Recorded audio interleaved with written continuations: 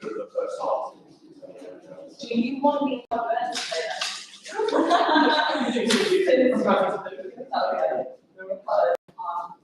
I think it's going to be the last thing on mine. Oh, look how posh that is, Victor. So nice. Great work. How are we doing on the live stream? It's live. Let's look at it. Look at this green tea. That's yeah, channel cover looks really, really untidy. Probably deal with that.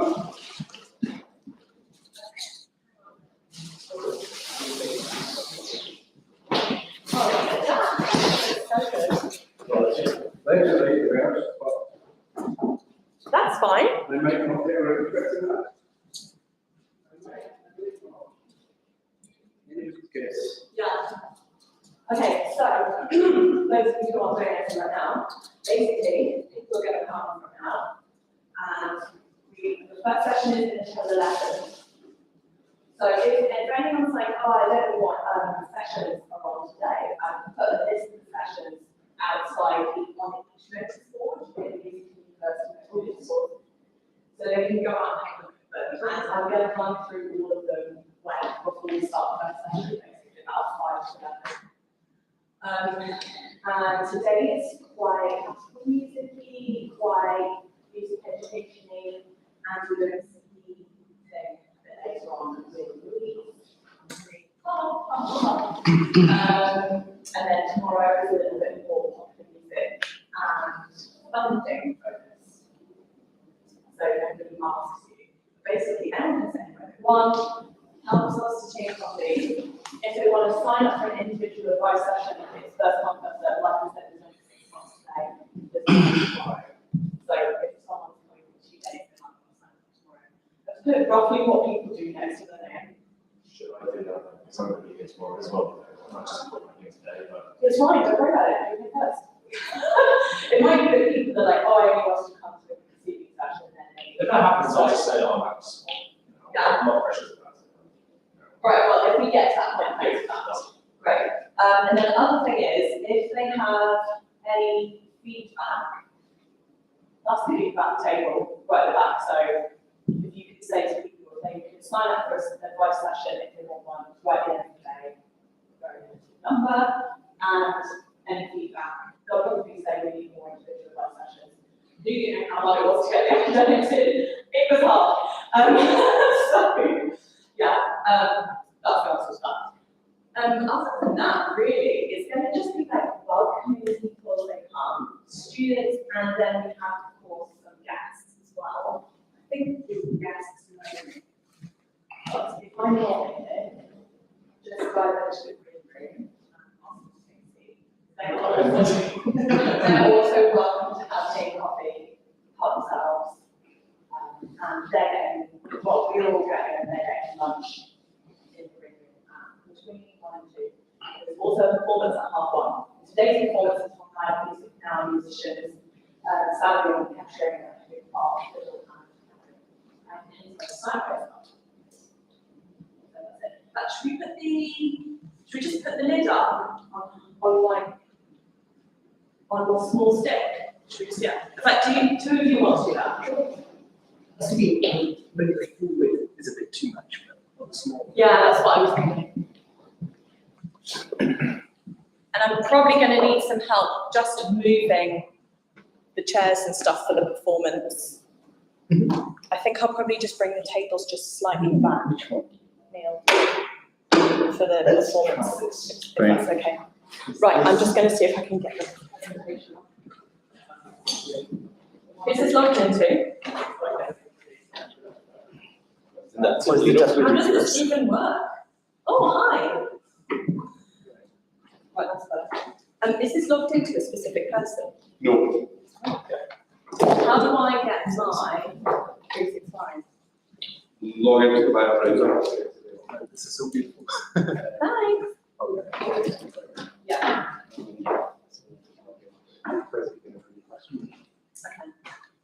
Okay. My pocket. Okay. Yeah. Thank you. Yeah, Yeah, so basically it was almost 6 months into the job when I got given this, and now I have to spend all the money by July, so great. So good. Yeah, we do. I have also, Andy, I've got so many contacts in the region that I didn't want to just like be like, oh, I've worked with all of these people. Also, I was going to pronounce names wrong and stuff, but they might be useful. Yeah. It was a good day. Yes, how was going to Edinburgh? It's a nice little car, because he was. Yeah. It was good.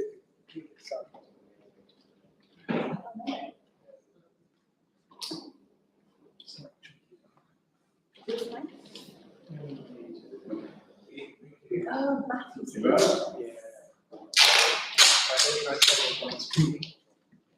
I didn't go, obviously. Same to him.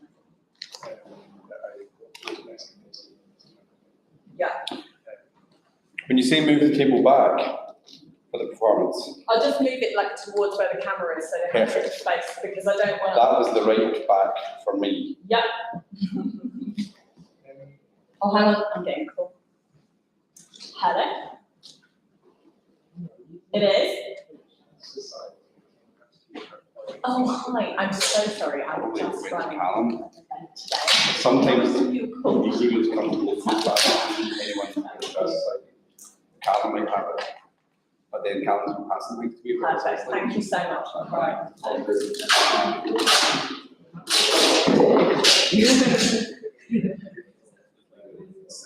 Wonderful. Well, like, mine, so basically.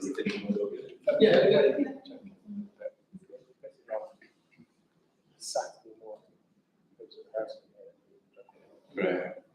Right. So my presentation was Callum. do you know who the suggestion is? Uh-huh. Yeah, so we got it. That's tomorrow. But then like after. Right. It's on the mission, I can back by 10, 10 in the morning, 10 in the evening. 10 in the evening, yeah. Friday. Like just like drop it like. And it turns out that actually I took it out to go see for a gig. Right. No, like after like to like stuff because we had a break right after. Yeah, that's I get an email from Jane, I think. Yeah. Like, I don't know if, But it's just working out who, if we've got a breakdown of what they were told. yeah, The impression I got from the French keeper uh-huh. was that he was basically trying to come up with excuses for himself. I see.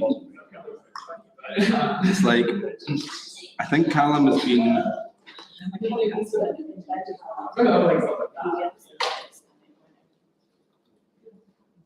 Yeah, I remember talking to Matt a few months back.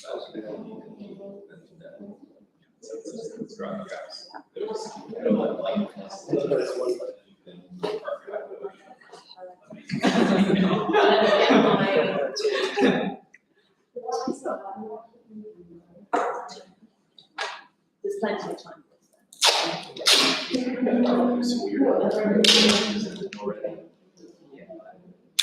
The semester felt upward. Oh, yeah. Let me just check that they're not fine. At the same time, like. I feel like.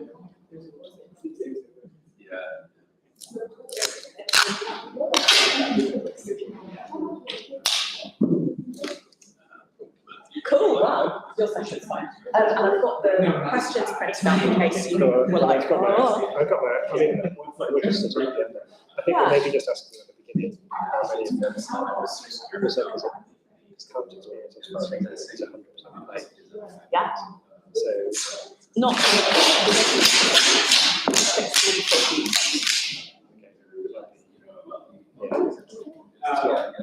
It's supposed to just be, But just, how do you actually earn money doing it? well, yeah, so whether it's just a beginning or a I know which one I'm doing. one thing, just to, yeah, just so that we know what we're. It's fine.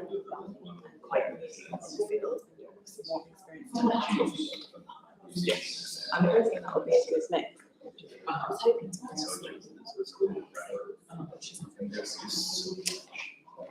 she was telling us she just started freelance 3 years ago. So apparently she's also based it wasn't at the time. But I was just like, oh, all right, fine. Let me just grab the questions because I've left them at the back. I've got them on my iPad. Oh, Then I can make notes if anybody. Yeah, please.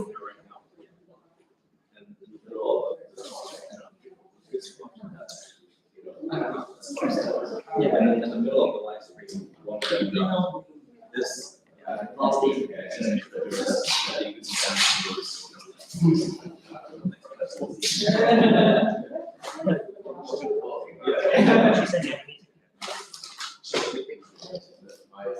Yeah, well, and in what case,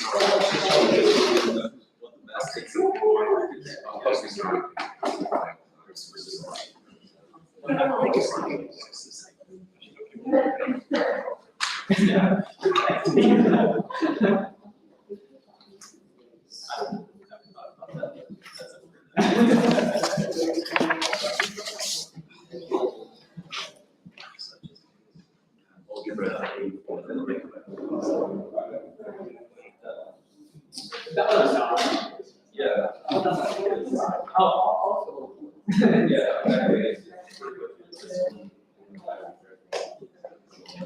And like actually keep a diary, so like not just like it's like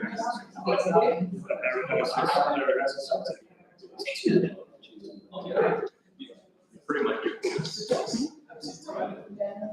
yeah, I mean it's like a short diary. Yeah, well,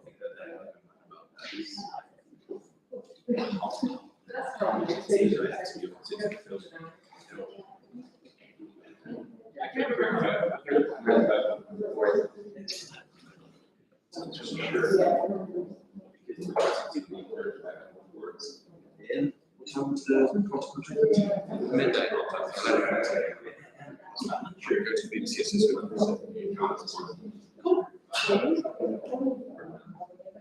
Yeah. No.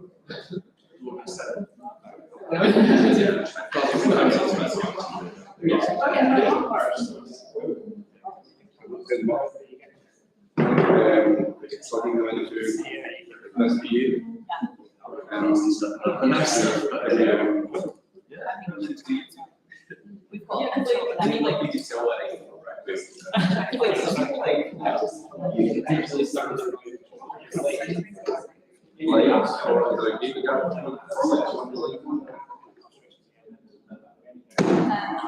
this is just with the so much what we do. and for the sake of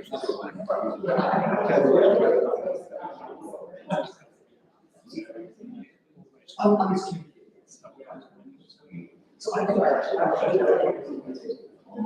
Yeah. I do. So Just say it's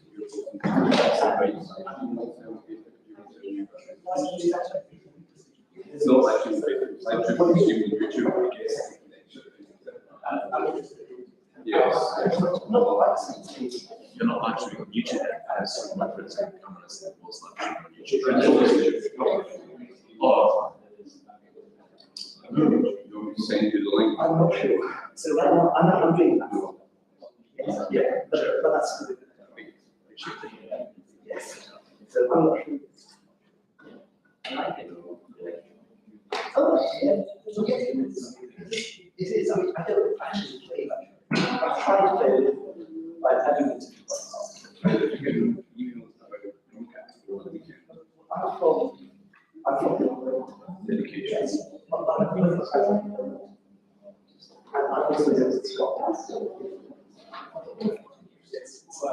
I've been in Scotland. Actually, no,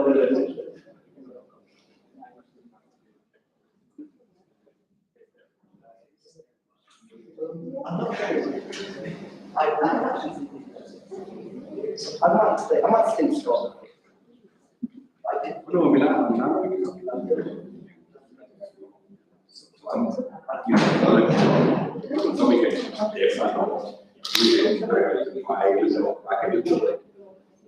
an hour. I'm not good at it. Something that's. Very best. I studied it. And I studied that for years. I don't think I'm good enough to be an actual. So, I'll try to.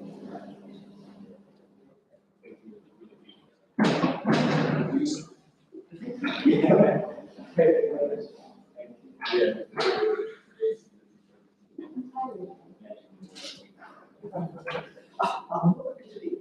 So a lot of people put on microphones today, they know, they work a lot. Look, surrounding the country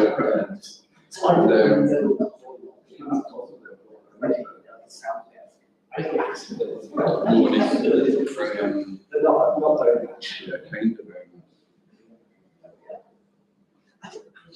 think.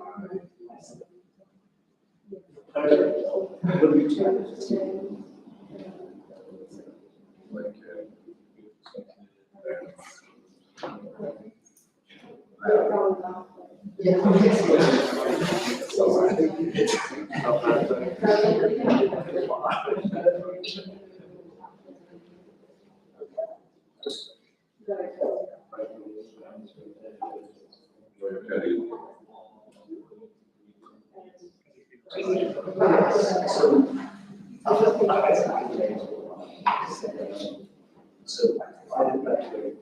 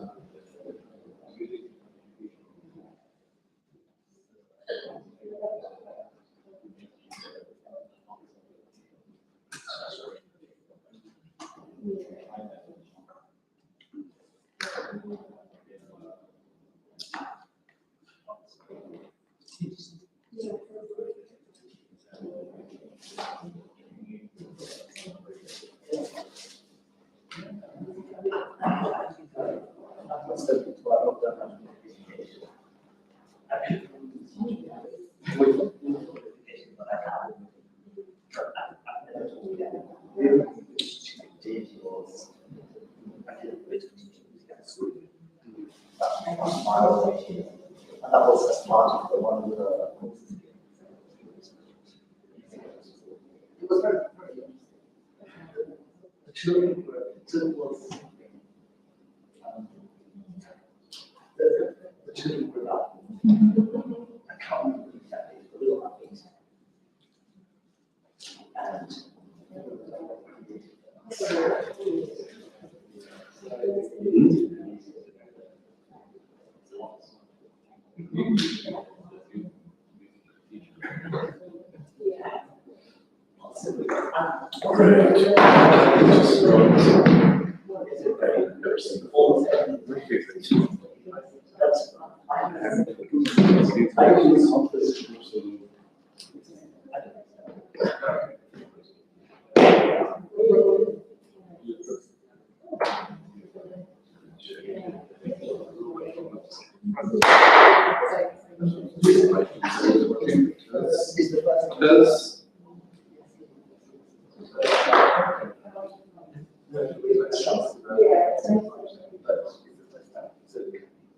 I'm looking at the incoming green.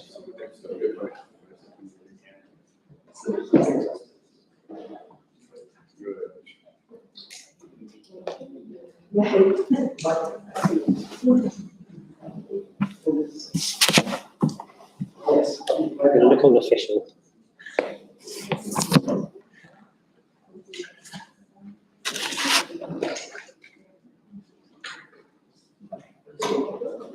Very early.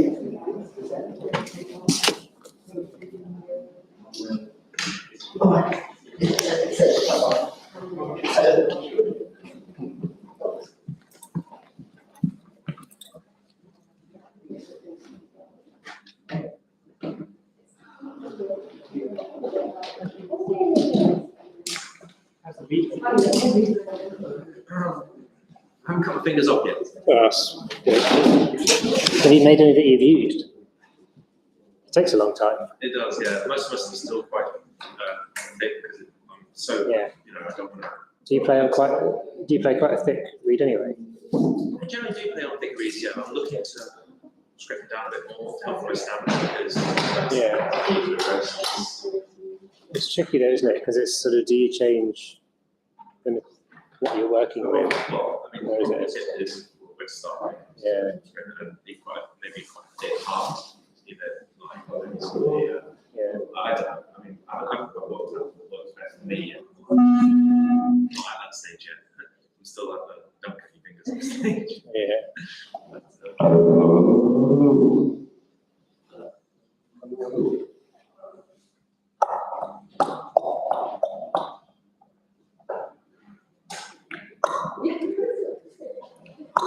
Have you come across Christian Bommel? Christian Bommel. It's the herbalist for Ensemble Moderne. He's the herbalist for Ensemble Moderne.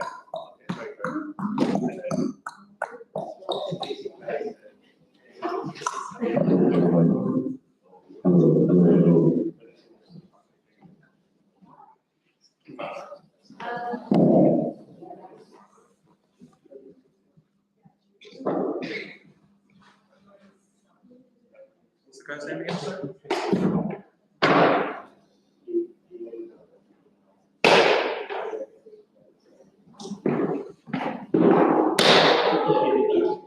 Luckily, I think the vitriolic response to the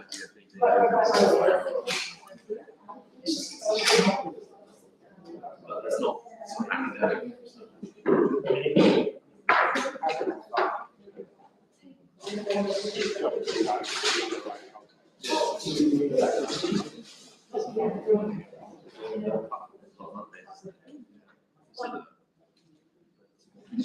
I definitely want to do a role next year, so maybe out there. So something like that, that'd be about 10 minutes.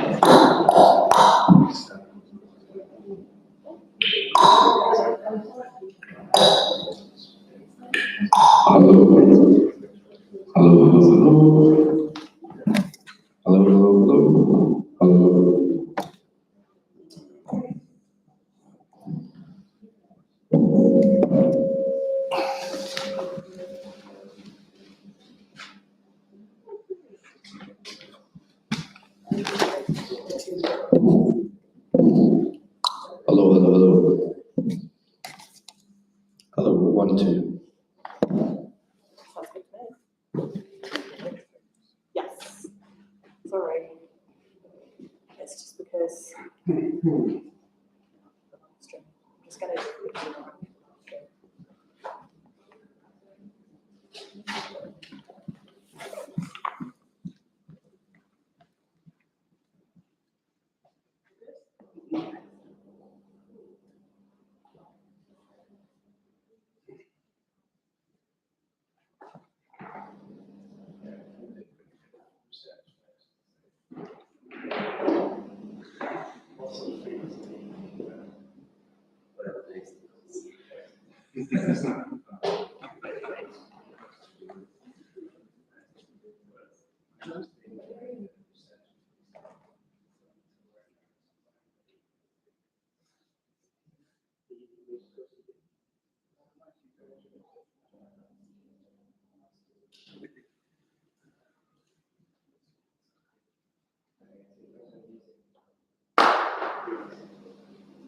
I was interested with the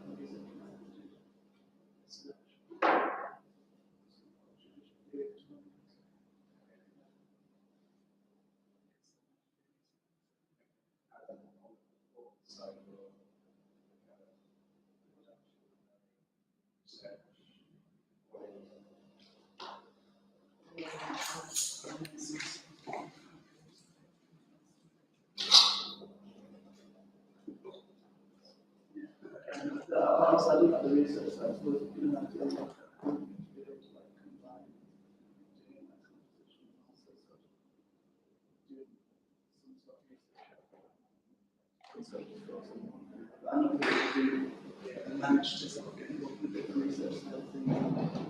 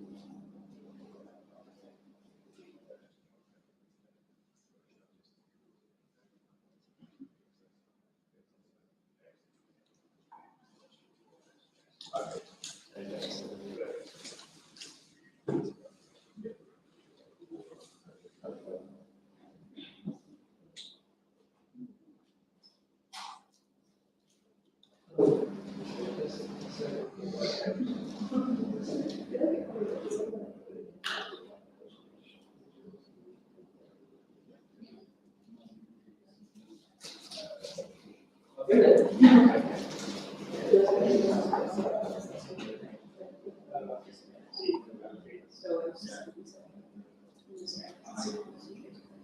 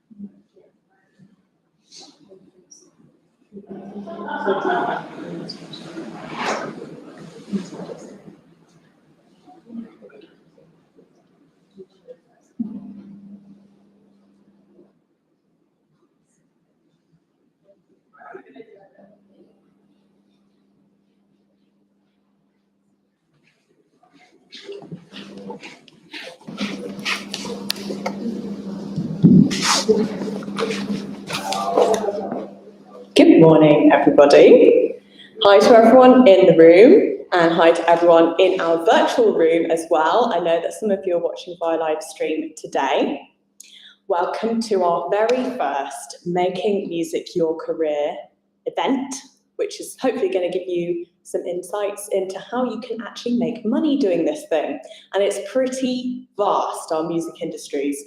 So we've just cobbled together, quite last minute, a whole load of professionals from across our different music industries to talk to you over the next 2 days and hopefully answer some of your questions. We will be taking questions from people in the room, so please do prepare something if you think of a question you'd like to ask. We'll have a moment in every session where we'll bring the microphone round and you can ask something that is relevant just to you. So I thought I would just go through what today's going to look like. So this is day 1 of 2. So we're already here with our coffees, and we're going to start with being a freelancer, where Andy Saunders and Callum Robertson are going to tell us about their careers. Callum is a little bit younger than Andy, so I thought that we would have the two of them discuss their different experiences. And then we're going to move on to a panel about working in classical music. We're going to have Ed Edgecombe, who heads up the artistic programme at Dunedin Consort. We are going to have Siún McCallum from Scottish Opera. She is the planning manager there. And we're going to have freelancer Leon Reimer, who is actually a graduate from U of G Music. Then we're going to have a break between 1 and 2, but there will be a short performance from Live Music Now musicians, Catriona and Sally, who play piano and fiddle, and they're going to do about 20 minutes performance from 1:30, so please join us for that. And then we're going to go on to our panel, Working in Music Education. So Live Music Now musicians will then join us on the panel, along with myself, because my background is in music education, and also Ed Edgecombe, who is Dunedin Consort's Director of Artistic Planning, but he was the Learning and Participation Manager, so I'm asking him with two hats on today. Then Dr. Louise Harris and myself are going to talk to you about how to prepare different CVs for different types of roles. Louise is going to talk about academic CVs and artistic CVs, and I'm going to talk about working in arts administration and also teaching. And then lastly, we have some individual advice sessions. We only have 9 on each day. Today we will have Andy Saunders doing 3, so there's 10 minutes if you would like to with Andy, 10 minutes with Louise, or 10 minutes with Ian Findlay Walsh, who has just agreed that he will also do some individual advice sessions today. So if you want to sign up to one of those and you're in the room, the sign-up sheet is right at the back. Alongside that, there is also a feedback sheet.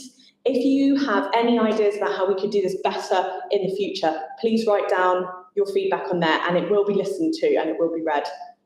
And that will be the end of today. Tomorrow I have a day which is a little bit more focused on the popular music, electronic music industry, and we're going to look at funding as well tomorrow. But without further ado, I would like to welcome Callum and Andy to talk about being a freelancer for our first session.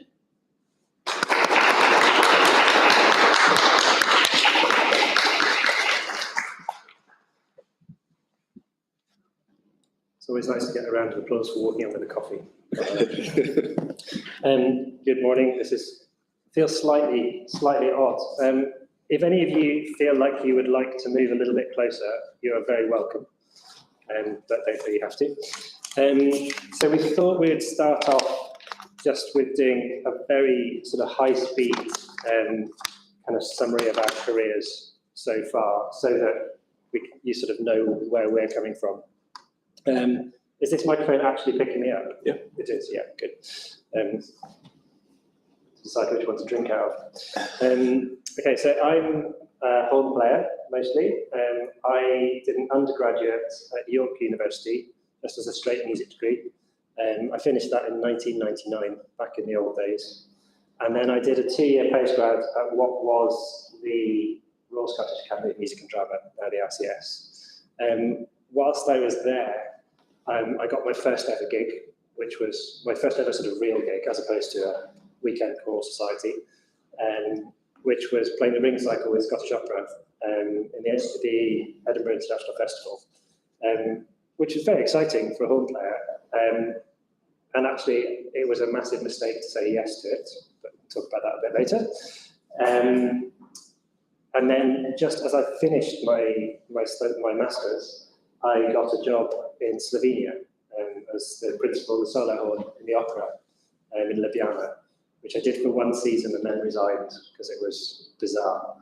And then came back. So since then, since 2002, I've been working mostly as a freelance horn player, but I also do some teaching here. I co-run the performance part of the BMUS degree. I ran a festival for 7 years, Chamber Music Festival, which accidentally became Britain's biggest chamber music festival. And I've done quite a bit of teaching over time as well. I was co-chair of New Music Scotland, which was a voluntary post, that I was quite active in contemporary music circles and new music circles with that. And then, now I'm also running a research and development project about Scotland hosting Nordic Music Days in 2024 for a whole year. So I've got quite a lot of different bits to my career at the moment. Callum, go for it. Okay. We're debating whether standing up or sitting down is better, so you can vote one of for each. each as We well. can do one of each. I'll stand up now. Thank you for sitting down. Good morning, everyone. Nice to be here. I've come through from Edinburgh. I'm from Edinburgh originally, but I did study at the RCS, graduating in 2012, I think, and I did a continuing education.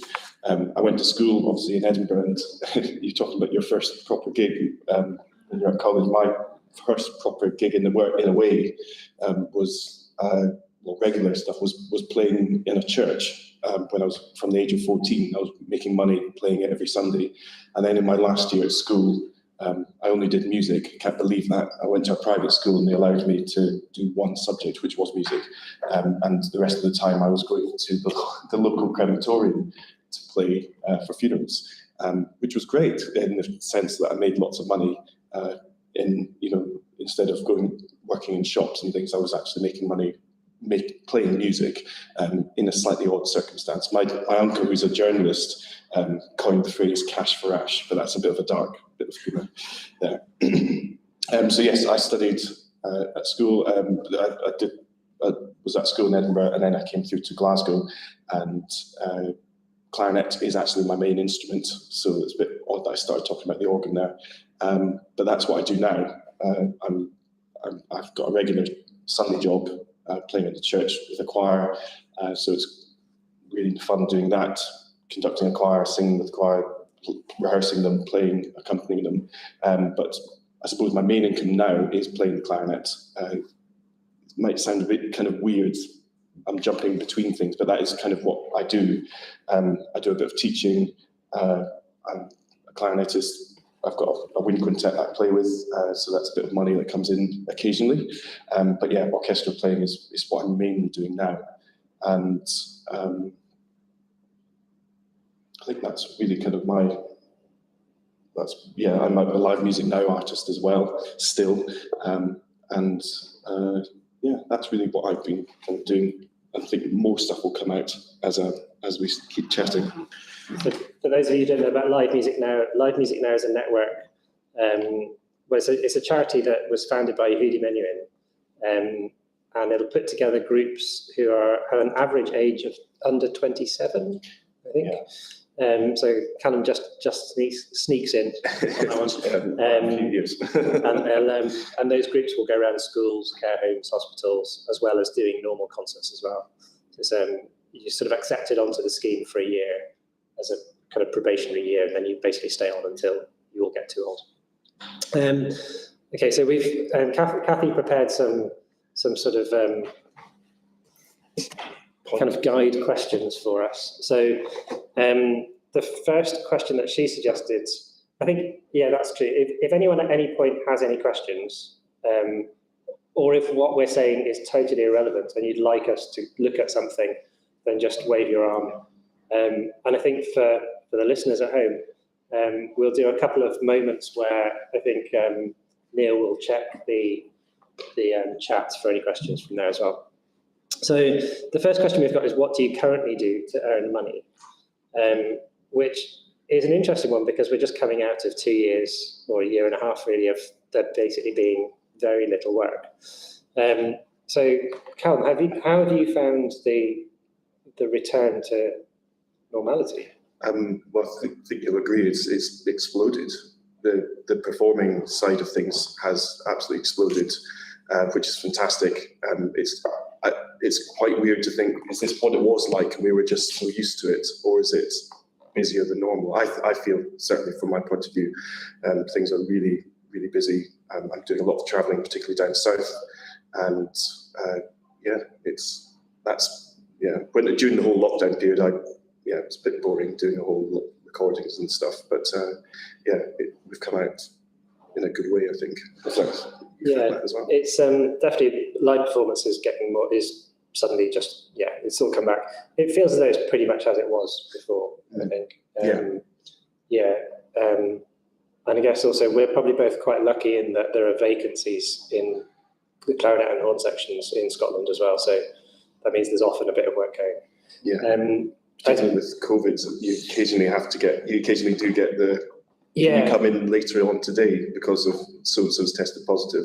Yeah, it's one thing that's really interesting about freelancing, is that if you're a freelancer in any field with music, there's an element of paranoia about it as well. Because you don't necessarily know how long you're going to be employed in this project for, or whether they'll ask you ever again. So you actually, there is an element of paranoia. Paranoia is maybe not quite the right word, but there's always a sort of slight nervousness and a slight kind of, maybe I don't actually belong 100% there. Nothing's guaranteed.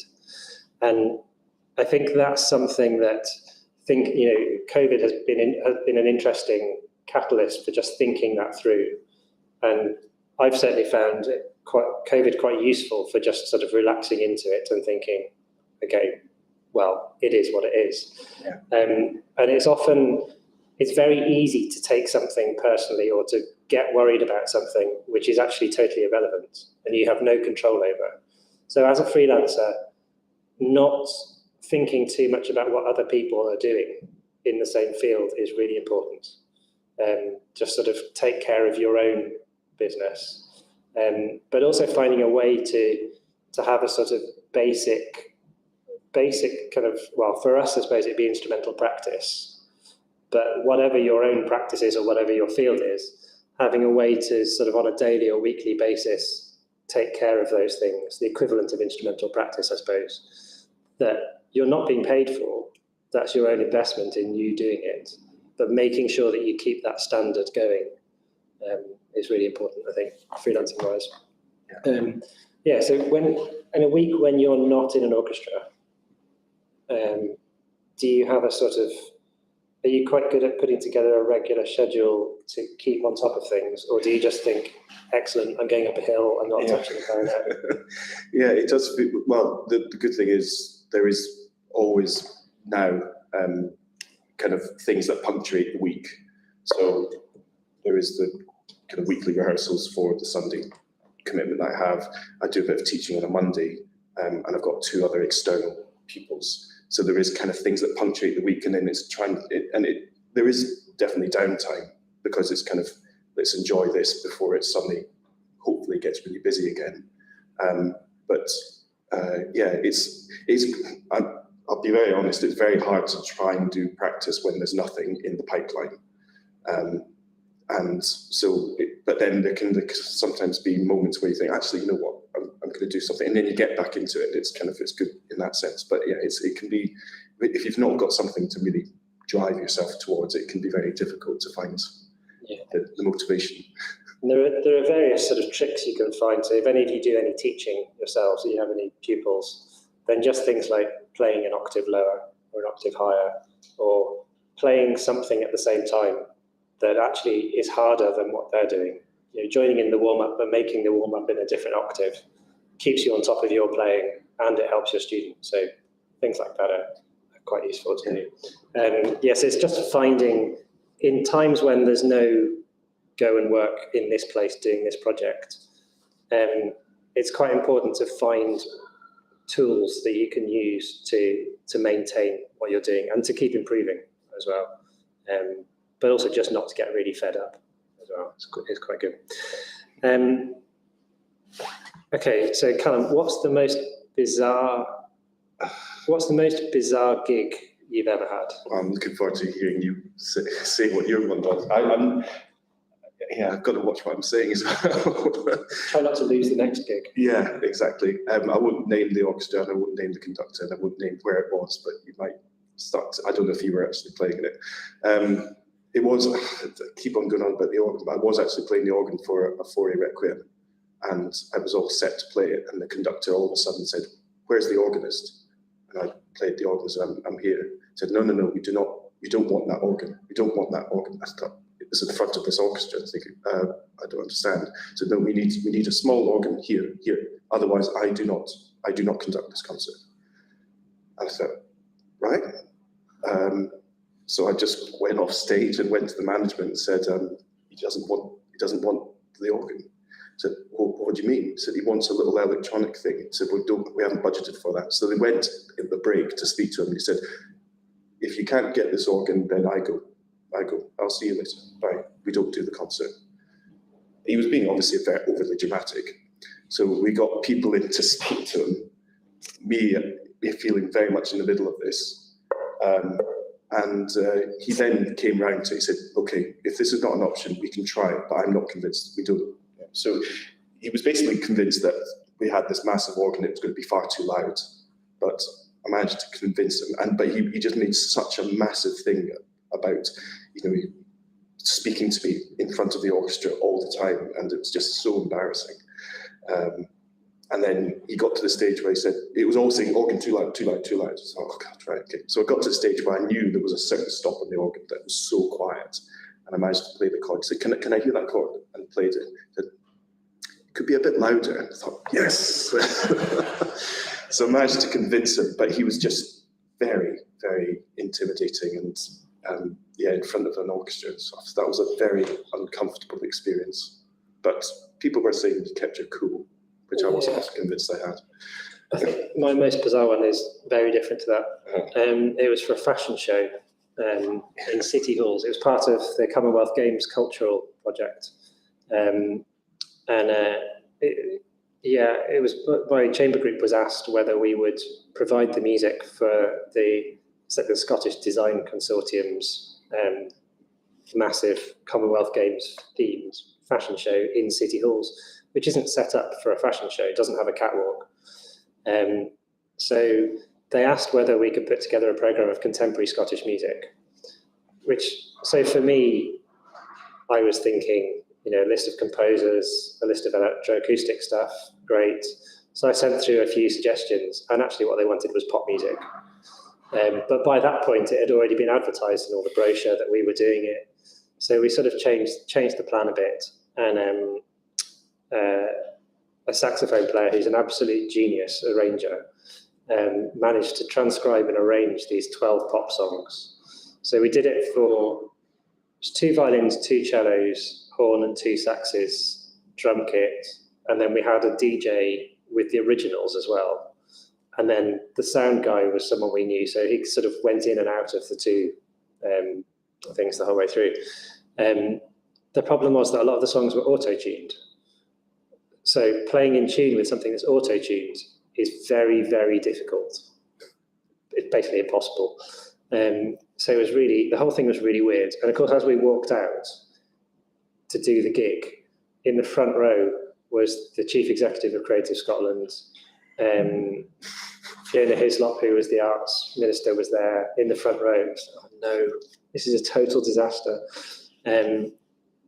But it was also extra uncomfortable because, of course, none of us had ever worked in fashion before. And the way that the models were spoken to was quite uncomfortable. So it was quite an uncomfortable experience. And they asked us if we would do it again, and we said no. We said we didn't want anything to do with it. So it was a slightly odd one. Maybe move on to the best experience. Yeah, exactly. So other than, have you ever done anything non-musical to earn money? I mean, other than a student job, maybe. Yeah, no, but that's something I felt really lucky that I can't think of anything that I've done that's not been music related. So yeah, very lucky in that sense. I mean, I did a bit of reviewing of luxury hotels. That was quite good. It was a book called Special Places to Stay, and I was on holiday in Morocco, and I met someone who worked for them. And so this couple were reviewing the hotel we were all staying in Morocco, and it's like, how do you get a job like that? And she said, well, I mean, you've got an arts degree, you can, you like traveling, you'd probably be quite good. So I ended up, it was great. I got, a 3 weeks holiday basically around Scotland So yeah, that was the thing. But that's the only time. Yeah, in 20 years, that's the only time that I've done it, which I think is quite lucky. So I think sort of being prepared to, particularly as a musician as well, being prepared to do something. I mean, for me, doing some hotel reviewing was great because I like traveling. Who doesn't like staying in luxury hotels? But also I quite like writing. And then I've used the skills of writing something coherent that's readable, but also efficient and to the point. I've used those skills in then writing funding applications or writing program notes or blurbs for things, PR stuff. So it's sort of transferable skills. So finding something else you can do, which is flexible, can fit around what you want to do, but can complement it as well, that's a really valuable thing to be able to do. Okay, freelancing disaster. Well, I kind of did my freelancing disaster. You've done your freelancing. Okay, mine's horrendous actually. Oh God. Mine's genuinely horrendous. So it's possibly one of the worst experiences of my entire life, and it's not funny, I'm afraid. Kathy's laughing at the back. It's really not. So yeah, I started a chamber music festival in 2010, which within 3 years accidentally became Britain's biggest. So it ran for 7 years, and the reason it stopped running was because someone who had basically pledged £80,000 for 1 year as funding didn't pay it, and that just completely scuppered it. So, which was that's why my hair is this colour. There's nothing you can do about it. Possibly I made a mistake by not asking for the money up front, but I was kind of being nice rather than saying it will cost £80,000. It's like it'll be between this, depending on this and this and this. So yeah, possibly I made a mistake that way, but basically I trusted someone that I shouldn't have done. So that's the other thing is you often find yourself working with friends, working with people you know well. And that's the hard way to learn it, is if there's a business arrangement involved for any substantial amount of money or any substantial project, just make sure there's a contract, make sure everyone's signed, make sure there's a separate bank account for it. And if you've set up a business yourself or if you've set up a charity, make sure you've got a strong board who can notice things like that, see the risks and help with it. We didn't have a particularly strong board at the time, which didn't help. So, there you go on that one. So that's, save up lots of money and then lose it all on Chamber Music Festival. That's my tip of what not to do. Okay, so what's something memorable that you've done that you're proud of? Well, yeah, I just think we could move on to something a bit more positive. Yeah. I've yet to, or never will, I don't know, but done something on that scale. But I have organised some chamber concerts and little festivals in Edinburgh, part of the Fringe and things. And one of the most memorable one for me, and I think this is for any of you who are looking to organise your own kind of thing, and I think that's some of the best stuff you can do is doing your own project.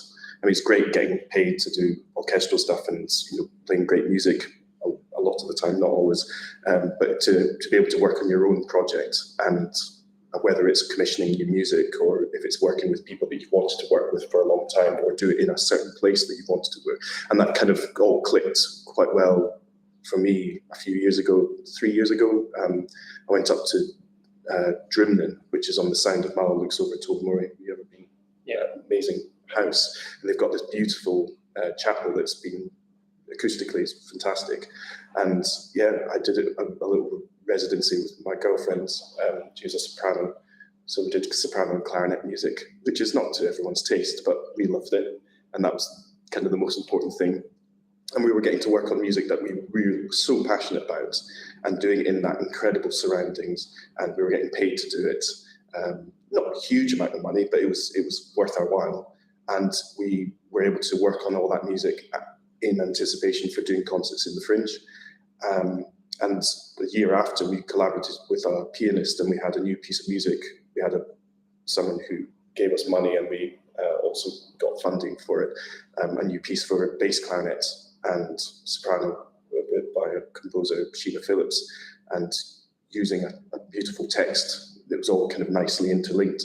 And it was just, we put on 5 concerts in the Fringe, and it was all different music that we were, again, really passionate about. We played in venues that we loved, and we got decent audiences and things like that. The most embarrassing experience in that one, we were talking about disasters, was I blew my nose before one of the concerts a bit too violently, and I started getting a nosebleed. I thought it had clotted, but during the first piece, it was just dribbling down my face onto the clarinet, and it was just awful. It was actually during John McLeod's pieces for soprano, clarinet, and piano. I felt very embarrassed, him and his wife sitting there, but that's it happens. And but yeah, I think that's the most kind of memorable, rewarding stuff, is doing projects that you've kind of done yourself. Maybe the ones that don't get bankrupt. But yeah. Just talking about nosebleeds, I had a nosebleed with the Scottish Chamber Orchestra in recordings for Haydn's Horn Signal Symphony, which it's a horn section feature, 4 horns, excruciatingly high. We're playing it on natural horns, and I get quite a lot of nosebleeds anyway. And it was January, it was freezing cold, I had a cold anyway. The last sort of 20 minutes of the session were right up at the top of the register, and my nose started bleeding in the middle, and it sort of came down and it spun around the mouthpiece and down the crook. So there's this complete panic, and the conductor was like, well, can you stuff something up it and keep going? And then someone in the orchestra had been on a first aid course the week before and shouted, "A tampon, put a tampon up." What? No. Anyway, that's Anyway, the CD was actually very good, so go and listen to it. I highly recommend it. I mean, the thing about the festival was creating the festival was brilliant. And I think that's something that's really important, is creating a project, and the outcome of the project is really satisfying. It's very, very hard work to get to that point. And it's very tempting sometimes to put a lot of emotion and a lot of weight and investment on the outcome. And definitely, I mean, seeing something take place, seeing the reaction of an audience, or seeing good reviews of a CD or whatever at the end of something is great. But it's not just about the outcome. It's about the process as well, and all the people who've benefited from that. So it is tempting to put 100% of the evaluation of something onto that 60 minutes on stage. But actually there's more to it than that. So you have to invest a lot of emotion and a lot of effort into a project, unquestionably, but it's not the be all and end all of life. So if it's not a total roaring success, it actually doesn't matter. Just move on to the next thing, take what you've learned. And it will have affected someone. It will have had an impact on someone, which is kind of the point of it as well, isn't it? I think that's interesting you say that, because I think particularly, I certainly felt this until recently, when you're in your 20s, certainly, and you're wanting to be a musician and things don't seem to be working, you think, I'm doing all of this, I'm doing all that. You're just kind of trying to get onto this, what you're imagining will be your life, and it just feels like it's not working. I certainly felt like that. I got to a stage where I thought clarinet playing was not going to be my thing. I think, I'll just do it a bit on the side, but my career was going in a different direction. It's going in a different direction now. But it's kind of not losing heart. It's like it's good to build up that portfolio of stuff and to say, well, I've done this week, I've done this month, I've got that next. And it might not be all happening at once, but it's a long journey kind of thing, to be philosophical about it. Yeah, it is. Okay, what's it like working for yourself, not having a boss? Having lots of bosses, because every time you go into Yeah. various places, you've got to do what is, you kind of, you've got kind of control yourself, but then you were talking about the anxiety of kind of not got anything on in the pipeline kind of thing, what's going to happen. So it's a funny one, but I suppose you're able to, there are things that you can do to take control of your career. It might not work, as I was saying, just applying for one thing, you don't get it. Oh, well, that's it. That's the end of that. It's very disheartening. Or you can get so far in the process, just like any job, you can get so far in the process and then you don't get it. You think, oh, well, obviously I'm not any good at this, then I better stop. It's very disheartening. But being your own boss, you just got to kind of keep going, I think. Yeah, it's funny. So there's a few times that when I finished studying, I had a job straight away. So with that job, at least I was the principal player for the section. So I was sort of responsible for the section. But I still was told what to do. I had my schedule, didn't really have that much freedom for that. Freelancing does mean that there's sort of two sides to it. Sometimes you have to ditch a plan in order to take some work, because either that work's incredibly well paid or incredibly good, or it might unlock a door to something else. But at the same time, you can also say no to stuff because you don't have to do anything. So if you're sort of secure enough in yourself, and if financially at that point in time it's okay, you can turn down a week's work because you don't want to do it sometimes. I did recently turn down a week's work because I looked at it and was like, that's going to make me really angry. That whole week is going to make me really angry. I'm not going to do it because I don't. Why should I? And I had other stuff I could go and do. That was fine. So having the freedom to do that is brilliant. But the flip side is sometimes you might suddenly find you have to change your holiday by one day in order to fit in 2 weeks of work. And explaining that to your other half can be tricky. Sometimes it's fine. But it's working out how to let that balance. That's a sort of decision that you make yourself and you come to yourself. But that freedom to choose, actually, do I spend the whole day emailing, or it's a beautiful day, do I go up a Monroe? That's really precious. It's kind of very lucky to be able to do that in lots of ways. If you're going into an orchestra, then you have to fit in with the way that they play, particularly if you're not playing principal, if you're playing within a section. And we're going into any band, you have to fit in with the regular people in the band, which sometimes means compromising your own musical way of doing things, but it's not really compromising it because you're there to make the band sound good. You're not there to sound good yourself. So it's also working out what's your role in this position now is quite important. There's something else I was just thinking of to do with not having a boss, and I've completely forgotten what it was. Obviously it wasn't important. So can you remember back in the old days how you became self-employed? I was trying to work this one out myself. I think it was the first time I registered for self-employed on, to submit a tax return. Because I was thinking, I'm earning a bit of money here. I'm more than the kind of the threshold. So better register. And that's, that's the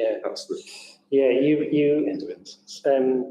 So obviously if you get an employed job, then you're paid PAYE. So tax comes off at source, national insurance comes off at source, all that kind of thing. If you're freelance, then all of that is your own responsibility. And it's not fun. It's really not fun. It's got a lot easier, I'm glad to say, submitting a tax return, but it has got easier. Awful. Good week, 2 weeks doing it. First time I ever did it. Yeah, I don't mind a spreadsheet. I don't object to a spreadsheet, but it's quite demoralising to work out how much money you've earned throughout the year and then how much you've got to give away all in one go. It's quite hard work.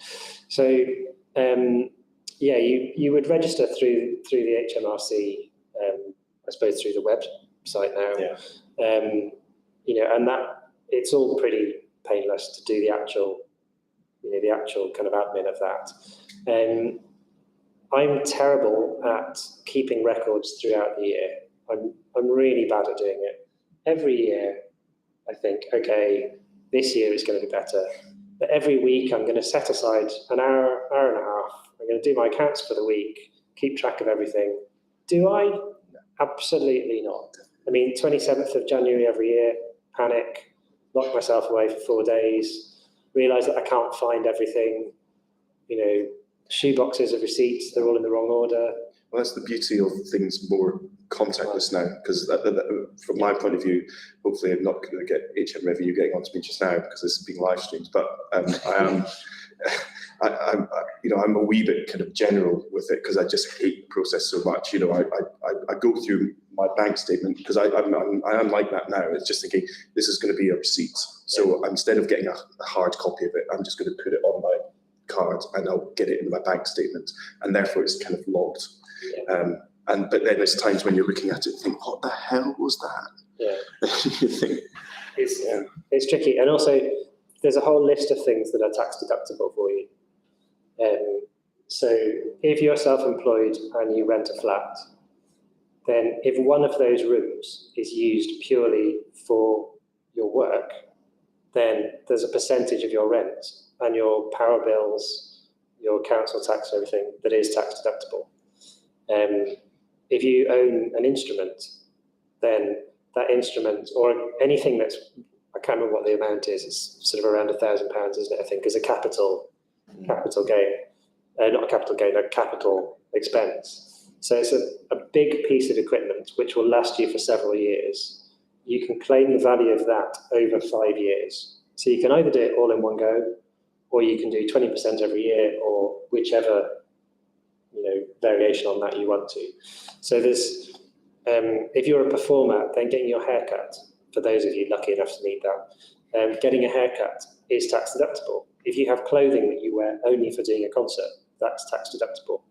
If you have a car, then you can choose between either the mileage of the car or the kind of petrol receipts.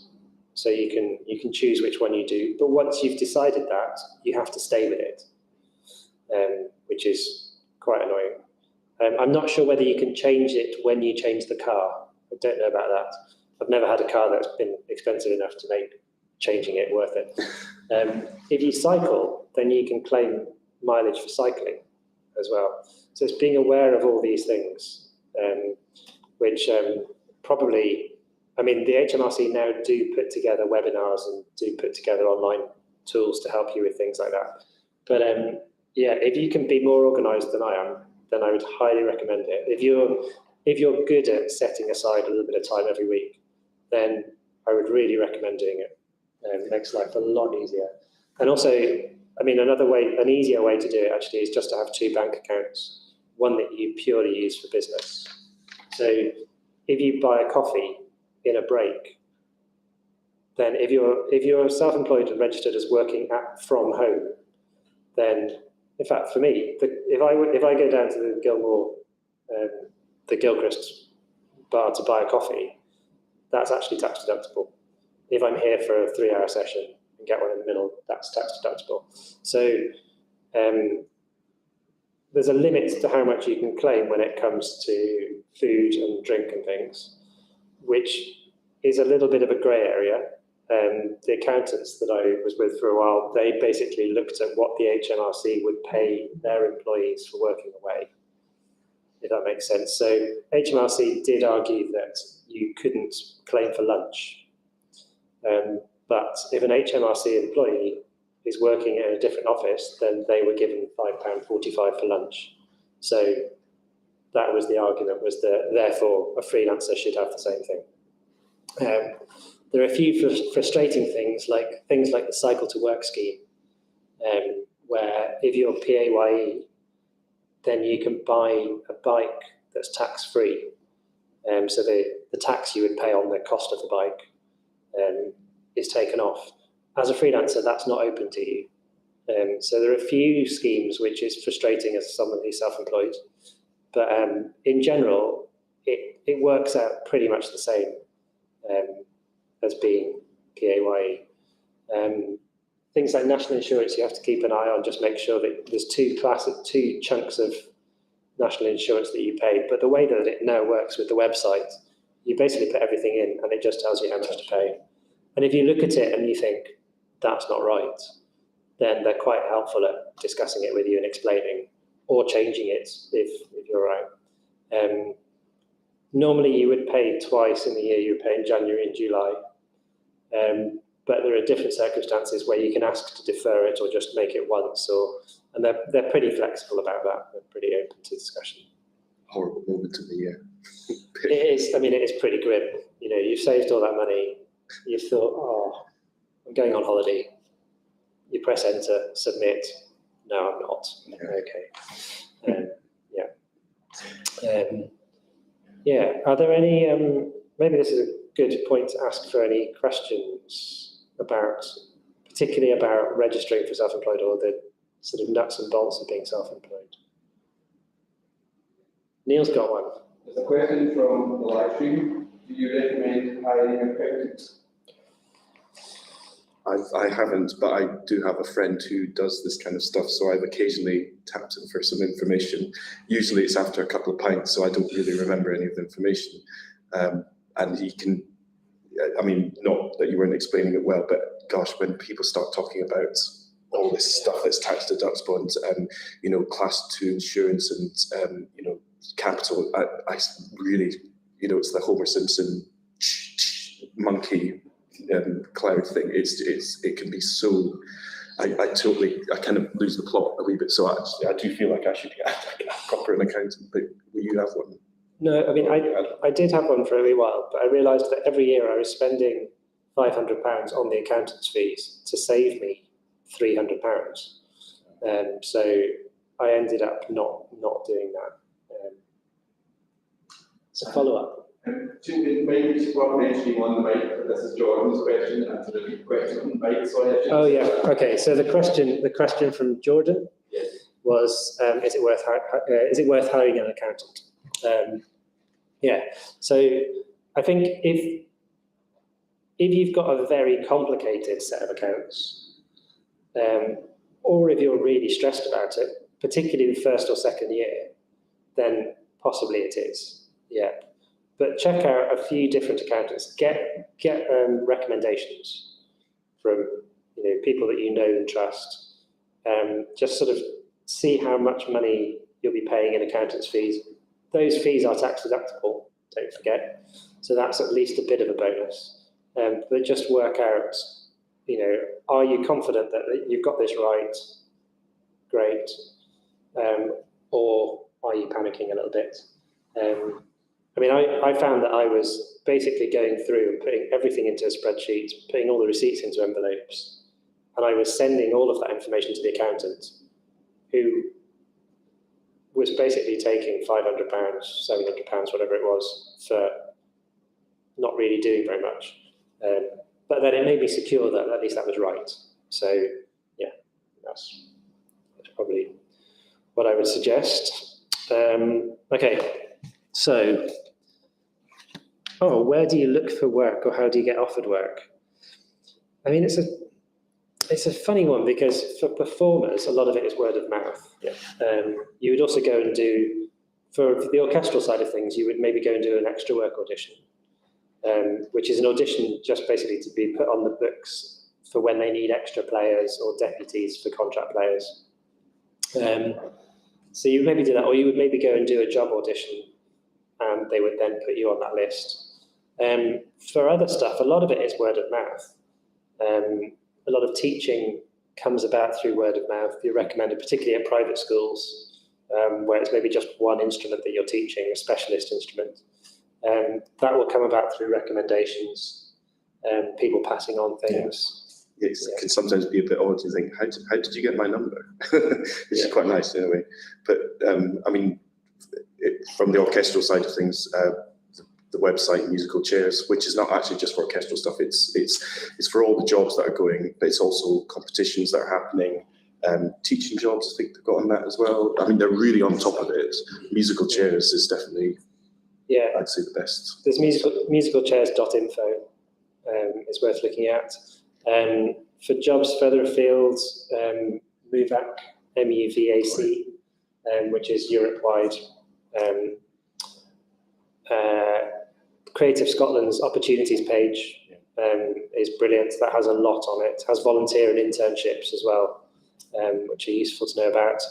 Artsprofessional.co.uk, they have a weekly digest of jobs as well. And the Guardian jobs website is great.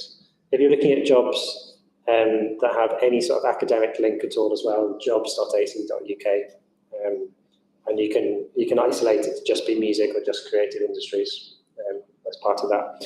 So yeah, the various networks as well. So we haven't really talked about networks, but there are networks like New Music Scotland, the Scottish Music Industry Association, Hands Up for Trad, the jazz one. What's the jazz one at the moment? Can't remember. Is there one? I'm not sure. There was Jazz from Scotland, which kind of folded. So there'll probably be something soon. Watch this space. But being part of those networks is quite useful because often jobs are advertised on their newsletters as well. So yeah, kind of have a look at those networks. Scottish Music Centre as well. So have a look at those groups and sort of see which one might suit you. Yeah, how do you get offered work? Usually by an email or a phone call or a text. Yeah. Well, particularly, yeah, it's, yeah. What happens when you aren't earning enough to pay all the bills? Yeah. That happened to you? Yeah, there's a couple of times. It's been very close. Yeah. Yeah, and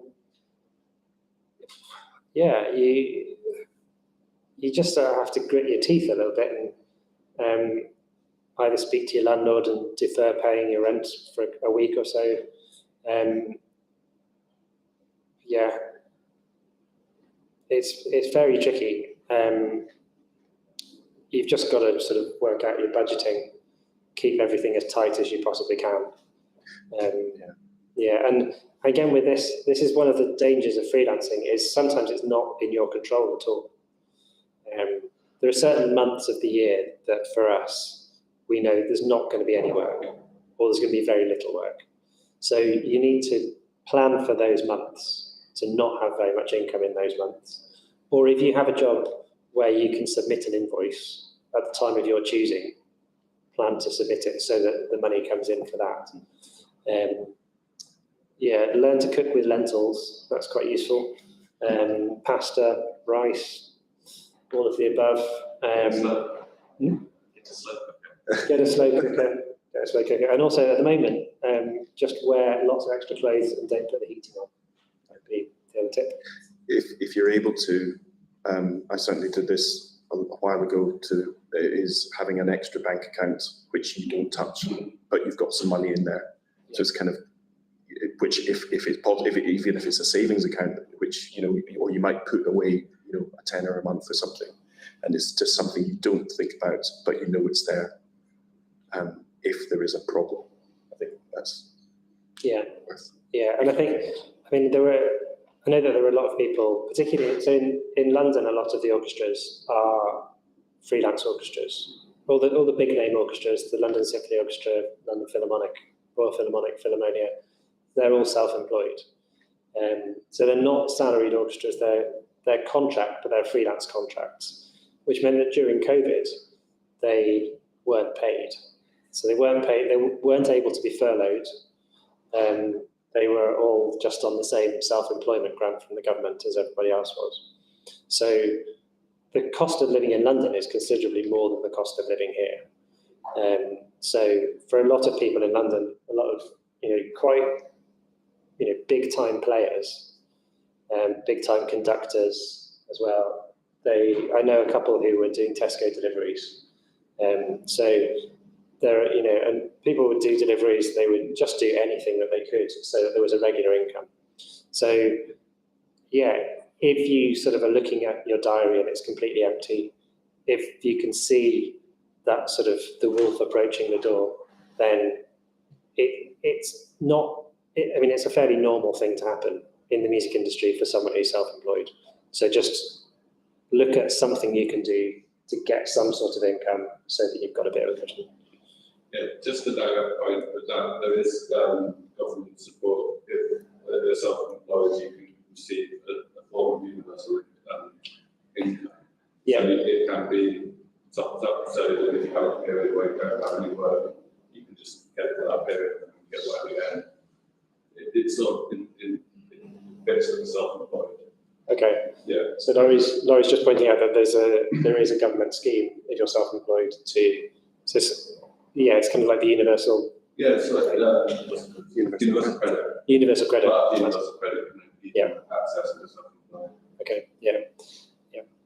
And there are various charities and funds as well that will offer a hardship fund for freelancers. So for musicians, people like Help Musicians, which used to be the Musicians Benevolent Fund, they were set up specifically to help musicians when things are difficult. So if it's that you're really lazy and haven't done any practice, and so you're really bad, then they won't help. If it's that, you've just broken your arm and got COVID at the same time and something else, then yes, they will help with that. So there are trust funds and there are people who will help. Okay, this is an interesting one. In the world of social media, how important is it to market yourself? I feel this one was really rammed down our throats when I was at college. You've got to do social media, you've got to get out there, you've got to put yourself out in that. So yeah, I feel now it's not as much of a big thing anymore. Yeah, I would say not at all, No. to be totally honest. I mean, if you have a project, if you have a group or a project with an outcome, then market the outcome. Yes, that's marketing, that's PR and marketing, isn't it? Marketing yourself is a very different thing. Okay, Yeah. yeah. It's, I mean, in a kind of very basic way, if you're on Facebook and you're scrolling and you've not kind of got anything like big projects going on at that point, and then you suddenly see someone else waxing lyrical about some amazing project, the way that they're conveying it, you're kind of thinking, I'm doing this, I'm the same instrument as them. I'm at the same time, I was at college with them, and they're doing this amazing stuff, and it's not working out for me, and it can be very damaging. So yeah, that's where social media is not that important at all. I use Facebook to advertise concerts and stuff. I don't think it's going to get hundreds of people coming, but it's at least it gets to some people where it's like, oh yeah, that happened. But yeah, no, it's focusing on that kind of main project. Yeah, and it's, go on, Castor. Would you though recommend that you use social media full stop to advertise yourself? Because I'm not currently social media at all. No. So that's something you consider necessary, even if you like being done. I think if you're not someone that wants to use social media, then you don't need to use it. It's you do what you want to do with it. Yeah. And what about, would you recommend through not necessarily being on social media, but having a website and marketing yourself? Yeah. So there was a couple of questions there just about whether we would recommend having social media if you don't have it, and whether you would recommend having a web presence, website and things. Yeah, I think it just was. I mean, I've got a website, but I don't think anything comes from it. But again, it's just, you never know. There could be just someone who Googles you or something, and then it's good that comes up, and it's if it's your own website, it's like, that is my information. It's not something else that's been lifted. But is it the be all and end all? No. Yeah, I mean, you also find that things like New Music Scotland, New Music Scotland is the network for contemporary music. But contemporary always gets confusing.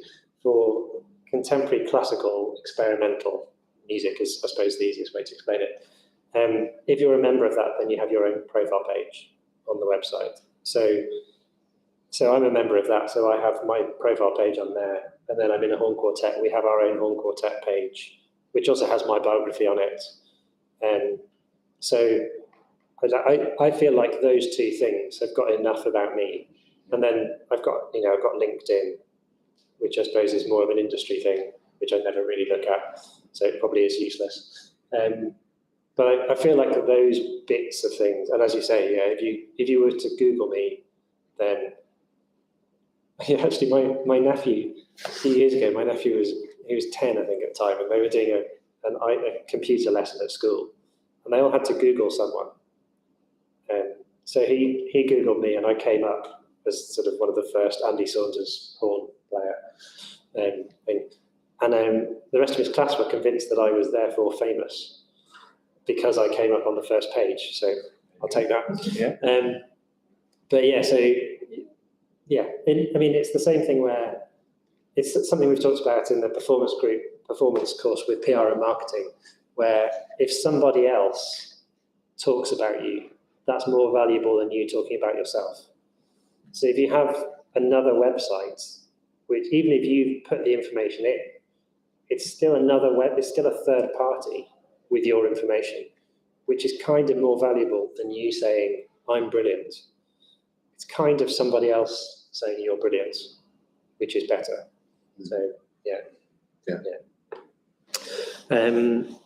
Okay, so what sort of, how many, we've only got 5 minutes. Okay, so, yeah, any questions? Yeah, Adam. So it's on a slightly different tone. Okay. But I wanted to ask, particularly if people who are starting out on the freelancing careers, when should you work for free? When should you not work for free? And when should you tell people to get it? Yeah, good question. So this question about when you should work for free, when you shouldn't. It's a very difficult one because people will try to take advantage. Internships, you have to look at it and ask yourself, is this basically slave labour, or is this a genuine opportunity to learn? So that's a decision you have to make yourself. Doing a gig for free, what's the purpose of the gig? Is this a genuine charity gig, or is the person organising it actually getting paid? If they are, then why are they being paid and asking you to do it for free? So these are questions you have to ask yourself and answer. It's a tricky one. I wouldn't recommend reacting by saying, you're having a laugh, aren't you? Absolutely not.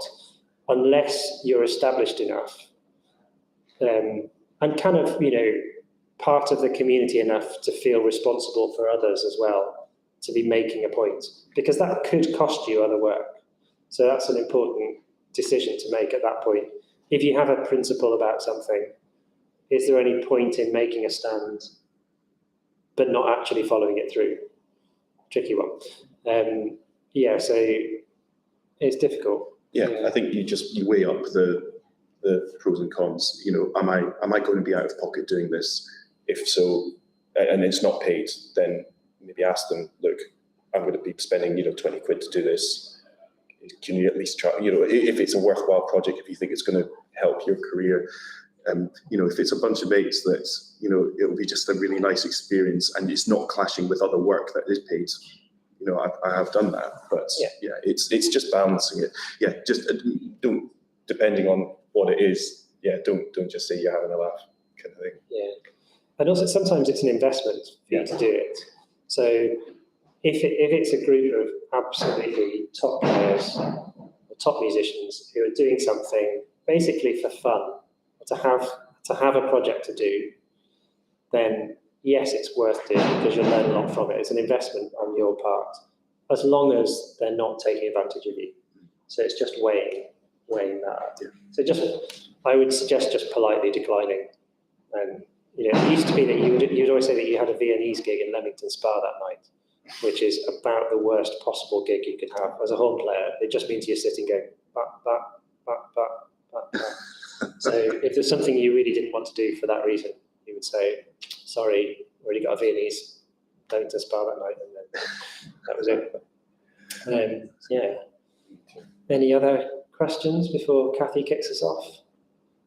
Kathy's not listening. No, good, excellent. Yeah. Would you recommend being a freelancer? Yes, I was asked when I was at college, what do you see yourself doing? And I just gave a whole list of things from teaching, doing a bit of clarinet playing, maybe doing a bit of, co-conducting, which I'm doing, and it's just doing a nice portfolio of stuff and enjoying doing that, not doing the 9 to 5 job, which sometimes it can be like, and Monday to Friday. Sometimes that is very appealing when you're having to do shows that are, Wednesday, Thursday, Friday, Saturday, and then Sunday you're traveling off somewhere else, and you're thinking, actually, it would have been nice just to be at home one night. But that's just the nature of the job, and if you can find the balance with that, then yes, I would recommend. There's a couple of times that I've been on trial for jobs with orchestras. So with an orchestral job, you do an audition. There's maybe 100 of you auditioning. They'll give 10 people a trial for a week. Then 5 of those 10 get another week, and so on. So there's a couple of times I've been on trial for orchestras for, I think the longest was 3 years, down to the last 2, and then I didn't get the job. And you're kind of, on one level, you're gutted. Well, kind of gutted, kind of relieved. But on the other hand, actually, when freelancing is going well, it's absolutely brilliant. The chance to jump between different organisations, different groups of musicians, the opportunity to say no to something you don't want to do, the opportunity to create your own activity, it's really precious. It's a really, really great thing to do. So, yeah, I would recommend being freelance in lots and lots of ways. I know we've just talked about some horror stories, but I mean, you have to be realistic about it. It's hard, but then the rewards of it working are really, I think they're greater. So yeah, Kathy's now kicking us off. Definitely kicking us off. Fine, be like that. Fine. Any final words? I think I've said it all. There you go.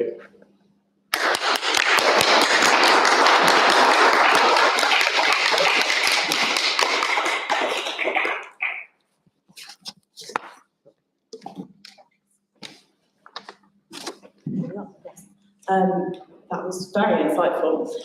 Those of you who are in the room, we are probably going to start in about 5 minutes, our next session, which is working in classical music and opera. If you want to grab yourself a tea or a coffee or a hot chocolate or a decaf coffee or water or biscuits, they're all at the back.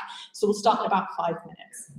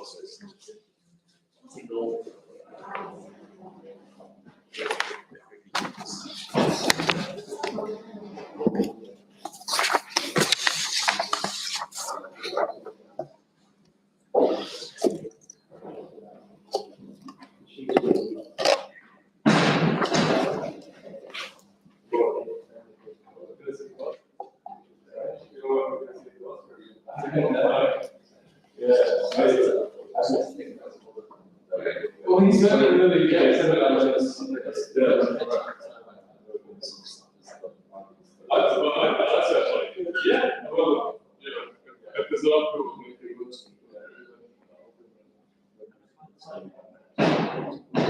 just be like, hey, oh, well,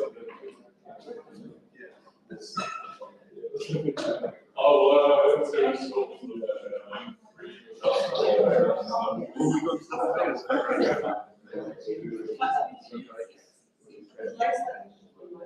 yeah. But I can phrase it like a compliment. So,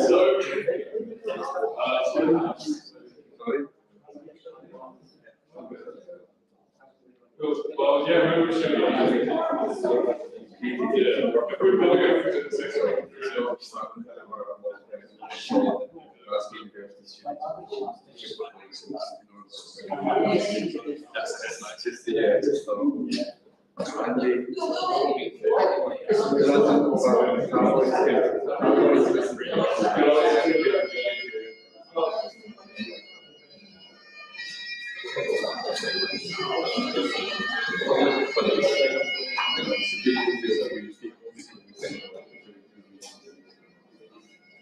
don't think it's a major issue, why just something.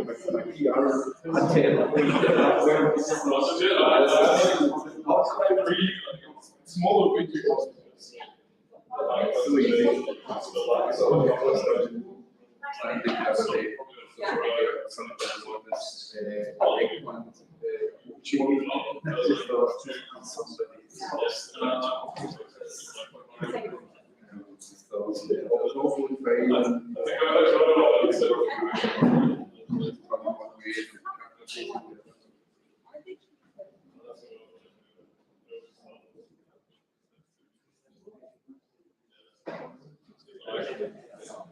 yeah, well, let's do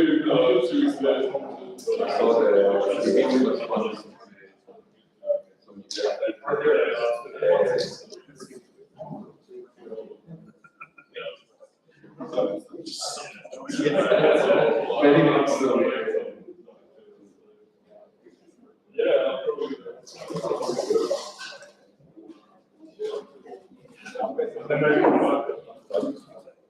Oh, yeah, push.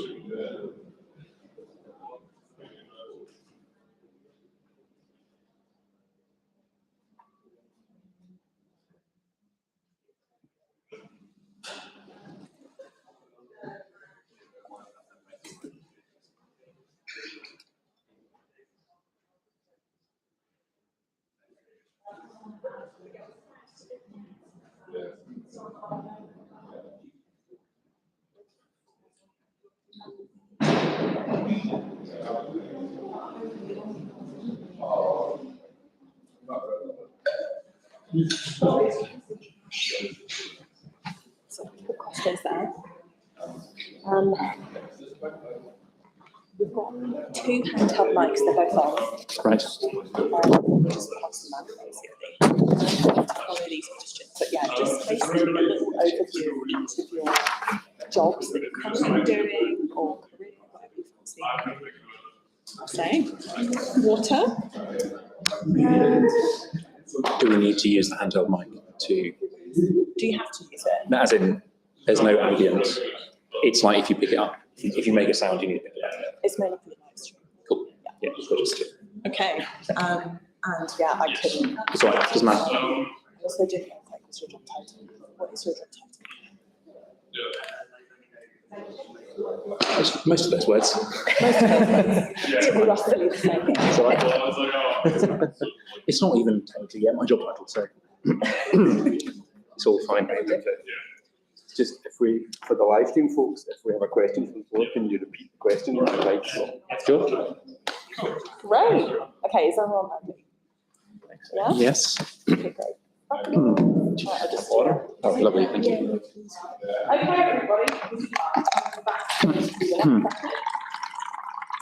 So we are delighted to welcome this panel of specialists working in classical music and opera. So we've got Ed Edgecombe, Denise Consort. We've got Shane McCallum from Scottish Opera, and we've got our very own Leon Reimer, who we often employ as a professional conductor here and around Scotland. And they're going to talk about their experiences working in classical music and opera.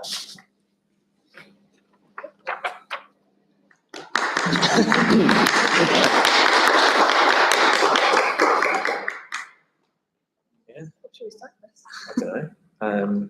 Should we just introduce ourselves, maybe? Yeah. Do you want to go first? Hello. So I'm Shuna.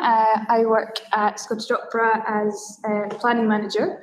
My role is largely about scheduling all the kind of forward planning for each of our operas. Each opera sort of the schedule is like the main thing that from which all the other plans come.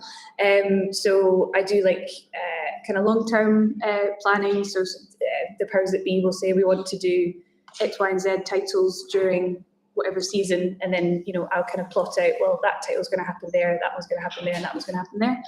And then on a shorter term basis, I'll draw up the actual schedule for each individual opera. So, you know, that'll be the first day of rehearsals, that's when the dress rehearsal will happen, that's how long the session needs to be, that sort of thing.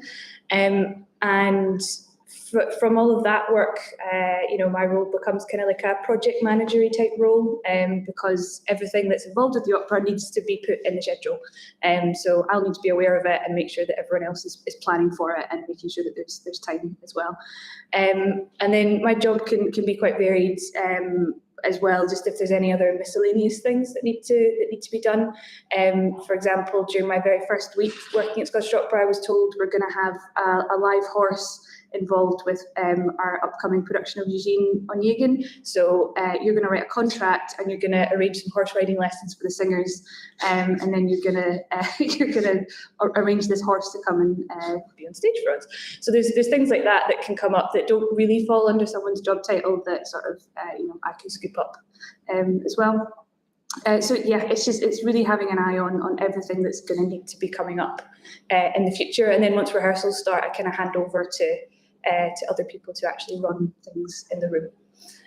So I think, yeah, that's. How did you end up in this role? How did I end up in the role? So, well, okay, so I actually studied music here at Glasgow Uni. While I was here, I did a couple of weeks of work experience at Scottish Opera, and from that point onwards, I'd already decided I didn't want to become a performer, but I still wanted to work in music. So I was obviously aware of Scottish Opera and all the roles that were involved in the company. And after I finished uni here, I actually went on and did a master's in cultural policy and management, which is basically arts administration, fancy way of saying that.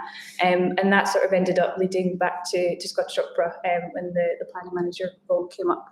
So it kind of came full circle from when I was here. Yeah. Ed, do you want to? Sure. Hello, I'm Edward Edgecombe. I'm about to become Head of Artistic Planning at Dunedin Consort. I'm currently the Learning Participation Manager. I'll be talking more about education work in the session later on, so I won't talk about that now. I also have a life as a freelance countertenor as well. It's been a slightly weird journey for me to get here. So I read classics at Oxford as an undergraduate, and then I went to the Royal Academy of Music to do postgrad singing. But I've also worked as a management consultant for the last 10 years in kind of, so the many hats. You'll know that music is full of people wearing all sorts of hats at once. And for me, that's really been a lot of hats inside and outside music. And now my role it's not unlike Shooner's, but because Dunedin Consort is much smaller than Scottish Opera, so we're a team of 7 people now, and that's grown. It was 3 people 18 months ago, 7 people delivering everything that we do. That means that I work with the chief executive in terms of strategic planning, working out where our funding is coming from, applying to Creative Scotland to keep us as a national portfolio organisation, all of that kind of work. And then also at the same time, thinking about what we programme, who plays it, and where we want to play it. So I had my first little rush of like being delighted by my job last week when the Wigmore programme came out and I could see the 2 pieces that I've already been asked, like, oh, could we stick a bit in this programme? And I got to see, oh, that little sonata by David Paula is in there, and it made me very happy. So yeah, my job is a kind of exciting blend of all sorts of like administrative spreadsheety sort of things, but also working out who might play a thing or sing a thing well, and then making sure that we get them for the dates we want them. So yeah, I had kind of that. I still don't really know how that job's going to really manifest, but I have some sense. So I will try and talk about it. Cheers, Ed. My name is Leon. I am a freelance conductor. I studied here at the university as well, same time as you know. While I was here, I had a string ensemble and conducted a wind ensemble, the wind band that's still going, and just kind of got into it, and then left to go and do a master's at the RCS, the Royal Conservatoire, afterwards, and then embraced freelance life with all its ups and downs after that, which I'm very happy to talk about. But it's interesting. Let's put it that way. Freelance life is great because you can you're your own boss. You can do lots of things that you might not be able to do in a contracted job, but there are also, to be honest, quite a lot of drawbacks. Obviously, as you can imagine, you don't get paid if you don't work, for example, and things like that. Just to hit there. So it's a varied lifestyle. But today I work mostly with orchestras still. So I think one or two people actually I conduct are here in the audience, and choirs as well. So a bit of both. Should we talk a bit about like our jobs versus freelance work? So Ed, for example, are people who perform with Dunedin, do you employ lots of freelancers there? Yeah, so that's a good question. So the people we work with are mostly freelancers, so we're not a contract orchestra. We have people that play with us a lot. You'll recognise people from concert to concert, but that's because they're principals and we ask them to hold dates in advance and that kind of thing. But fundamentally, everybody's a freelancer. So we have it's a cliche to say a family, but we have a Dunedin family of musicians who play with us all the time, but they're not guaranteed work with us and we're not obliged to use them for anything. So that can be a very complicated dynamic to negotiate. As you know, having been on the other side of it as a freelancer as well, knowing whether you're going to be asked back, what being asked back would mean, why you're not on that project or you are on this project, and it can be so I think that's worth bearing in mind whichever side of the equation you end up in. If you end up as a performer, if you end up as on the other side, I think it's not helpful actually to think about it too much as oppositional sides, but it can be really easy to forget that for somebody else, they didn't know why they weren't asked for this project. It might be that, you know that they can't do those dates and you didn't even, because you know that they play with another ensemble who are working then, but it's quite hard to be transparent, but I think it's really important to go into that with a kind of spirit of transparency, because it can be quite an isolating experience as a freelancer. I've experienced that of looking at a pic, and maybe you do this too. It's a very bad habit of zooming in on the picture of an ensemble that's just performed, going, oh, I know that person, I know that person, I know that person, I know that person. Why am I not doing that? And yeah, it's not a healthy habit, and I don't recommend it, but it's easy to do with freelance work. So yeah, I think for us, we use a lot of freelancers and we try and keep them in the loop and connected to us so that they know that they're with us, even if they're not playing this gig, even if they're not doing that tour, for whatever reason, they're still part of the family. So to what extent do you think does your approach in your job now, how much is it influenced by your experience of being a freelancer yourself? I think so just for the tape, as it were, that was a question about whether my previous experience of freelancer affects how I do my job now. It has a massive impact on it. I think I've been on enough tours that have been badly organised. I've been on enough CDs where there hasn't been quite enough time to sort things out. People will always appreciate more transparent communication. I think we'll probably end up talking about this, but anything in any job, regardless of the sector, is better if you communicate better. And people will perform better, they will sing better, they will play better, they will conduct better, they will just be better at what they are very good at if you make things more transparent and you remove obstacles. And one of those obstacles is feeling that you might not come back. Like I've had this experience of, for me, it was you're in singing with a group and it's an exposed moment and you're like, and maybe in the rehearsal you fluff it, or maybe in the gig you fluff it and you're like, is that curtains? Is that me never coming back here? And obviously that's a difficult, that's a self-confidence thing, that's a thing to negotiate yourself. But I want to make it so that people singing and playing with us don't feel that it's that knife edge of like, oh, well, I'm sorry, now you're gone. Like that, to me, that's very important, that it's about a longer term relationship with people, that we invest in people who play and sing with us, because otherwise, well, there's nothing, especially in the Baroque world, it's a very small world. They're all playing with Academy of Ancient Music, Orchestra of Enlightenment, Gabrieli Consort, whoever. They have to sound different when they're with us, and maybe they can sound different with us because they have more power. Like the Matthew Passion that we just did in Edinburgh on Saturday, and we're doing again at Wigmore Hall tomorrow, is unconducted. It's directed by the evangelist, but otherwise it's a lot of people kind of telepathically staring at each other, trying to work out what's going on.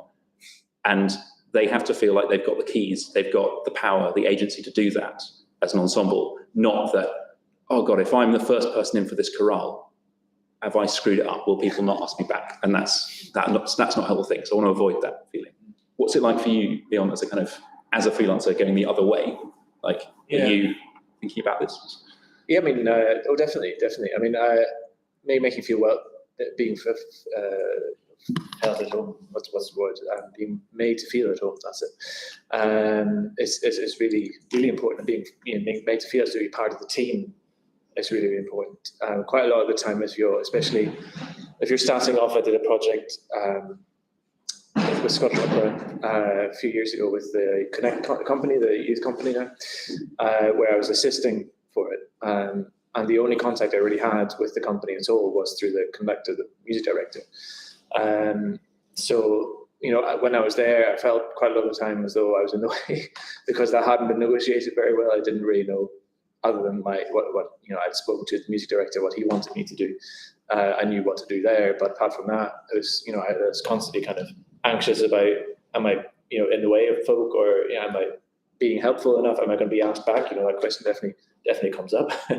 But then, just to stay with Scottish Opera, I'm about to do a really great project, the Condit project with them, which is a community-based project. They're kind of getting a big community choir to do Bernstein's Condit in August. And Katie and myself, Katie being the music director here, the chaplaincy, will be taking the community choir. And the communication has been very different for this one and much better. We just had a big planning meeting, 2 hours long, where we talked about the whole thing. You feel much more bored, and immediately you just get a sense of, this is what I'm here to do. I can do it well, and you're building a platform for where you can thrive on. Yeah. Of course. Yeah, that's interesting what you're saying about, both what you're saying about sort of communication and things, just thinking about working in music. It's not, you don't just need music skills to be successful working in classical music, or in any sector, to be honest. I think in any role, I would say, people skills are really, really important. And I usually say people skills rather than communication skills, because you work with so many different personalities, different people, and people who are freelancers, people who are permanent staff, people who are part-time, and all people with different ways of working, different priorities, and so on. And you need to learn how best to communicate with people and how people like to work. And if you're working with, say, freelance people, say you've got a freelance director, his or her main priority is not always going to be what you're working on. So it's understanding that they're going to have a million other things going on at the same time. Whereas if you're speaking to someone who is within your own company, their priority will be the same thing as you, because you're all working towards the same thing. So yeah, it's interesting hearing it from a sort of freelance perspective. And in terms of the sorts of people that Scottish Opera employs, we're a large company, obviously. So we have a large admin staff who do various roles to do with all the pre-planning stuff. But then the creative teams are all freelance. The principal singers, their covers, they're all freelance. Our chorus are freelance. But in a sort of similar way to Dunedin Concert, we have a regular rota of choristers who we tend to ask back. Our orchestra are employed, but they're part-time. So again, they'll be doing lots of other things on the side. But yeah, I think that's something that I think is really important, is just being mindful of what else you need to be able to do when you're working in music, aside from having all the musical knowledge as well. Yeah. Do you guys have any other skills or anything other than music sort of thing? Well, I mean, communication skills are really, really important. Not just in terms of, as I say, you're your own boss. So if you're not communicating with people effectively, there could be the difference between getting a job and not getting a job. As simple as that. And then, of course, I mean, and the role that I do, communication skills are very, very important as a conductor. Teamwork skills are really, really important. We're thankfully moving away from a world where the conductor is, the authoritarian figure at the podium, telling people what this way and that way, and it's becoming a much more collaborative thing, which is much better, as I'm sure you will have experienced yourselves. And as you say, most ensembles are actually able to do a lot without you, which is quite a humbling experience, but an important one to learn. I remember one masterclass where the teacher just said, just stop conducting and see if they can do it without you, and they did without any problems. So it's important to know where you're useful, where you're not. But yeah, sorry, communicating skills, teamwork skills, really important. What about you, Shabbat? I suppose I'm thinking about this a lot at the moment because our artistic planning coordinator, Jess, is about to start take up a new role at Nevis Ensemble, which some of you may be familiar with. So we're advertising at the moment, so do have a look if you're graduating, see whether you fancy a job with us, but get the plug in there. But looking at that, I was very clear that we didn't necessarily need someone who did a music degree, and that may fill you with horror, or it may make you think, oh, there's an opportunity there, because really, as everybody's saying, it's about communication. It's about working out how people work. I think that's a really crucial thing about this. What people need from you and how you work with them is much more important than almost anything else. I don't really care whether whether this new person knows what a concerto grosso is. That's not important to me. What is important is that they can handle ringing BA 17 times to change all the flight bookings because somebody's just dropped out of a Matthew Passion tour to the US. Like that there are some skills that feel extra musical, and because they are. And I think it's really easy, particularly as a performer, but particularly in music at this stage, to feel that it's all about performing, and it is, but there's so much business and there's so much kind of behind the scenes mechanics going on where it's always going to be useful if you know about music. It's always going to be more useful, but at the same time, it is not that it's a nice to have. It's not the most important thing, I would say. So for me, having worked in consulting, having worked completely outside music, I've used lots of things that music taught me. I'm a better person in those contexts because of the experiences I've had as a musician. But it goes the other way as well, and lots of being really boring about spreadsheets and PowerPoint presentations and all of those kind of things that you think, knowing how those things work is as important as knowing some musical terminology and being able to bow up, the parts from the first violinist. Like, it's kind of, which is just, you end up needing to do all of these things, but if you can cultivate those and know what makes you different, then that's really useful. Like knowing that about yourself, knowing that you're capable of proofreading, or you're very detail orientated or something, and also know about music, that's great. People will want that, and that's worth reflecting on. It's hard at this stage, I think, but worth thinking about. So to what extent do you guys think you picked up skills that you're using now at university, or to what extent do you think you picked up after university? That's a really good question. So like I said, I did some work experience while I was at uni, so I was kind of aware of other skills that you needed. I also did things like I was on the committee for running the Kelvin Ensemble, which just gave an idea, of what's involved with putting on a concert, and doing that sort of thing. I think is really vital if you want to go into any sort of musical career path. What I would say though is that at the time I didn't fully appreciate it. It was just, it was an extra thing to do, and I was just like, I'll just whack it on my CV or whatever.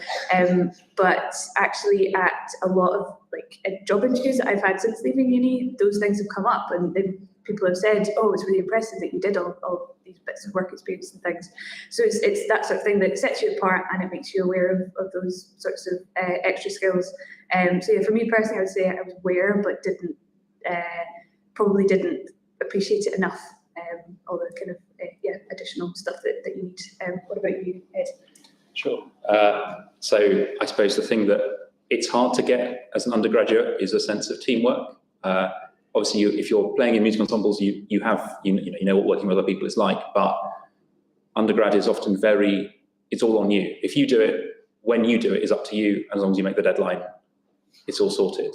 And actually, the biggest thing that I learned moving into working with other people is that you have to fit around other people's timetables. It's not, even if you're the kind of person who nails it because you pull an all-nighter at the last minute, and then you get firsts all the way through, that's no use to anybody else in a working environment, because you need to share, you need to collaborate. And so I got lots of experience at university of putting concerts on, of like singing in things, making posters, flyering, sitting in the back of a van, holding a chamber organ so it didn't fall over while we went around corners, kind of all of those sort of things. But really, what I didn't really know about until I started working was how to share and how to collaborate with other people in a meaningful way that gets stuff actually done. So I think that's a thing that you can be told it, but you can't learn it without experience, I say. But it's worth knowing now that working with other people is the hard bit in some ways. Yeah. What about you? Yeah, I mean, from a practical perspective, obviously my conducting skills, most of them I picked up after university. Although I think you had the misfortune of being conducted by me when I was a student. You did. Extreme pleasure, yeah. So from that perspective, obviously the majority came afterwards, but rather at a different university. But in terms of getting kind of stuck in and the experience of being a freelancer, actually, what was very beneficial was just creating opportunities for yourself, even while I was still at university. So as I mentioned earlier, I put together a string ensemble of students here while I was studying for my last 2 years, and then for my final year, actually, before I left, I was a big Italian opera fan at the time, and I thought, why don't we put on Verdi's Aida? Because why not? and it just about worked. I think I got about 10 string. Well, 10 is generous, probably string players, and then one per part of wind, and then a small choir and soloists together, and we did it in a sort of not on stage, so it was just a concert performance. But so just there's a lot that's possible definitely while you're here, and if you're asking people at the university, who to ask, there's a lot of support you can get as well for a lot of these things. So don't be put off by thinking big necessarily. And I think that going forward helped me in terms of having possibly just, you can call it self-belief, or you can call it delusionism, I don't know, to think that I can definitely do that, or I can definitely do that, or this, that. So Have you had the chance to go back to AIDA yet? I haven't. No. Would you like to? Yes, I would love to. The program note writes itself, doesn't it? Oh, I first did this. Yeah. Although I managed. It wasn't by myself, but there were a committee of maybe 3 people, and the one other person who's really important got a job in London 2 weeks before the concert, and he left. So it was kind of manic. So I don't miss that aspect of it. But is there anything that in your day-to-day jobs now you think is a pressing issue that you're confronted with in terms of classical music in general? Because you mentioned something about you don't need people to know what a concerto grosso is. Mm-hmm. And like that elitism, I suppose, is that a problem that you're aware of? Is that something that you think is a problem? Yes, in a word, yeah, I think it definitely is a problem. Baroque music is a niche within a niche. I've loved it since I was little because I was a nerd, and I rebelled by listening to French Baroque harpsichord music as a 14-year-old.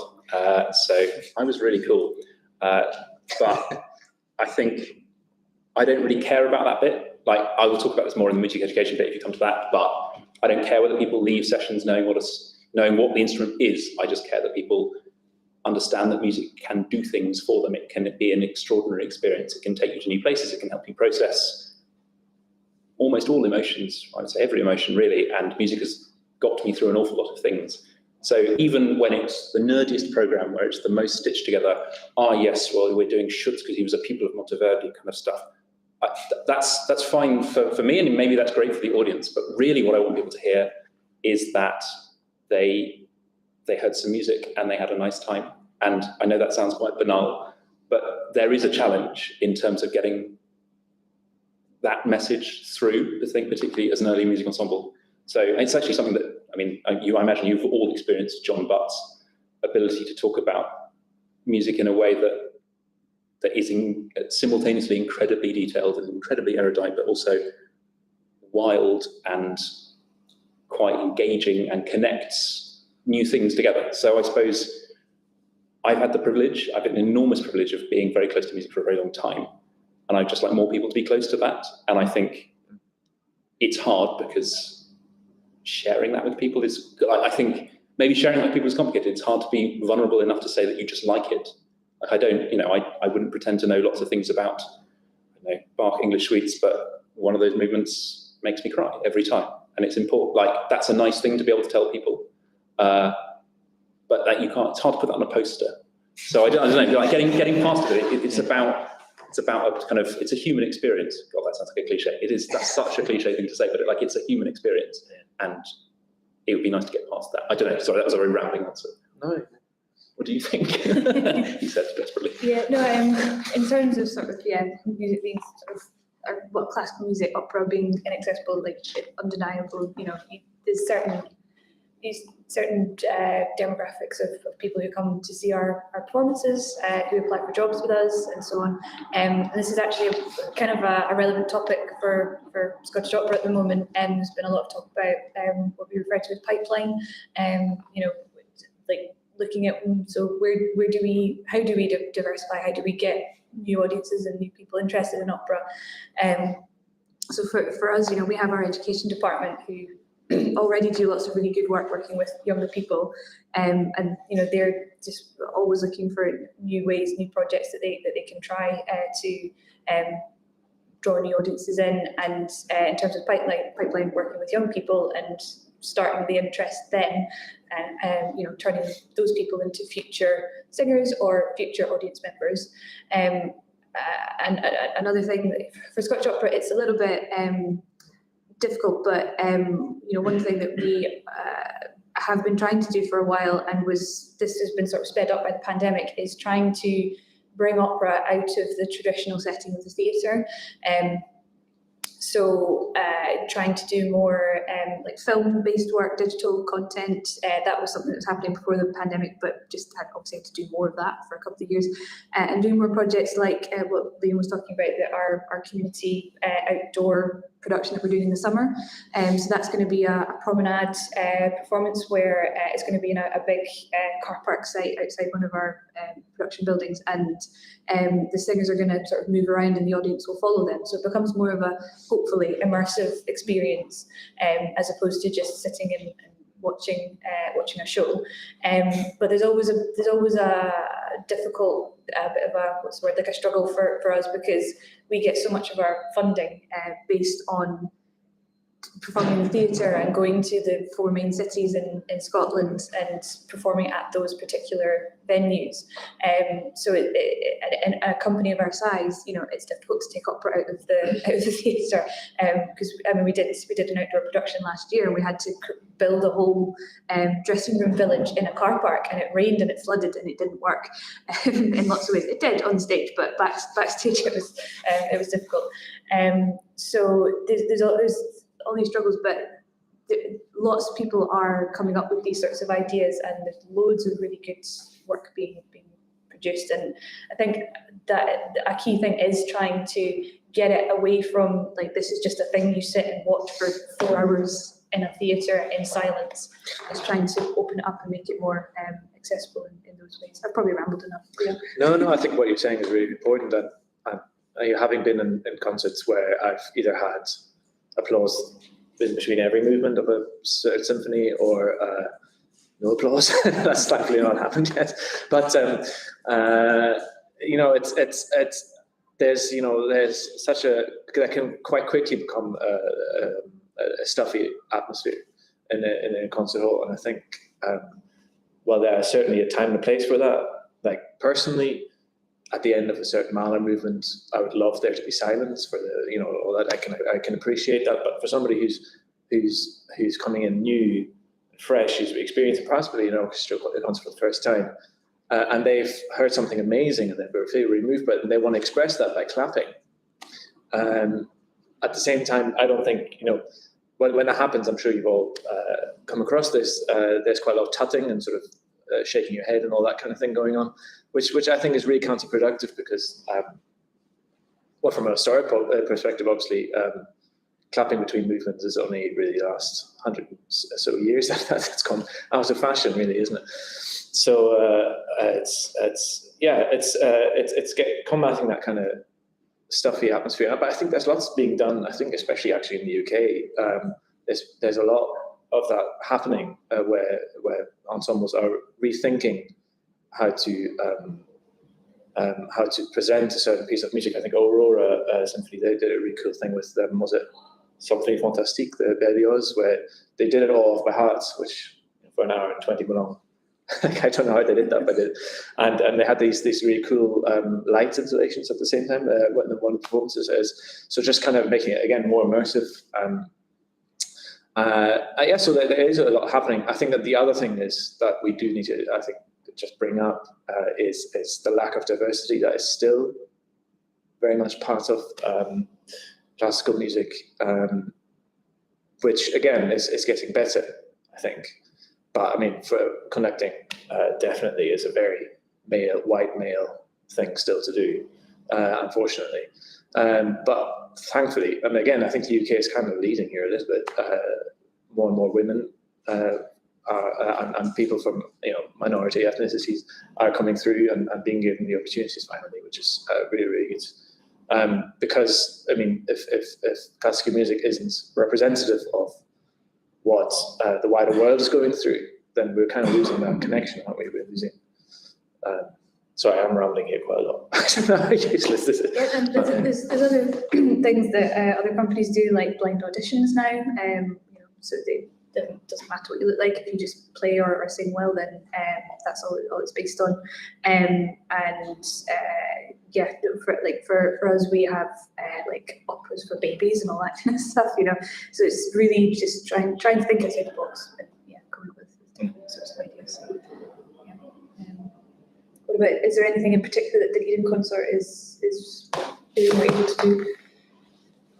So I suppose we do quite a lot of education work in various contexts that I will talk about later. Sorry, I keep trading the session later. I don't want to cannibalize my limited material. But I think for me, as someone, relatively new arrival to Scotland, it's understanding the demographic mix in Scotland and what diversity means here compared to, I used to work in London, and what a diverse audience looks like in Scotland or is in Scotland versus what it is in London.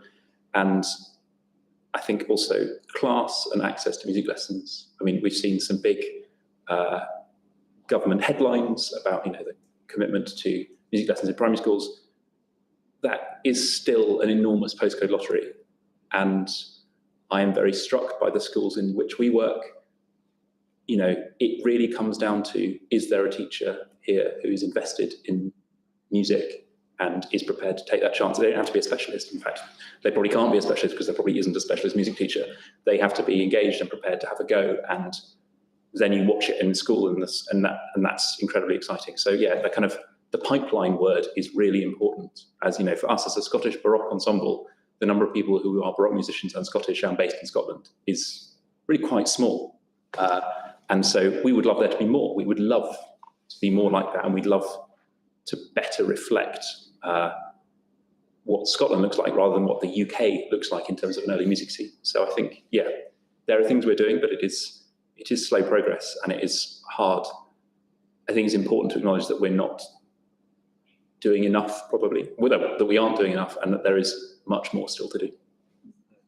And just following on from that, slightly changing the subject, it's going to get harder, isn't it? Following on from Brexit and coming out of COVID and so on. Yeah, what a good time to start the job. Yeah, there's no denying that obviously Brexit is an enormous handicap to working as a musician or as for a musical organisation. Like, it is complicated. If you have an EU passport, well done, congratulations. Make sure people know about it. You'll have noticed, I'm sure, people changing their CVs to make it very obvious within the first sentence that they could be employed straightforwardly in Europe. And that's a very sensible thing to do. For us touring, it makes an enormous difference in terms of cost. I've got a friend who was supposed to be doing the combination of Brexit and COVID. He was supposed to be doing 2 gigs in Madrid. He had to get the level of complexity in terms of proving that he was vaccinated, proving that he was COVID secure, but also had the right to work and wasn't going to lose all his money. The Spanish tax system was the work of several people at his agency and him for several weeks. And that's one soloist for a Brahms Requiem. It's insane, the level of complication there is, and you're right, it's only going to get more difficult. And COVID has in some senses obscured some of the difficulties of Brexit because we haven't been able to tour. It's not been possible to tour, so we're still testing how some of those things work. And on our checklist of things to do before you think about going abroad, there are things like check whether France still feels the same way about, rosewood or ivory in an instrument, or just all sorts of complexities that are still very present. What does it look like for you as a freelancer? Well, I'm one of those lucky individuals that has a German passport, so from that perspective, it's not too bad. But I mean, obviously, COVID's been freelance a nightmare. Luckily, I was able to kind of branch out and do things that I have never done before, like music editing and things like that. During the pandemic, to kind of keep me going, but obviously, other than maybe connecting the dog that I look after now and again, that's pretty much it for 2 years, But Brexit, yeah, because the German passport, I would be quite honest and say I'm lucky in that I'm not getting that affected too much. But I can imagine that it's a pain for you guys. What about you, Shane? To be honest, it's difficult to. We've not really emerged fully from COVID yet at Scottish Opera, and we've not fully felt the impact of Brexit yet. Like you're saying, we've all been kind of under the cloud of COVID sort of thing. For us, actually, we don't really tour to mainland Europe a lot, and we tend to employ a lot of singers who are sort of UK based or non-Europe based anyway. So we've just not quite really figured out what it's all going to mean for us. So the future at the moment it's quite uncertain actually. We're just kind of plugging through and trying to this season we just wanted to put some shows on. That was it. Just get some stuff on stage. And next season it's it's just let's just get a full season in place, because this season hasn't been a full whack of performances for us. So yeah, we are actually still rehearsing with quite strict COVID protocols in place, and those will be in place until at least summer for us, when our current production is done rehearsing, just to protect the work, to make sure that it can get on stage, because it's such a commitment to bring all these people together and to try and put a show on. You just want to make sure that it actually can go on. And so many performances were cancelled and looked like they were going to happen and then didn't, and people were booked and then had to be put off and things like that. You just don't want that to happen again. It's difficult at the moment to fully understand what COVID's going to mean long term, and how we're going to just keep working as we want to with COVID always present. Because at some point, all the COVID laws are gonna go away, and it's going to be more and more difficult for us to ask people to follow certain rules when they're not having to elsewhere. So we're going to have to learn to adapt at some point. So it's a bit of a bleak message, but yeah, that's the current situation. We're probably getting to the point where we should ask you whether you've got any questions for us. But I just want to say one last thing, which kind of alluded to in talking about portfolio careers, that it's worth saying out loud that what somebody looks like on their website or what an organisation looks like on their website is not how they work internally, and there's a lot of stuff missing there. So it's easy to look at, for me, it was very easy to look at Tim Meat's website, famous countertenor, where I was thinking, oh, I'd like a career like that, biography, that biography or that diary page. And you don't see the fact that he sings on a Sunday morning here, and he does this, and there are all these other things that you're saying, music editing. There are so many different things, and you can choose what you present to the world, but it's important, and it's a very, very, very obvious thing to say, but it's important to remember that artists are choosing to tell you what they want about themselves. And so you're not going to see the 2.5 days of peripatetic teaching they do for Camden Music Service. That means that they can pay the rent and then also do some very nice concerts with the LPO or Dunedin or whoever. Like it's worth saying at this stage that image is worth just questioning. You can definitely want their career, you can definitely want to work like them, but working like them is a much, much bigger thing than whatever the kind of web presence or like a conversation with them suggests. I think that's an important thing to say, because it can look insurmountable if you're looking at people your age or older or younger going, oh God, they've already done this. Well, you don't know any of the other things that went around there. Yeah, no, I think that's really important. And I think going back to if I think one of the questions on here was, what would you tell your younger self? What advice would you give them? Would be to just branch out a lot more. I think when I was at university, I had an idea of what I wanted. Not always. I think it was third year of university when I kind of thought, oh, maybe I can do this profession. But I had an idea of what I wanted, but it's quite a niche thing. It's really still connecting with you at the end of the day. So I wish I'd given myself the advice to say just set yourself up a little bit broader and look at different skills, because you don't know whether this or that is it's going to fall through. But So and also just don't be afraid to try things. I started working with kids choirs, preschool to primary school, and I absolutely fell in love with it. It's not really something that I trained to do, but love doing it, and it pays very well sometimes. And so don't be afraid to get stuck in with something that you may not expect to like, because it might just be the making of you. You never know. So I think that you like that. You as well. It's on the subject of what advice you were giving yourself. Advice you're giving yourself. I think just to echo what you're saying, just try a bit of advice that I was given when I was in uni was say yes to everything.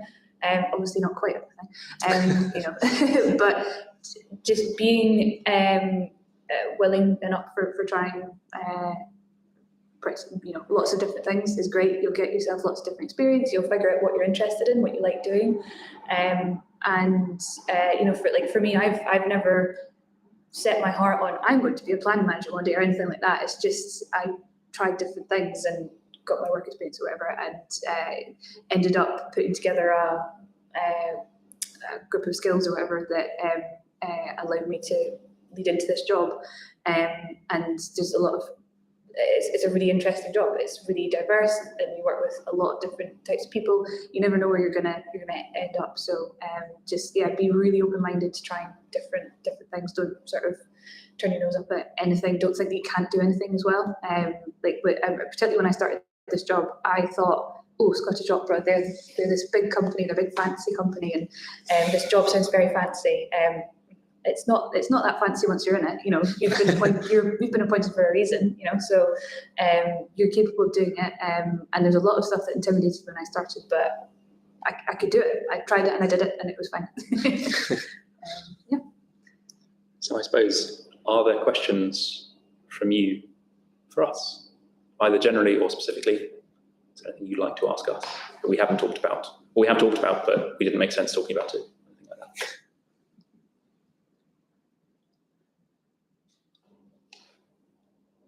I'll ask one.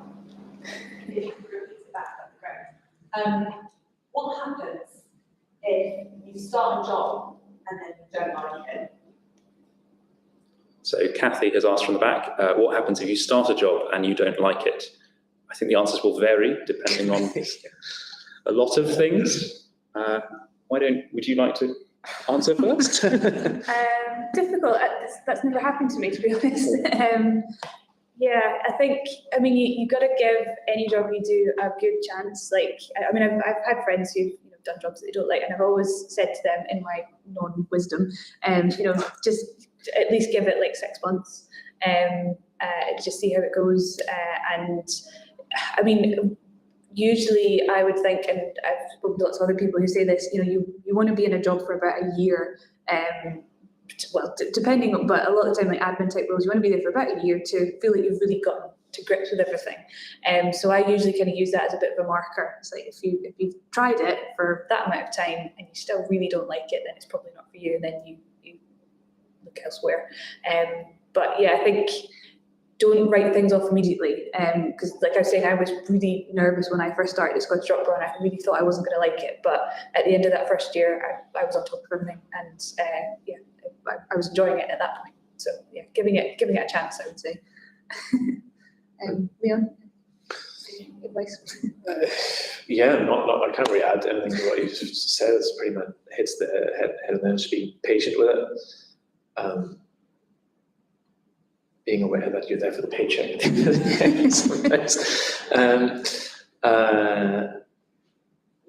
I think being patient with it is really, really important. And but also, I mean, just it's a job is a job at the end of the day. Especially performing quite a lot of the time, it can take over your life. And so if you're having a bad day at the rehearsal, you're making all these assumptions about you as a person, or it kind of follows you home. It's quite important to learn to have a bit of a divide between job, even if it is something as unusual as rehearsing, not an office job or something like that, and your personal life, just so you can switch off and have that much touted work-life balance that people rightly talk about these days. Anything that you want? Yeah, I suppose the only thing I'd add as someone who's been a freelance singer is that you can choose not to work for people again. It is okay. I mean, in the spirit of saying yes to everything, you can do it once, and then you could decide that actually there were churches in London that I sang at. I went there once. I had a horrible time. I did not sing well. I did not like working with that conductor. I never went back. And that's okay. I had other churches that I sang at. I had other people I worked with, and I liked them. And so I think it's really important to identify what's wrong in a situation, because it might be that you have simply been kind of deluged with information and you can't possibly cope with all of this. And if you gave yourself time, you could cope with this, you could process it, you'd know what was going on.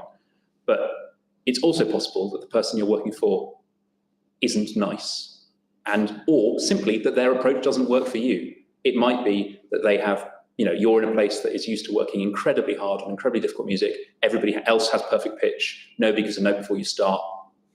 If you're not one of those people, that is not an environment for you to work in, and that's okay, and you can take yourself away from that. And I think it's very easy. You were talking about Scottish Opera being a big, shiny organisation.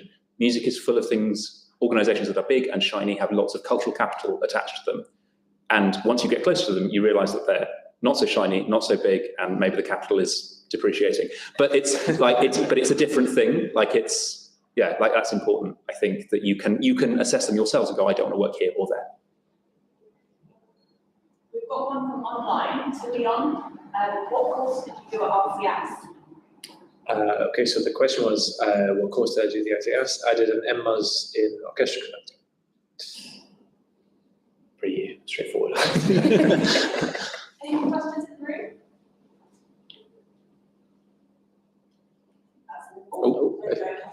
To Leo, you said when you were getting into conducting, it was something you feel like you picked up more as you moved away from university. But you did mention that you sort of got into it while you were at it, and you would very much recommend just get into as much as possible. Oh, absolutely. I was working, not working, I was singing at the chapel choir, which I still do when I have a chance to do that here at the university. And the music director at the time, I asked him if he would be happy to give me some lessons.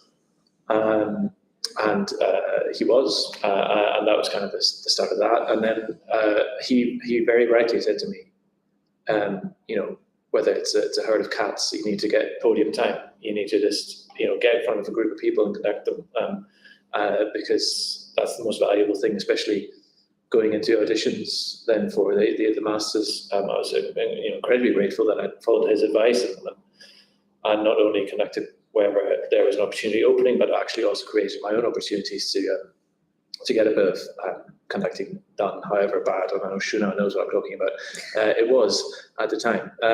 So yeah, does that answer your question?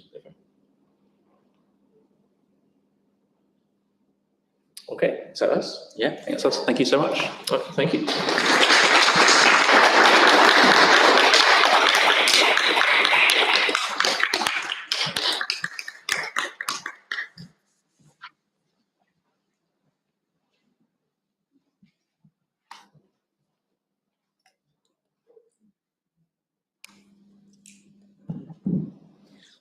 And now we have a lunch break. So we have lunch from 1 till 2, but we are going to have a short performance from 2 professional musicians at 1:30. So if you're in the room, come back for 1:30 and watch a lovely short performance. See you then.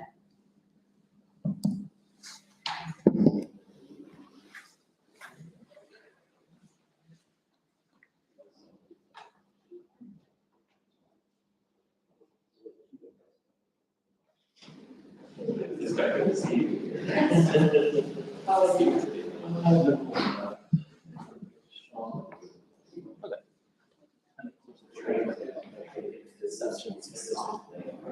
But I wanted to ask a question. Establishing how much there are things to get past PhD. It's going to go up when I train everything in the next 4 years. I'm not PhD. So, but I'm looking at music and being a success.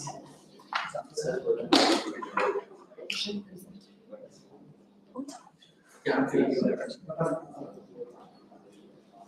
yeah, because it's like I next love to get my people doctorate because of the respectability of what it's just called without using it's like I actually applied for position to teach a job unfortunately the market because it's not a PhD. Let's go it was legitimately teaching French history from 1670. I practically lived that every day. I identified that as true. Or rather, I identified as me in the 21st century. I felt this neighborhood. The French has some cheeky sense. So lovely. Neighbor, obviously, it's all gods and the something because the blasphemy sentencing.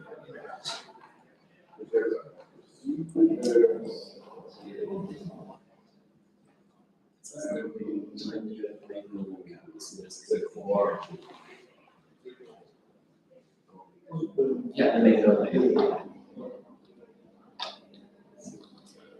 Trees feel like relaxed. Wait, actually, someone asked me whether the concert hall has on holidays, and they might have used all of it.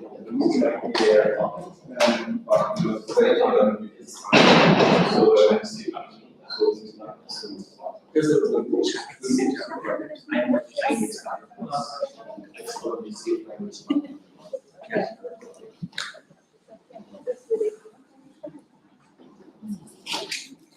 It is cool.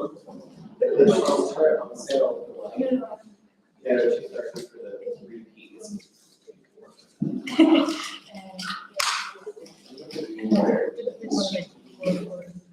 Yeah, just done.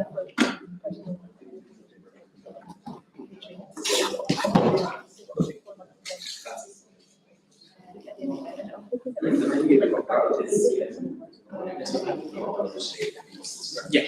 I think that would be one. Yes.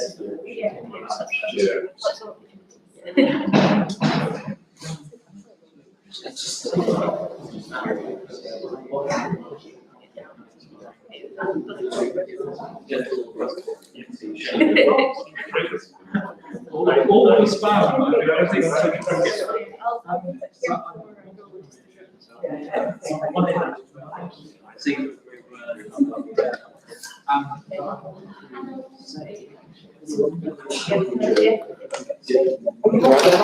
Yes. Yeah,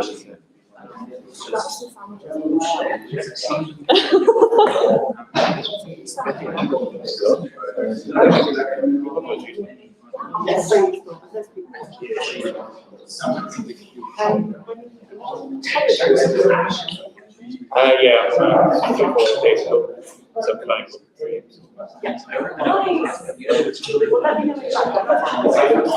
absolutely. Yeah, I'll do, as I said, Okay, great. Well, maybe. yeah, I see you again. Hi, sorry. I'm Sally. Hi, oh, thanks for having us. It's super last minute, and yeah, some of our students are watching online because they had already booked their time. Yeah. So can take a live stream off the wall, like whatever. Let's happy to leave it open. Okay, amazing. And then yeah, so basically, if you want to have a little warm up. I'll just move all of this out of your way. Just stand. No, sorry, I'm fiddle and Tuna's piano.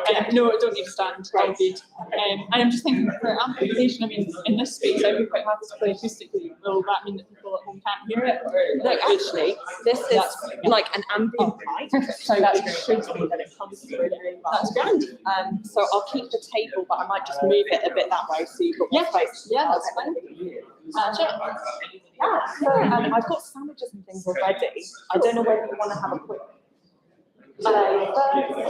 I'm celiac, so I've brought my own lunch. Okay, I'm a total pain on that front. I mean, I don't. Do you want it? Well, do you want to have a bit of stuff in the green room anyway? Yeah, and then you can make up your mind. Yeah.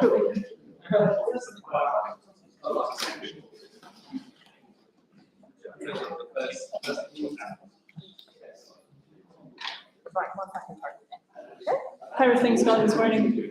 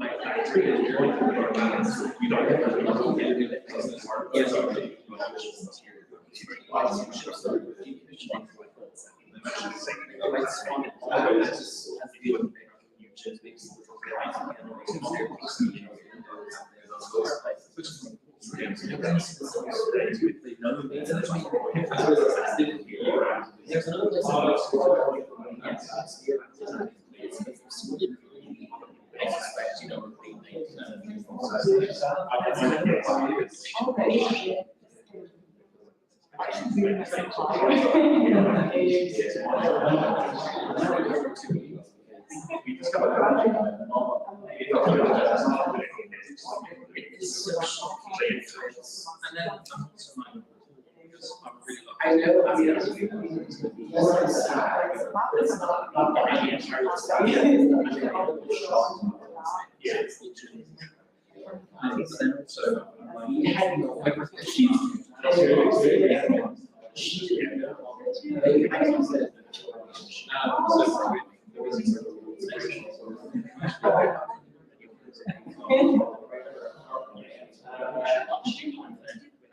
I mean, like, she's very consistent because they come to yeah, still quite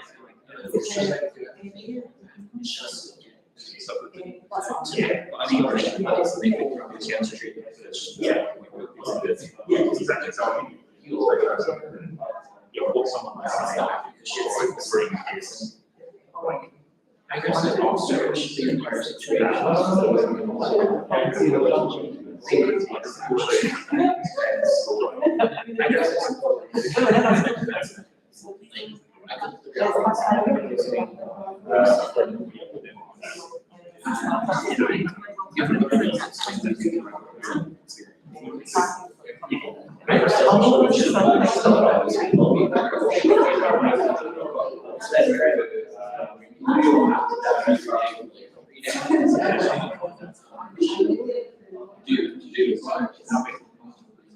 I was just, you know, I'm still trying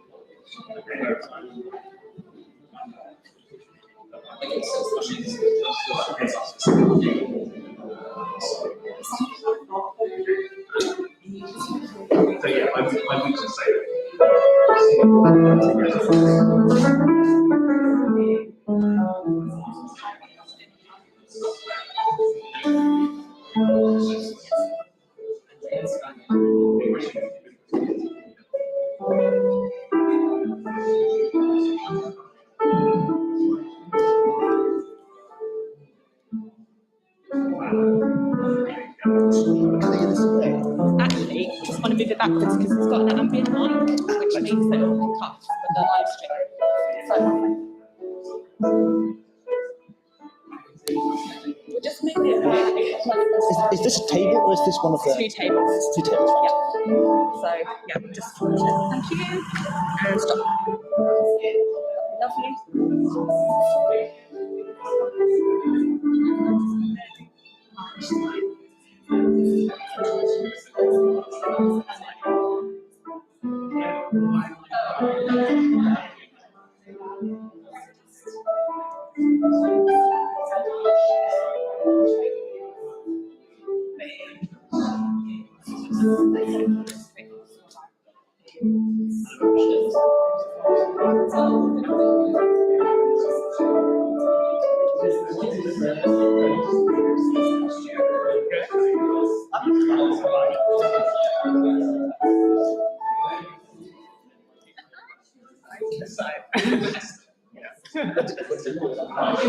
I didn't know, I think the question was like government, like how is like government, like. I'm not sure if that's it, like, I mean, typically I did it on K-pop. No, government.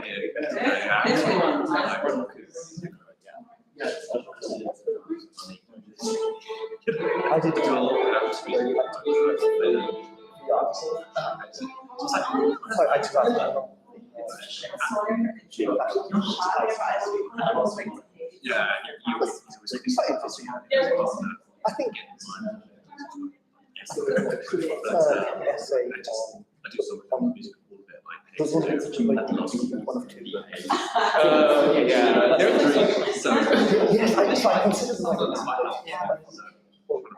extract one grade into 3,500. Yeah, but like I feel like what started when like once you start on something you're like, okay, I'm gonna do this one. Yeah. But then like you like start doing it, but then you're like, this is like another topic, but like you feel like you can't back out. Yeah. So once it started, I sort of didn't have a point correct. Yeah. It was fine. It got done. It got finished. I'm still not sure if it was a good idea, so I chose two classes. That's what I want to prevent that they have to be after 20 texts, such as one from 20%. Just yeah, so like I feel like that makes it interesting actually. Like, you know, there was almost no mention. Yeah, because it was like right. So the big Oh yeah, I do. Actually, that was like because Kathy was like, I hate it. Summer sound like do I take it next year? Probably. As much as I was like, you know, it's not really cool. What if you go to someone else would have done?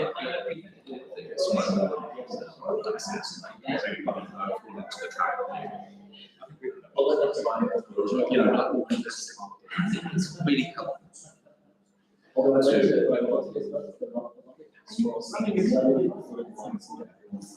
I am doing quite interesting composition as well, but it's just being exposed to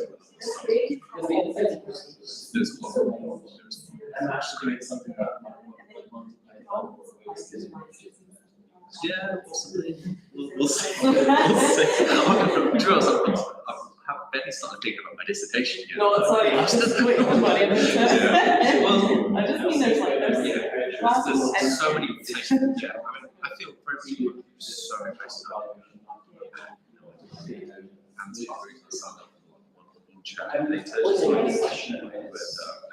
and I'm going to go to the afternoon session. because of so many directions, admin on sound committees for actor stuff, so I do a little bit about what's involved to get out as a secretary. So I used to notice as the simply organizer. So like, where do we go? But I suppose it's nice to have choice. Of course, Better than the opposite. Okay, and you're doing other big stuff. Stuff will happen. True. It sounds like there's things happen. And this is It's nice to see just how human, like, you know, they are. Because like you look up to them, like, but then they're like, you know, it's the rest of us. It's like, I appreciate that. Like, I'm going to go and get yeah.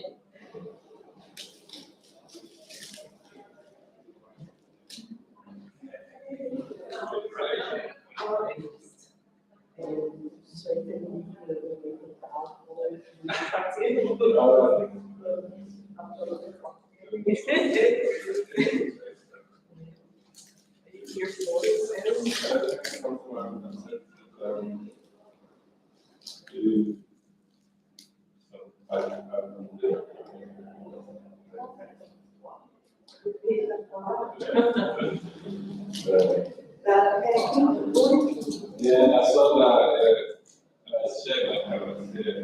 Yeah, exactly. I just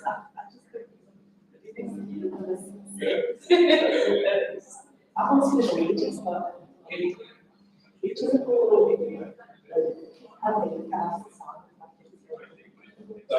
it's a shadow chance. Yeah. Because that's not really that hard to do. I just like I don't want to go to but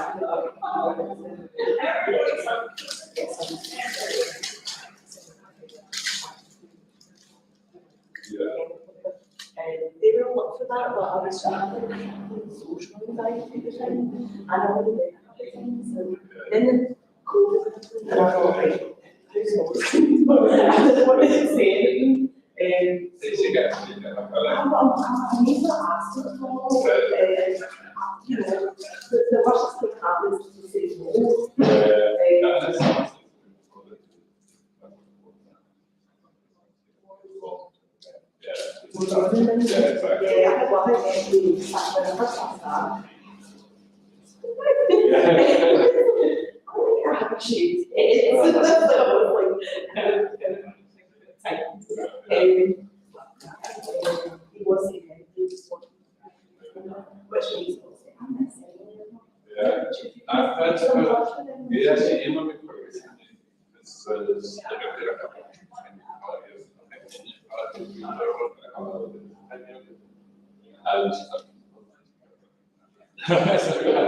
Where's it happening?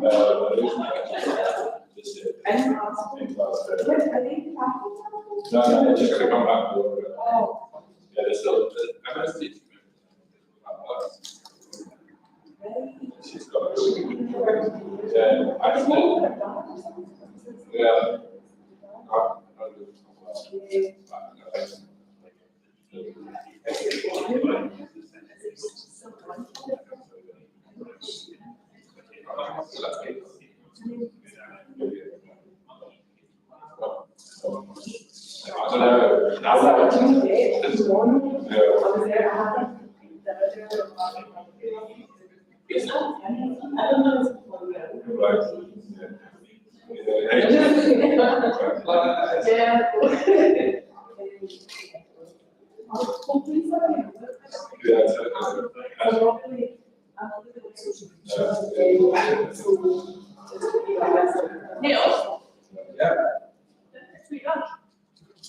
Sorry? No, okay, no problem. I'll do it.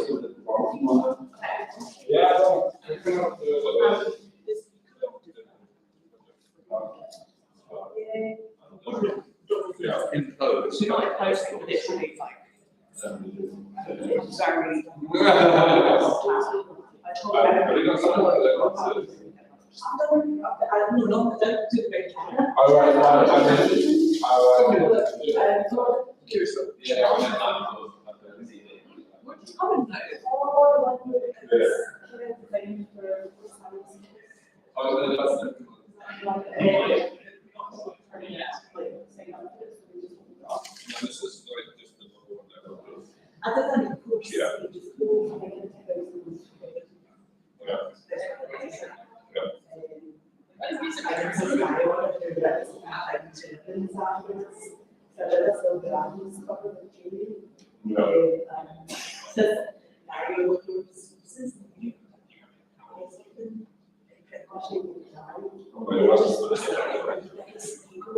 And he just, you know, he's passionate about his everything, and he's just like, just so and never see anything angry before. She's like, you never talk to her. That's fine. And then she was you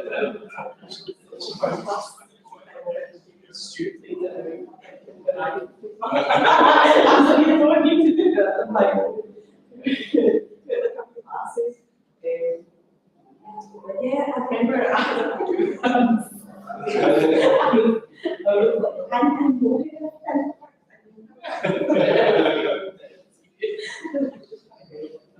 I really enjoyed that. Oh, yeah,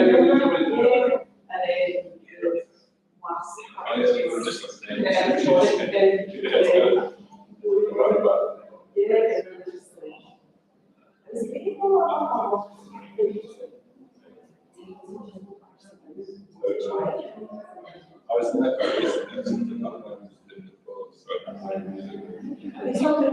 That's so good. She was good time. Actually, it's still taking it. First, first one. Yeah, it was only got that.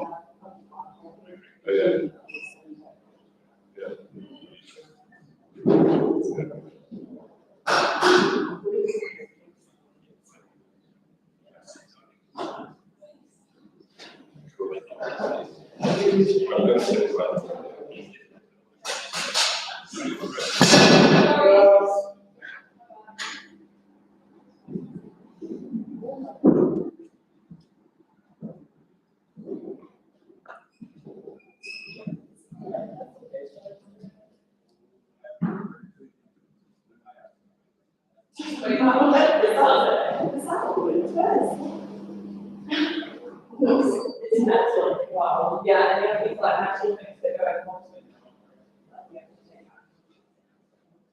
It's not very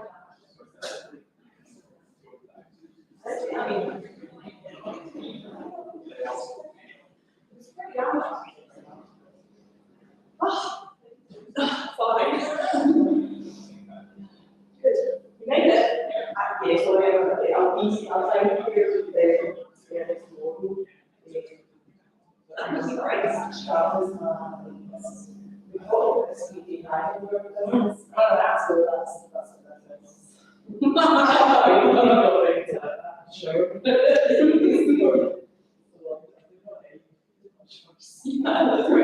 I've just shut this door. I was like, have a window. Yeah, where is you? So it's straight ahead of you. Yeah. Yes, like right. And whether it's thank you.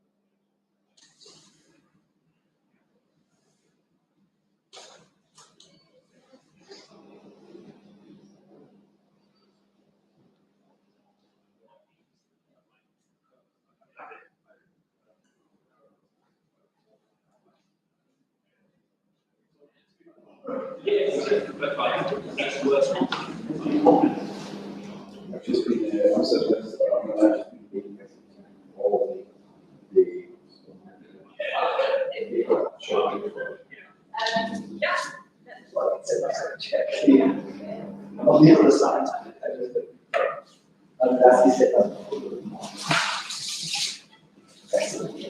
Anyone more comfortable with it?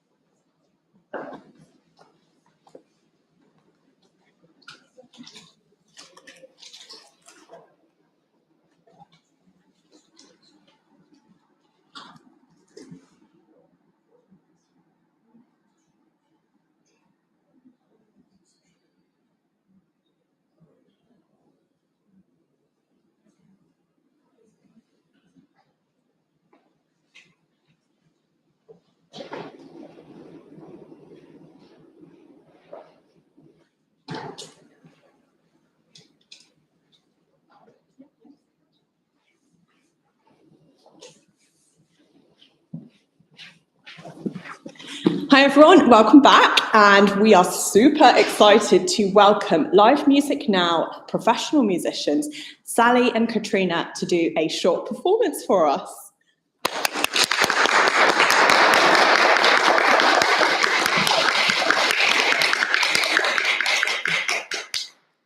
Thank you very much. It's really lovely to be here.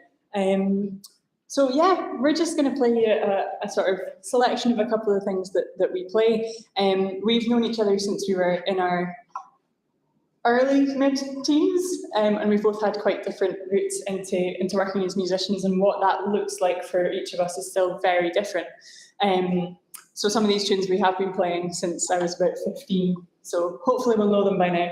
And we're going to start with a set called The King's House, which starts with a retreat march. I should say most of what we play is based in folk music and Scottish traditions. starts with a retreat march called The King's House, and then we're going into a tune that I wrote called Dancing with Canavan. I'll check my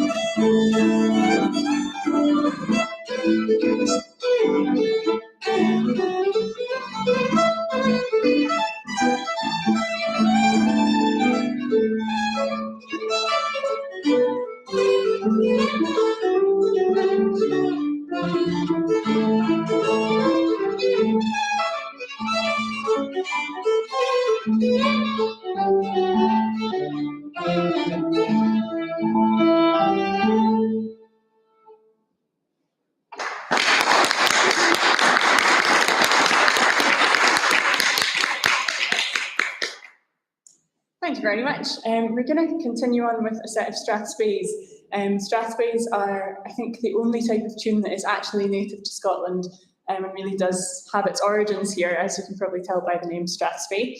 So it's from the northeast, but even in Scotland, between the northeast coast and the west coast, there are very different styles of Strathspeys, and it's really interesting to hear how they then developed when they were taken over to Cape Breton, where sort of Scottish culture was like almost preserved in this this little bubble at a time when it wasn't really in Scotland. So yeah, these are three very old ones actually that we got from collections ranging from the 1700s to mid 1800s, I think it was. Yeah, so they've got that really distinct sort of snappy snappy rhythm to them. See how many bow hairs I can break in this one.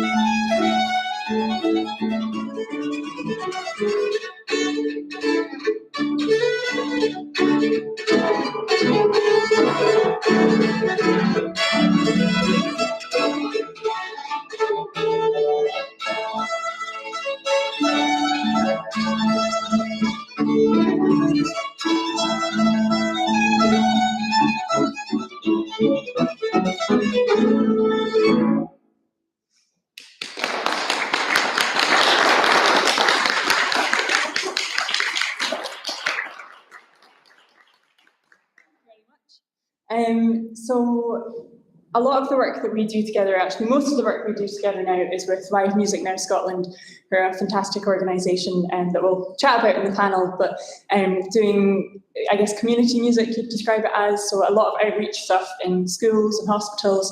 I think they've even run some prison projects in the past as well, and sort of using music and music education in that kind of setting where it's not that we're striving for musical excellence with the people that we're working with, we're striving for that sort of shared experience and look at the more, I guess, holistic values of music in all these different spaces.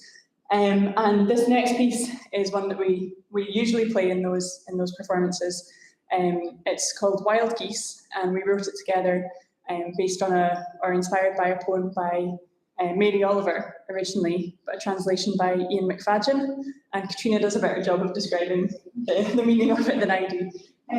So it's a poem about not having too many worries and finding your place and with links to nature and, you know, sort of being kind as well, I think. There's a lot in it. Yeah. I need to learn it off by heart. We do, we should. Yeah, we keep spreading the good word about how much we love this poem and then not actually spreading the poem. But yeah, so inspired by Ian McFadden's Scots translation of Mary Oliver's poem, Wild Geese.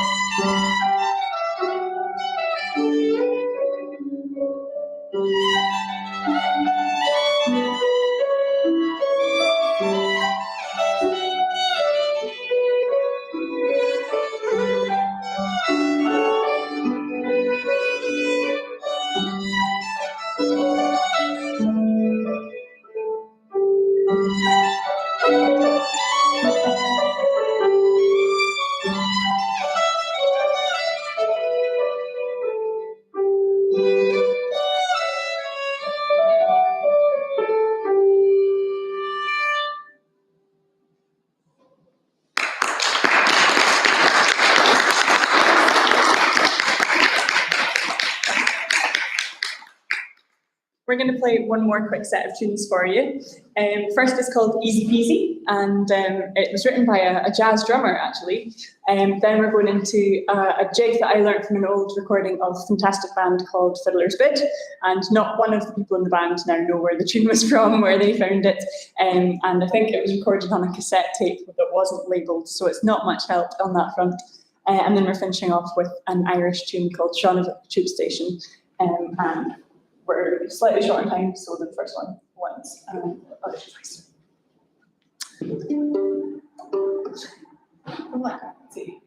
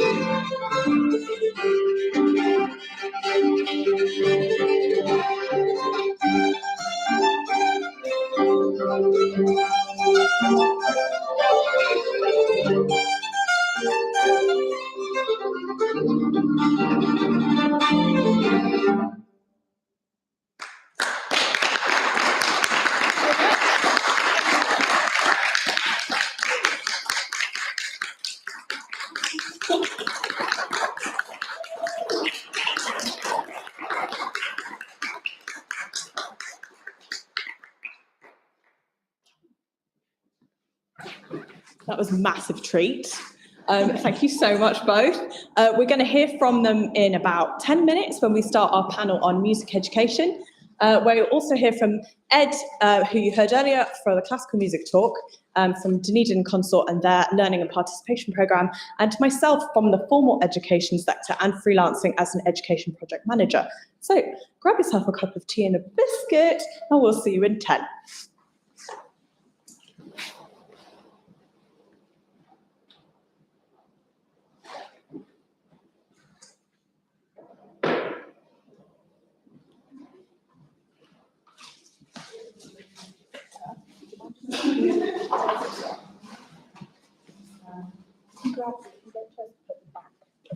Just bring this table back together.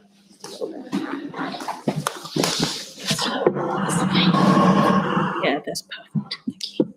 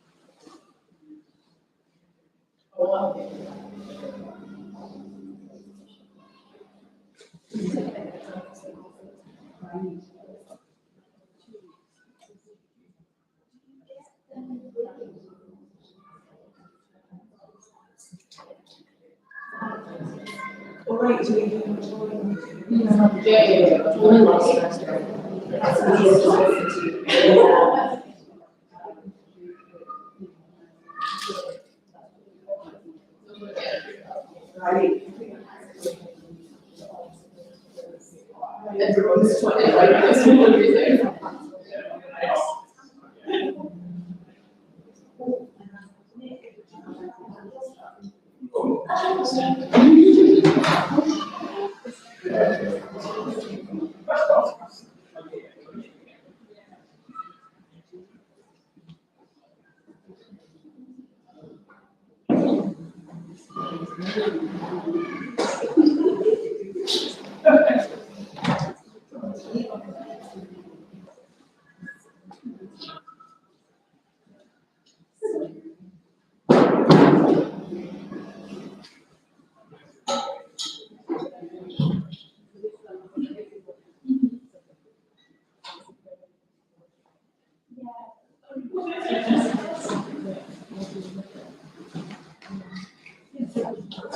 Yeah. No,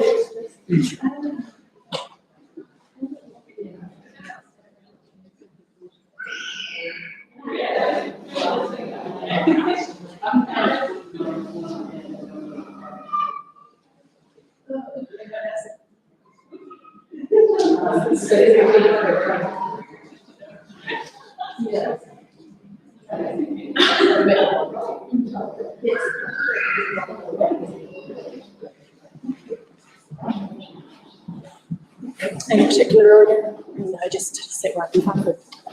Hi everyone, we are back.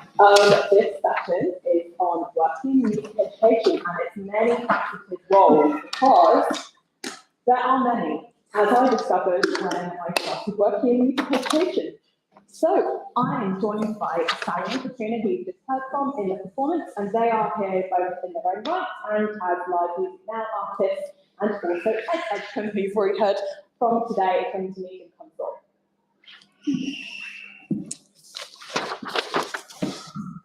So we're going to share these two microphones around. Shall we start with Sally, as you're on the end? Sally, tell us a little bit about yourself and your career. So I'm a traditional fiddle player and teacher, and so I studied at the Royal Conservatoire of Scotland with a year on exchange in Sweden at Kungliga Musikskolan in Stockholm, doing Swedish folk music, just to be even more niche, and had been at the Specialist Music School in Flockton prior to that as well. So since graduating, I've really just floated and said yes to anything that came my way, which was, sort of the original goal, and then lovely things have come out of that. So I teach one-to-one lessons in sort of violin and fiddle 1 day a week at a private school in Edinburgh. I do community, I work for a community music organisation called the Scots Music Group. So that's doing like adult learner fiddle classes. And so a lot of people are, it's mostly retired folk who have just sort of taken it up recently, which I really love. I really enjoy teaching that class. And I've done youth music initiative delivery in Dumfries and Galloway with Face Ross, who are a big sort of education employer for traditional music across Scotland. They're based up in Rossshire, but yeah, to sort of deliver all over Scotland. And then I've got some private pupils myself. And aside from that, I play in a couple of different bands and play for Kaylee's. And yeah, just keep saying yes to as many things as I can, really. I don't have any formal education in educating and frequently feel like a fraud on that front. I would probably be feeling like a fraud for something else, but I wasn't worrying about that though.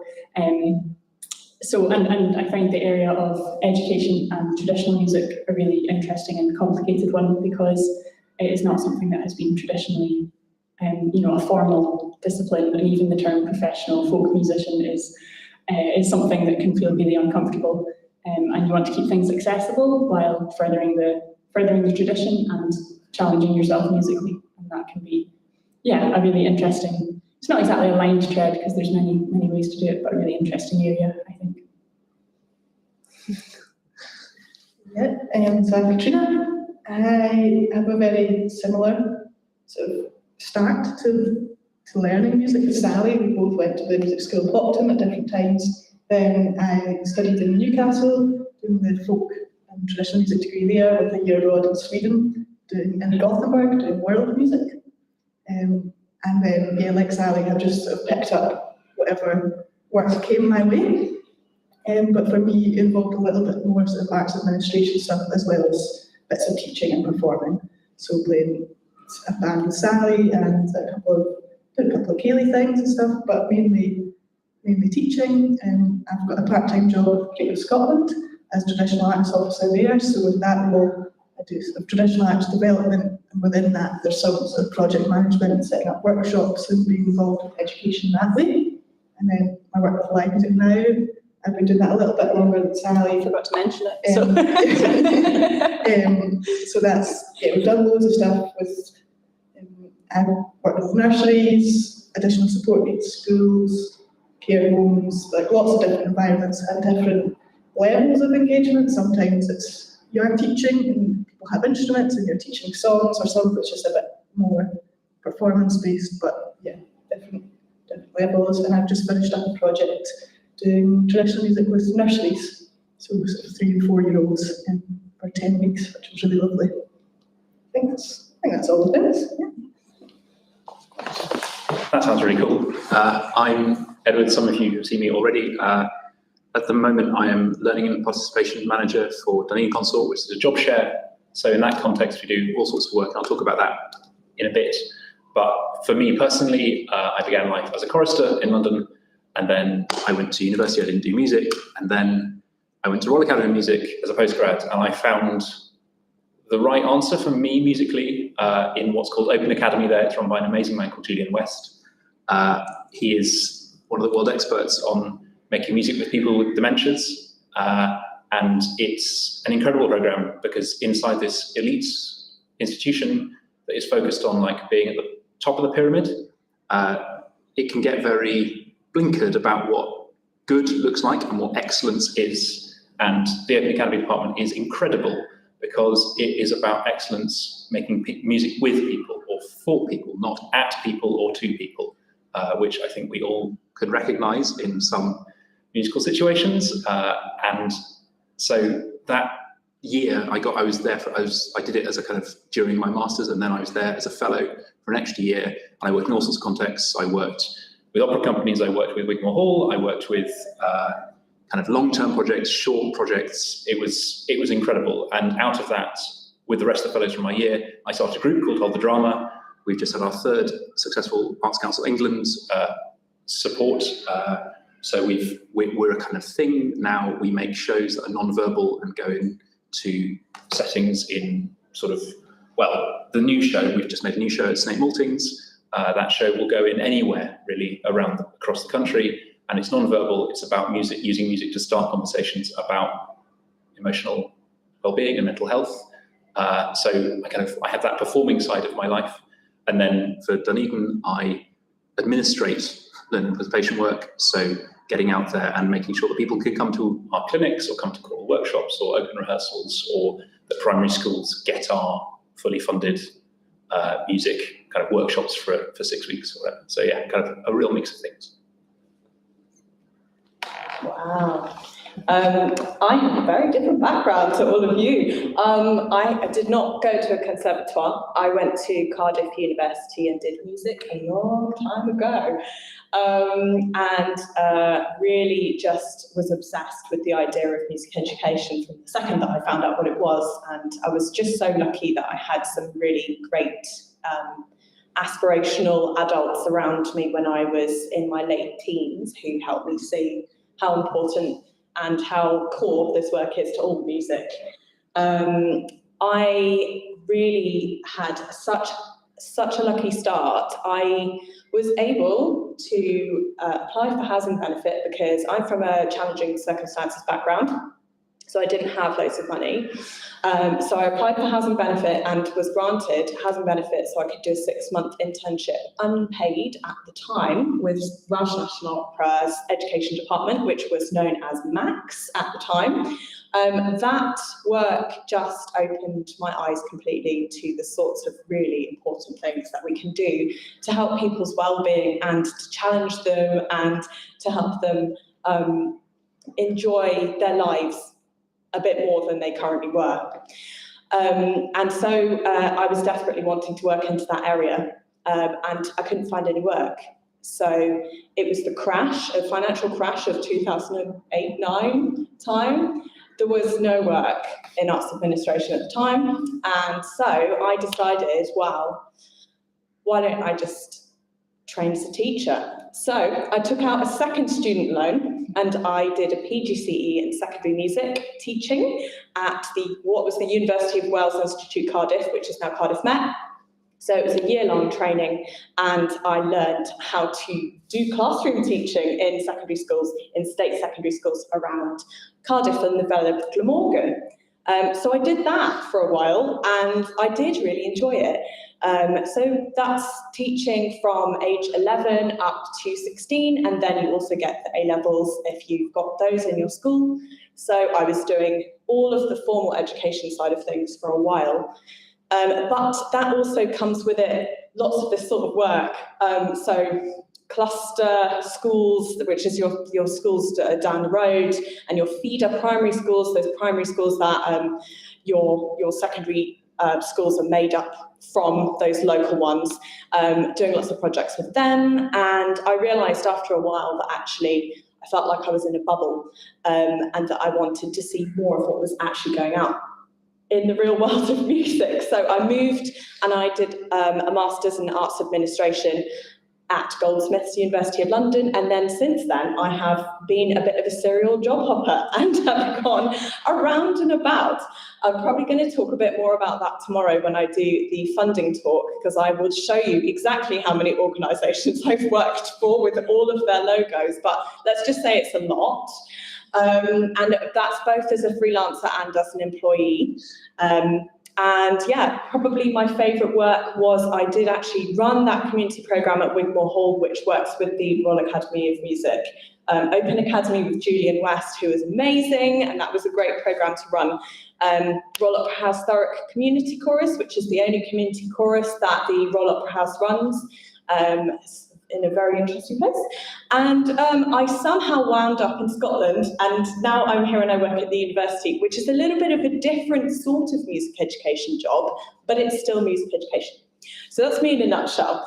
I think it would be really nice to hear from Ed a little bit about Dunedin Consorts, learning and participation work, and then we'll hear from you guys about live music now, if that's okay. Sure. So we have a kind of regular program of events and things that we run through the course of the year. So for children in primary schools, we run kind of a fundamentals of music session that kind of goes over sort of 6 weeks. They write music with us. We get professionals to come in and play it for them. Usually it culminates in a performance of Children's Messiah. So we have a cut down version of Handel's Messiah that we perform alongside our Messiah tour in December. the kids are invited along to that. We bus them in. We make sure that the barriers to access are as low as possible for them. And so that's one tranche of that. And we do that at the moment in Edinburgh and Glasgow. We've just expanded to Perth. Perth was quite a difficult one to expand into because Perth, I don't know if anyone else has experienced this, took a very strong reading of what the COVID guidelines were, so we weren't allowed into schools. So the kind of negotiating with that has been a bit complicated, but looking to the future, we're excited to go to Cumbernauld and also to Lanark in the future. So, we're expanding where that schools work happens. And then there's a bit of a gap, and then we're looking to move into secondary school work, but we don't currently do any. And then as well, we run things called clinics, which are a bit like masterclasses, except that I don't like the word masterclass, so they're not called masterclasses. And we run them alongside projects, and somebody who's singing or playing on our projects, you apply to take part. You're an amateur musician, you might be a student. I know there's someone here who's done one with us. And the idea is that you get 20, 25 minutes with this player, you bring your piece, and you work on it together. But it's not about the kind of excellence that is meant by conservatoires. It's about expanding somebody's experience of the music, whatever their goal is with it, whether it's they're on the way to having a career, or whether, as you say, somebody who's taken it up during lockdown and they just like to cross between strings a bit better than they did before. Like it's a really lovely thing. They're very special, safe spaces for that. And then alongside that, we also run open rehearsals. So a chance for people to come and watch what we're doing, what it's like to make music. So we're in the middle of our Passion program, St Matthew Passion program at the moment. People coming along to that got to see what it's like when you don't have a conductor for that kind of work, what it's like to watch a rehearsal, and people get to see behind the scenes and see how it's a discussion. It's, what you come and see this fixed final piece of work in a concert hall or in a church or wherever, and actually there was a whole lot of talking, there's a whole lot of negotiating and collaborating that happened off stage before you saw it. So that's another big part of it. And as you have heard from, if you were in the last session, I'm becoming head of artistic planning, and I'm not leaving learning and participation behind, because I think these things are fundamentally linked. It's no good to just make things that are really good on their own. I think it's very important that we include our work. Our concert work, it includes education work. There is no separation. So in the next 18 months, there'll be lots more of our education program. We're going to expand. We're getting the person who's replacing me is going to be doing more time than I was. So it's an exciting time for Dunedin. Look out for us in more contexts. Yes, so we can talk a little bit about live music now. I'll maybe give you some examples of what I've done over the last year or so.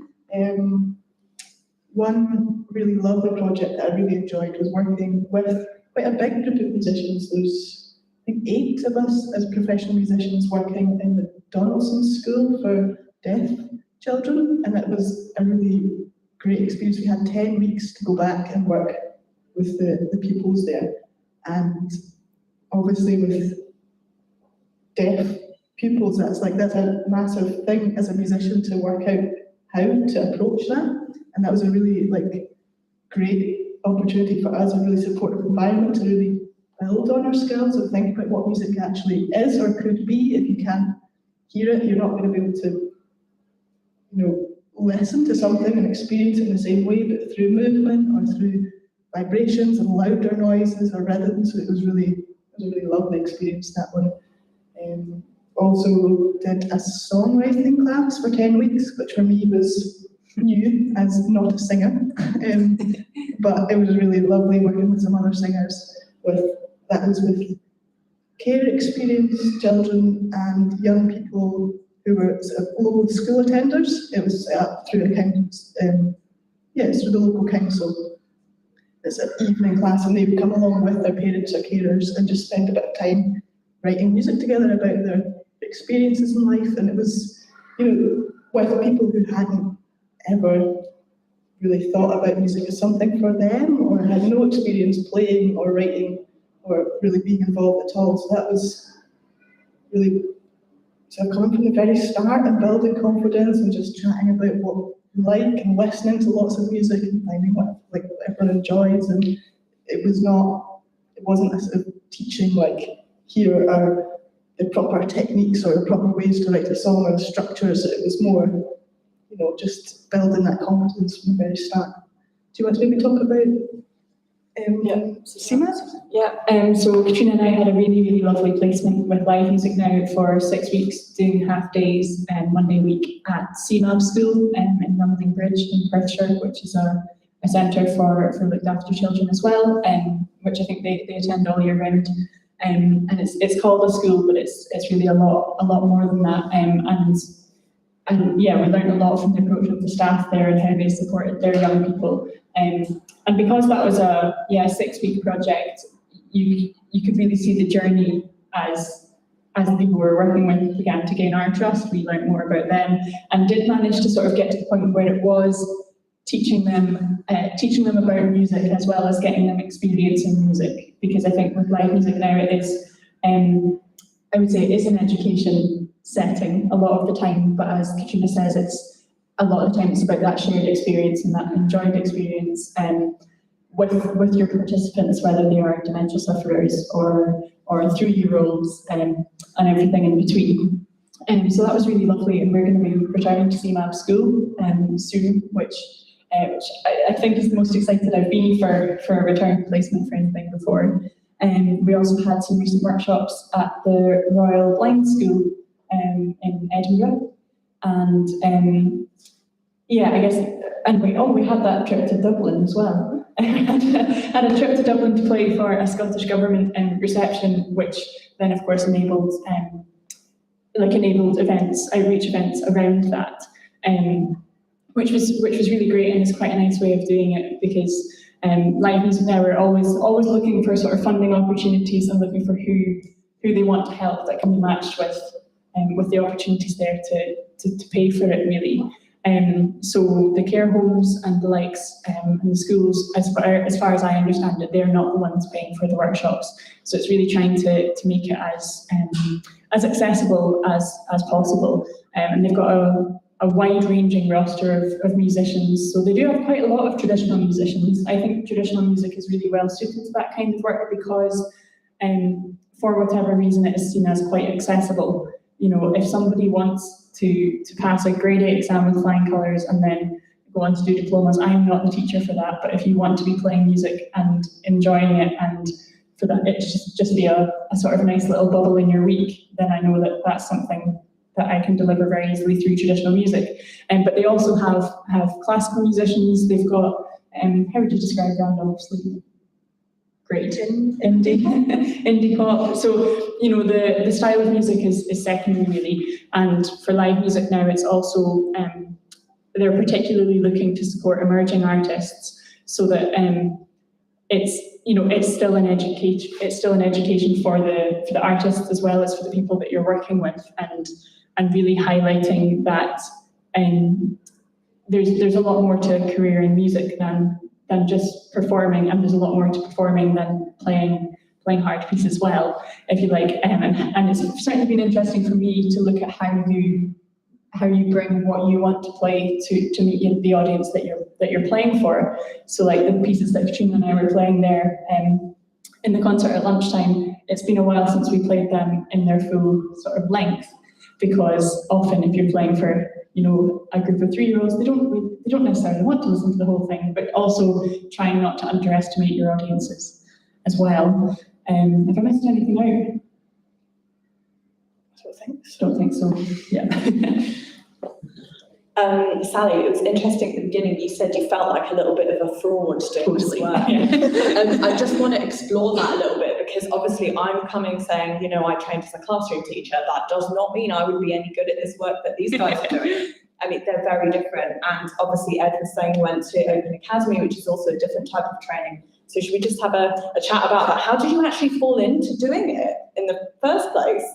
So I think from a performing music point of view, you know, having done what was mostly a performance degree, although not quite called as much, there is often this feeling for traditional musicians especially, it's that like you fall back on teaching, you know, you can do your private teaching, you don't need qualifications. So you sort of, you get into that because you can see other people doing it, and actually none of my teachers growing up had formal qualifications either, none of my, you know, instrumental teachers. And so you just start doing that, and then you sort of go, oh, I seem to be getting away with this, and nobody's stopping me, but has nobody noticed I don't know what I'm doing? And then you sort of, and then you get more opportunities and you think, oh my God, I'm going to be found out sometime. So yeah, that's just been the way it is, and I can now see that I do know what I'm doing, and that there are areas where I definitely don't feel like I do, and all that really means is that there are ways that I can improve, but that's going to be the case whatever I do. And I think also as a musician and as a music educator, especially when you're not in a sort of structured system, there is very little in the way of validation that you feel is actually structured and actually knows. So, an audience can go, that was great, or someone can say, oh, I really enjoyed that workshop. But there's nothing concrete to sort of go, okay, I've achieved this level now, and there's a promotion there, or there's this, and my yearly review said blah, blah, blah. So it can be very easy to continually be critical of whether you know what you're doing. And I think in education that can be more so. Both my parents were classroom teachers, one music, one chemistry, and I think you care about the people that you're working with, whether that's with live music now or a one-to-one basis. And even you care about those people, and so you want to be doing your job well because that's sort of how you serve them. And there will always be more that you can do, but it doesn't mean you always should. Which is, I guess, a lesson I'm trying to learn a little bit. I could talk about this for hours, but I realise this is not a therapy session. So I should say that I don't do any teaching, and that's a conscious decision on my part, not because I think it really matters. If you want to do it, you clearly do it brilliantly. And even if you feel like an imposter, it doesn't matter because you're clearly not, and B, you care. You don't know that. I think you can probably, if you heard the concert, you know that it's really diminished. But I think that I saw too many people at Academy, you say that sort of falling back on teaching thing, like this idea that you've got your career, the teaching is just going to pay the bills, you don't need to think about it, you don't need to be good at that, you can just take people's money, £40 an hour, whatever you're going to charge, great, lovely news, have 10 of those a week, sorted. It's like, please don't do that. It makes it really, really rubbish for your students, they will know, and it makes it rubbish for everybody else who cares about this stuff and should be having that £40 an hour or whatever. So I think it's important to think about, because there isn't validation, as you say, there isn't a structure to this, there isn't, Open Academy is one of the very few things at a conservatoire anywhere in the world that works the way it does. And even that is just a fellowship, it's not a qualification, it's not really formalised training. A lot of this is learned by experience and learned by doing. And so it's really, as you've been saying, really it's about reflective practice. I think that's the biggest thing about working in music education, is thinking about it afterwards. And we can be really bad at doing that in performances because either it went amazingly well and you're riding that high until you crash later on, or you think it was absolutely terrible and you never want to think about it again. And workshops and performances in care homes and performances in schools and working with all sorts of people is, you can't do that. You need to do you need to be open and honest about how it's working for you, I think, and how it's working for them, and learning to temper when they tell you it was amazing and you go, yeah, it was, but actually that's because we didn't do it, I didn't push you, or we didn't try and do this thing, we actually avoided doing that thing, or next time it would be much better if. And I think that reflective practice is a really big part. If you want to do music education, whatever context it's in, that kind of building that into how you work is a really important thing, because as you're saying, nobody else is going to do it for you, you have to do it for yourself. And it's hard to find the time to do that, but at the same time, it will make the experience for you as the educator, whatever that means in this context, and it'll make it better for the participant, whatever the participant is in this context. Can I just quickly add, sorry, that I've also, for that reason that you listed, I've sort of limited the amount of structured teaching that I do, because otherwise I feel like I know that I get to a point beyond a certain number of hours a week or a certain number of days a week where I don't like it, and my pupils feel the effects of that and I feel the effects of that. So it's sort of also balancing how much you need and how much you have to offer, and where that becomes a law of diminishing returns. Yeah, so I don't do any piano teaching. It's not something I enjoy. I had a lot of really great teachers, but I don't know that any of them particularly knew how to teach. And I didn't feel like I had that example of this is a really great way to impact information. I don't know, it just didn't really happen for me, so I just never felt comfortable teaching piano and ended up doing this more sort of community-based music and sort of participatory music through live music now, not really necessarily knowing that that's where that was leading.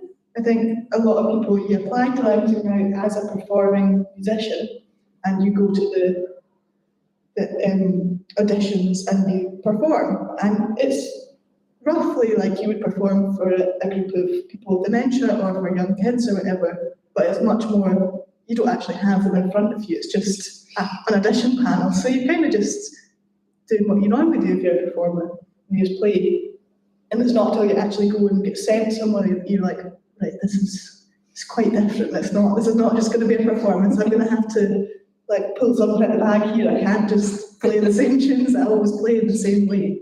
And I realised I totally loved it, and I've been doing it for 2 or 3 years, I think now, with Sally and with another singer as well, and just in general other projects.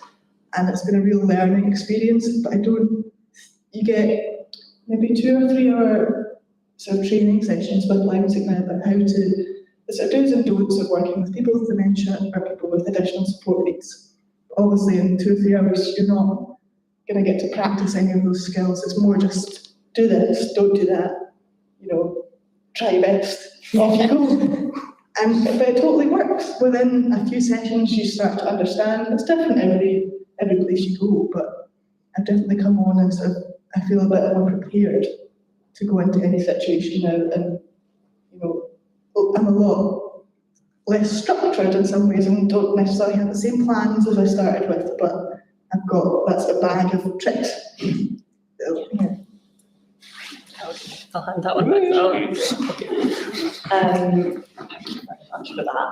Yeah, I think that it shows that you need to know yourself and what you really like doing and what kind of floats your boat. So yeah, weirdly I'm the same as you guys. Actually, just hated singing, teaching one-to-one. I've directed choirs for a long time, and I love mentoring young people, and I do a lot of mentoring now, even though I don't classroom teach. But that's emerged out of classroom teaching. I really, really love the pastoral side of work, when somebody comes to you with a problem and I was going, what can I do to kind of help you? That's my boat. Yeah. But it took me a while to find that. So this segues well into what sort of non-musical skills do you think are important for this sort of work? We've already covered a few of them, but it would be great to know if you could pinpoint a skill or two each. That would be fab. I'm going to start with time management. Thinking on the spot and being prepared to plan in the open. I think that's a really big deal. It can be, especially coming from a performing context, you're used to showing there's nothing, that you don't show your pain. Don't show that today has been a horrible day.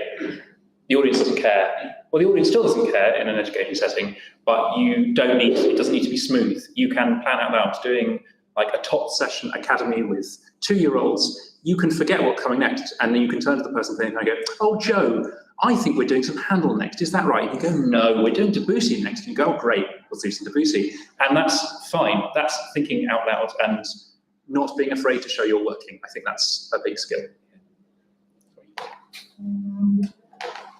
I spoke the big ones, time management and sort of thinking on the spot, and a general, beyond time management, just the planning and having everything in the calendar and being sure you can get somewhere and being able to drive. So being able to drive really helps. Yeah. Certainly, if you're freelance in any way, then yeah, definitely being able to drive is probably the most useful skill that's been added in there. I feel like you're all listing things that I struggle with, which makes me think that there must be a way through to being able to do these things without all really important. Also connecting with the people that you're working with, being able to find a common ground. So I guess that's sort of an empathy place as well.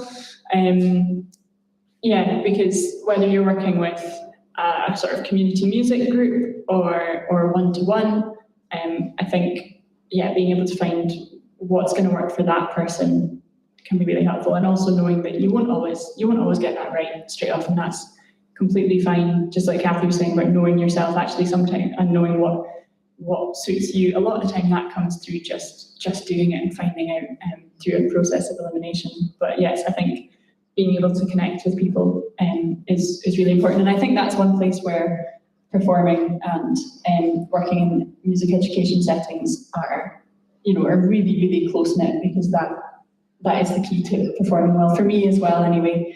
The sort of music we play, it's about that connection through teaching or playing. I'm going to add, reading the room, you all look really depressed. Tired right now, so I'm like, need a cup of tea. But seriously, sometimes if you are facilitating a workshop and you are in the zone, you may not have noticed that 3 people had to go out to the toilet, somebody needed a drink. Just kind of making sure you bring yourself back to what is actually happening here. And especially in classroom teaching, if you do find yourself in a situation with 13-year-old boys, they are going to get bored at some point, or someone's going to be messing around with something and they're going to be hiding under the desk, and you're probably going to notice it, and you've got to make those decisions about what you're going to do. And I suppose that's another thing about training versus not training as well. If you're being formally trained in this stuff, there are various kind of procedures that you go through, but I would say that did not necessarily prepare me. I trained in secondary, and I ended up being a musician in residence for 2 primary schools, not even that long ago, about 4 years ago now, as part of my freelance work. And the skills that I learned as a secondary teacher did not work. On the primary kids, I was going, been waiting for 3 minutes, and they're like, I know you can't keep us in at break time, we're going out anyway. And you're like, oh yeah. And you're like, 5 minutes, and they're like, yeah, you can't give us detention because we're 9. And yeah, so you've got to work out different ways of kind of, yeah, just keeping things moving on. But also, yeah, listening is a big one. And so reading the room and listening, I think, is good. Anyone else want to say anything else on this topic? I might just add one more, which is sort of the other side of the coin to what you were saying, of knowing what somebody else needs, is also knowing where your ability to help stops. Yes. It can be really hard in music education settings.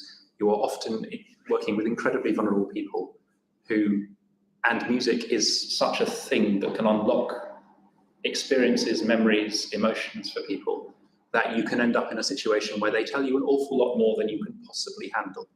And it's really important, if you ever work in these settings, to think about how you're going to put those things down, share them with the people who are appropriate. There will be a safeguarding procedure, follow it.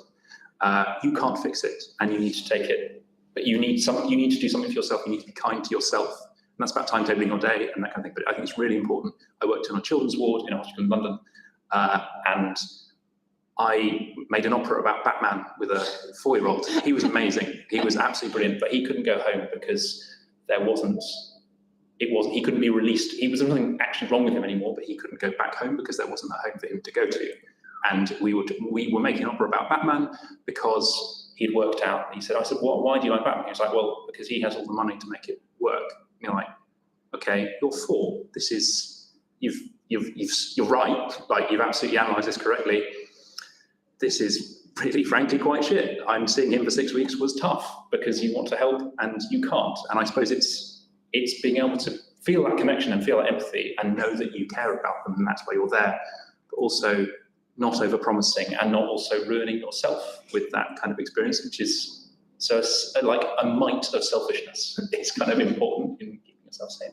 It's also just self-preservation, so that you can keep bringing that benefit both to that kid and to others. And I think that it again shows the value of music as a point of connection with other people, and the fact that people will then share more. I mean, the number of violin lessons that I cried in, like, my life was great, but it was, even then, it's a vulnerable place to be, working on music, and certainly when it comes to actually striving for excellence or working on your playing and things being very individual, it can be a really vulnerable place to be, and it's why I sometimes struggle with more structured and formal music education situations, because I feel like I want the connection to be, you know, I want to know the person I'm teaching well, and I think that so many aspects of your life do feed into it, but you need to be able to, both for professionalism, draw the line about, okay, where's, you know, how does this sort of work as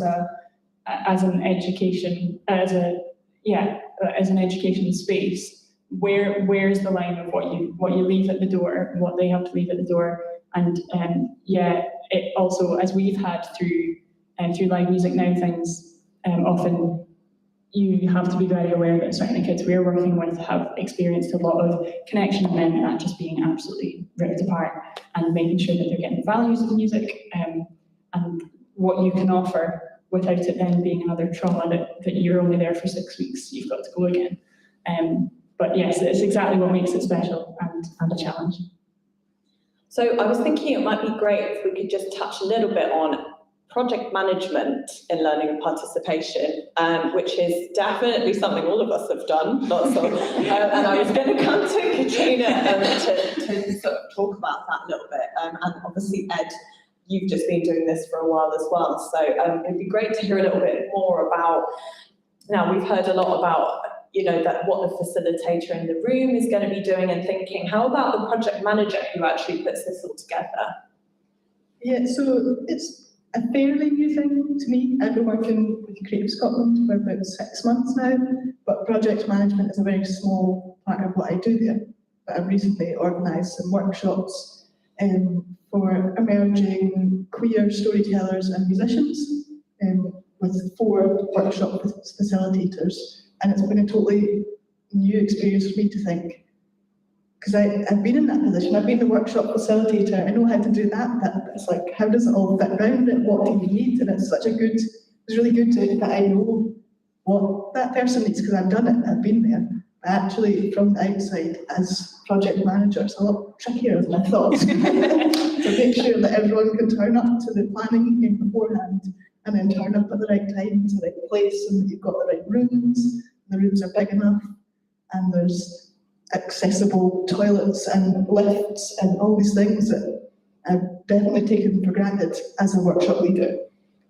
But yeah, that's been new for me. But also with Creative Scotland, I'm like in a lovely position. I get to read loads of funding applications from youth and community music organisations, so I get to see all these amazing things that are happening, or hopefully happening, and all these plans that people have, and that's been really great for me to kind of think, oh, it's a nice way to do things. Maybe I can do that. That's a good idea. Take that. Thank you. Yeah, I suppose my experience is similar. Like the fine details of making something happen in a space that isn't your own is like the way things can get out of hand. And like you can discover that you don't have the keys to the door that actually turns out to be where the piano is, but nobody thought the piano would be in there. The piano is now in there, so there isn't a piano. And like those kind of really like frustrating things that feel very basic, but very hard to plan for. I suppose persistence is one of those things that you really need, especially if you're offering your work to other organisations. They are very busy. Like we organised, my group Hold the Drum, we organised a national tour. It got cancelled because of COVID, but we organised a national tour that involved ringing so many primary schools. And you bounce off the front desk, and then you bounce off the person just after the front desk, and then maybe you bounce off the head teacher, but at least you got as far as the head teacher with that one. But really you need a direct email for the person's class. Right? It becomes incredibly wearing as an experience, but you just need to hang in there and keep banging against the door, because, and with Dunedin, and in that context with Arts Council funding, I'm turning up with a free thing for your children for an afternoon. We can help you. No, you don't have to plan lessons for that. We can do a thing. And it's remarkable how hard it is to get that through the door. And so it's just, that persistence. And then also them not organising something else at the same time. That is a classic. I don't know how often it's happened to you, but you turn up and you're like, oh, actually, you're in here today and you only have year 2. And you're like, oh, but I was here to see, you only have P2. And you're like, I'm here to see Ps 5 to 7. I'm like, oh, no, they're on a trip, so you've got P2. It's like, what I've brought isn't for, we can do something, but it's not for, it's like, come on, guys. So, like, that experience is you can't plan, you can plan for it in that you can build in the time to try and fix things, and you can build in the time for the communication to take about 4 times as long as you think it ought to. And as you say, working with a load of freelancers, everybody's diaries will be different. There could be one day in the next 6 months when everybody is free, and you need to know that as soon as possible. So yeah, I suppose it's so much about diary management and about being prepared to ring people up again and again. Yeah, definitely phone everyone. Yeah. Don't bother emailing, it doesn't work. I was literally going to say that. The best way, if you can't build a relationship with someone face to face, Zoom or phone, ideally phone, because Zoom is a bit, it's hard to read people's faces, as you know. You've been on it for the last 3 years-ish. But yeah, the phone, it's so powerful because you can have a nice chat, and sometimes emails can just be a little bit, you're like, ooh, that's rubbed me up the wrong way. And you might have been having a really bad day that day, and you're like, oh, I can't believe this email just came in, like, let these people have cancelled this thing, and just having a rubbish day. Just get on the phone, or just leave it, sleep on it, and then come back the next day, and you're like, it's not that bad. I was just being a bit over dramatic, but yeah, it's really hard sometimes. It's really hard. Yes, I have done lots of residential project management. So probably my biggest one for 3 years used to run Gabrielli Consort's Raw choral program, which involves children from state schools who come and perform with Gabrielli Consort and players at different places, and sometimes do a recording. And at the time, it was just bringing youth choirs, school choirs, and anybody who was in an ensemble which was in a state school or was in a music hub, as they have in England, music hubs. And they would come and spend a week working with the musicians, and it involved trying to find venues that were big enough to hold 250 young teenagers. I'm talking teenagers here, like probably 11 being the youngest, and then up to about 19. So 250 of those, plus all of their teachers or support staff who were, like, this was a holiday for them. And quite a lot of the time it would be me and a couple of volunteers. And then, of course, all the artistic team who focused on the artistic stuff, mainly. So I think the things that I learned from that were absolutely the phone calls and being able to think on your feet, just going, right, okay, like Ed was saying, the piano's not in that room. What can I do? Can we just quickly rejig these sessions, or can we get someone to take some of those kids off for a sectional to just work on that one bit, just while we sort this thing out, so there isn't time wasted. So yeah, having some things up your sleeve definitely really helps. But super enjoyable work. And I was going to ask you all if you wouldn't mind sharing a favourite memory that you have of something in music education, whether it's one-to-one classroom teaching, or if it is in a setting with some vulnerable adults, or in hospital schools, or in care homes, prisons, anything that you like, just pick one and tell us about it and why it was so good. So a few years ago, doing, I think it was a YMI funded project in Angus schools with Faith Ross. I think it was like 5 weeks of workshops in primary schools.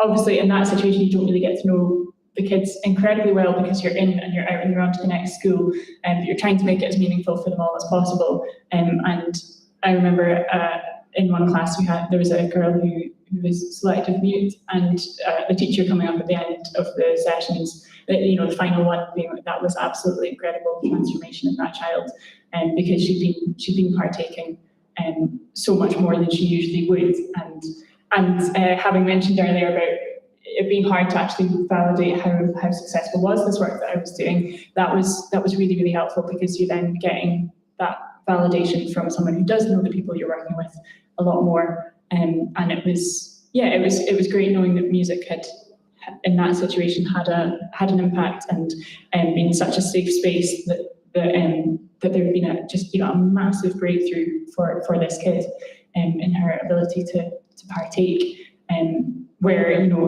I wouldn't have known that was a big change for her otherwise. So that was just a nice bit of validation in going, okay, the work that we're doing here the work that my colleagues are doing here as well, and the work that we go into primary schools so often doing, and not really being able to measure the impact of, it's good to go, okay, yeah, it does matter. I was going to say one was very similar. I had a very similar situation working in nurseries with a little girl who didn't speak very much. I didn't know the ins and outs of her background, but she wouldn't, so we go around the circle and say her names, and she wouldn't quite be able to participate with that, but by the end of the sessions was able to sing along and stuff, and that was really lovely. Also, I was thinking, when we went to CMAB, which is a school for behavioural needs, we sort of went not entirely knowing what the setup was going to be, who the kids were, or what their background was, and we didn't really know it was residential to the extent that it was. So these kids didn't have a safe home to go to. So it was their home. So we went in, and one of the first things we played was a tune that I'd written for my parents in their house, and it was all about a lovely, happy, have got a nice home. So I'm not realising actually that was probably not the best thing. Like the kids maybe couldn't relate with that because it's just not what they had. And one of the staff had kind of informed us on our break what was actually going on, the background of these kids. And we're like, all right, okay, we'll not do that again. But the following week, one of the kids asking for us to play that music because it obviously brought up some emotions that was for them was really lovely. Because it wasn't something they knew or understood, but it's like, oh, when you play that, I get to feel that. And that was really, really sweet. I think my examples probably fit into the same category, which is there's something special about being new to people that you don't know. In the good way, you don't know their needs. You don't have any baggage with that person. So in a primary school, it's that somebody puts their hand up and talks in a lesson, and the teachers, I've had teachers in tears that they didn't know students in their school could interpret music, like they couldn't contribute to a class like this. And the example I'm really thinking of is one of the first projects I did, which was a Wigmore project. It was a dementia project, and working with somebody to write a song. And it turned out to be about Leeds United's great team of the 60s or something. That was where he was. That's what we wrote the song about. It was great. It was amazing. And I'm a countertenor, so I don't have a predictably masculine sounding voice necessarily. I don't sing tenor or bass. And by the end, he wanted to be a countertenor too, and we were singing it together. It was amazing, and it was so cool. And afterwards, people were like, you do know that X thing about him or Y thing about him. I was like, in that time, for that 6 weeks, none of those things were material. And I think that is the loveliest thing about it's kind of a common thread to all of these. I think if we had 100 of us, we'd probably all come up with quite similar things like that. It's from project to project, it's just one of the loveliest things. I'm going to talk about one where I did know the people involved. So I'm just going to fly the flag for London Youth Choirs, who are doing the most incredible work. Rachel Staunton, who's the artistic director, is my absolute hero. I was very lucky to freelance with them as their education manager for about 3 years. And it was very much at the beginning of their journey with trying to reach a more diverse cohort of young people across London, because the aim of the London Youth Choirs is so that the makeup of the choirs is London. It's people from all different backgrounds and circumstances singing together for a shared goal. And I think that they are starting to achieve that. But with that also comes a lot of challenges. And through the time that I was there, we established a wellbeing programme, because it became really clear to us that young people were coming every week. We had 350 young people every week, aged 5 to 23, coming to work with us over a whole set of different choirs, musicianship sessions, individual coaching. Some of them were auditioned into special routes, and some of them were kind of wider. And we literally would go around to schools where people literally had never got as far as the River Thames in London, which goes right through the middle of London. They just went to home and to school in their same little place, and that was it. And they didn't experience anything else that London had to offer, mainly because of financial challenges, but there would be other things. And we were able to go in and work with the teachers in the primary schools that we had been funded to go into. Thank you, John Lyons Charity, for that. We worked across Brent and Barnet, and we worked right in the back streets, you know. And all of the children took part in our work at the schools, and then we identified some of the children who really enjoyed singing, and we brought them in to a sort of a training program.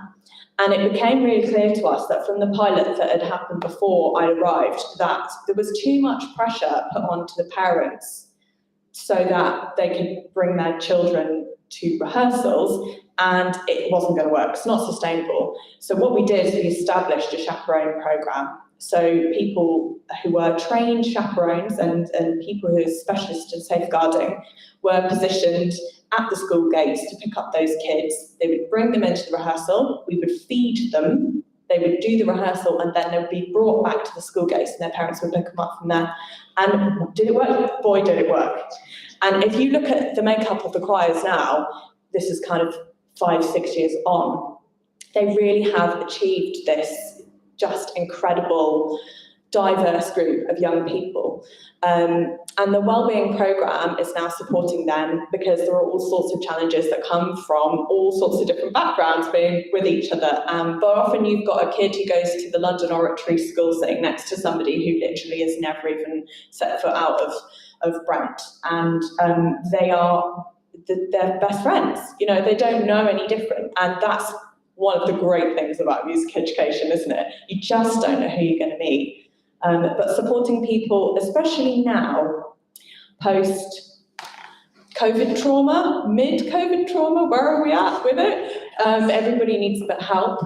And I've noticed at least residential programs are starting to provide counsellors or nurses, so people can have a chat, because often doing music is opening out a lot of memories or feelings, and suddenly you're in a safe space for the very first time, and these are adults that make you feel like yourself, and maybe you don't have that at home, and all sorts of things can come out. So it's a hefty old career path, isn't it, guys? But boy, is it worth it. How are we doing for time? Let's just check. Oh, 5 minutes left. Wow, okay. Shall we just end with, if you could go back in time, what's one thing you would tell yourself when you were starting out working in music education?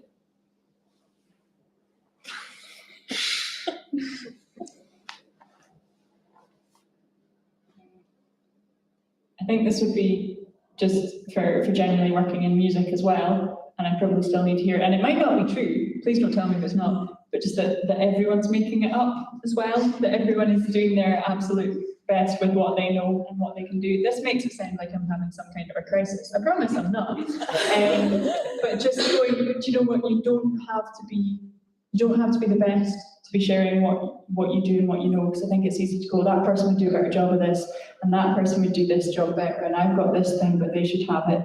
And actually, that's probably not true. And you do not have to be the absolute best at the thing you're doing to be doing it. And you have something to offer to it anyway. Is probably what I would say.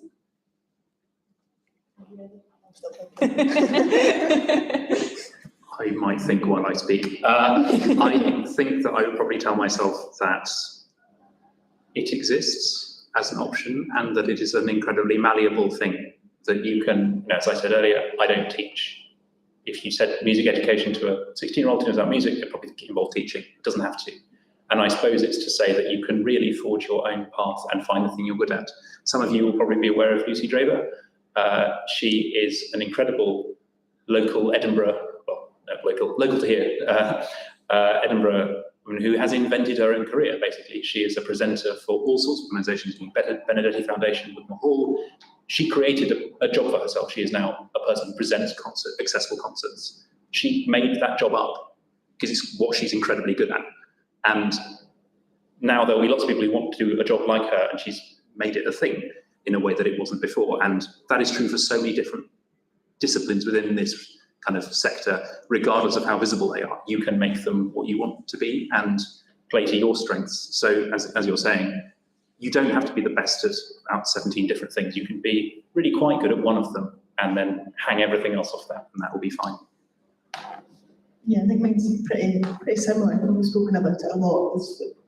When I first did a little bit of teaching, I was like, it's not for me. And I knew that, but that did make me a little bit scared of any other sort of participatory music or workshops or anything for a while. And it took working for live music now to kind of be like, oh yeah, I do actually like that. So yeah, to keep trying different things. And just because you don't enjoy one aspect doesn't mean that, that writes off the whole of music education. There's a lot more than just one-to-one teaching.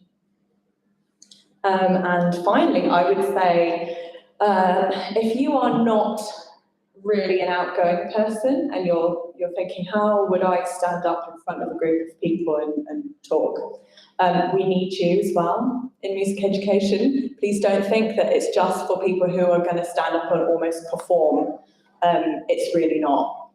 It's really important that everybody has access to educators who look like them and sound like them. And I think that sometimes music teaching especially kind of looks like it might just be a performance thing, but we need the quiet people at the back of the room as well. You're really, really important for some other future people who might think, I really just need someone who can inspire me and can think like I can. So you can all do it. And I think you probably will find that you do actually end up doing it. If you work in music, you'll probably do some of it.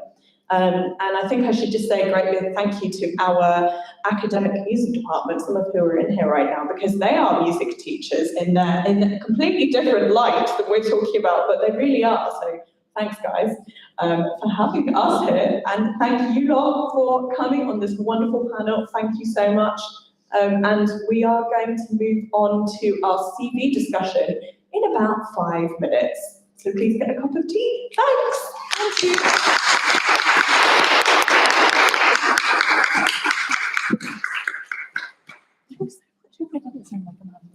Honestly, fine. It's so nice for them to hear the realities, though. Like it's yeah, because we can stand up and look so confident.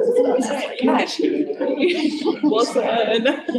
I said this at the end of the other session. Like, it's easy to build a career looking at people's websites and being like, oh, I want that website, great site. Yeah. You haven't seen the rest of the iceberg I know. and mess that is actually their career. I mean, good. Yeah, we can make ourselves so number three. But yeah,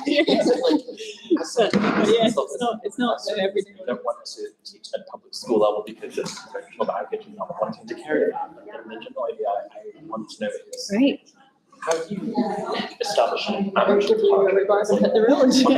anything really music, traditional music, because I feel like it's the most accessible. It's easy to get into, it's free to get most of the time, and it's written for multiple levels of musicians, not just the most hyper-talented in the 19th century. Before that, there was no formal education, which is why I'm so interested in it, because there's no right or wrong. There's a right way, but there's definitely a lot of wrong ways. But it's making it your own. Like, what's the general way to create an ensemble? I don't really know where I'm going to be, but how do you create something? I reckon Jane is the best person to talk about that. She's got Scottish young composers who are doing she does loads of stuff like that. Because it's like the final few months in finishing my MPhil, I was a PhD with pandemic PhD for me. And I'm looking at teaching English in Jerusalem next year, but there's a community service component with Mosque Israel, which is why I wanted it, because it's 24 hours of teaching English. And then, in addition to that, I get the community service component, which is something I'd like to do more with, and I don't know how to do it, but I want to do more music. Okay. And I know Israel has a lot of musicians, and I'd like to find my mentors, and I know Jerusalem Baruch did a lot of and they have some really good variety. And for me, there's so many women and minorities in music that I've heard some of the music and like, I need this to be accessible. Like, these women as minorities have such compelling stories, and they succeed in ways you didn't see possible. So it's now not just that's the issue I had in our university. So if I was getting an early music ensemble, to first and foremost play music, but to then, if that took off, to then incorporate minorities, because I don't know how that would work if that was the way to start it. Because I wouldn't pick up an ensemble and say, let's go play with George Bologna and they hold the Black Mozart. I still think he's just a French composer who wrote music I relate more to than Mozart did. Yeah. And he found Wales is very influential composer, but when she was obviously written out because she's a woman, everyone needed her. She's Austrian. super relevant. And that's why I love the idea of teaching at university, where I can get involved in the community and do student community projects. And I know James Stanley said that they're going to start launching that next year, but I'll be gone by the time they start. Yeah. But not so deeply, that's sort of work. We're just not right now. Yeah, I really wish the pandemic didn't happen. I suppose if I was able to get a better funding situation, I would consider reapplying to do a PhD here. It would be in the provision that release would happen. And I could have operated once a week, or the next 3 hours, maybe 1 away, 3 hours back. And it's the best I could do because.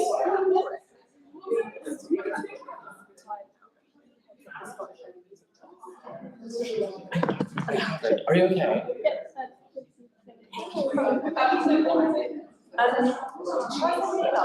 If you could, that'd be lovely. Yes, I do. Yeah.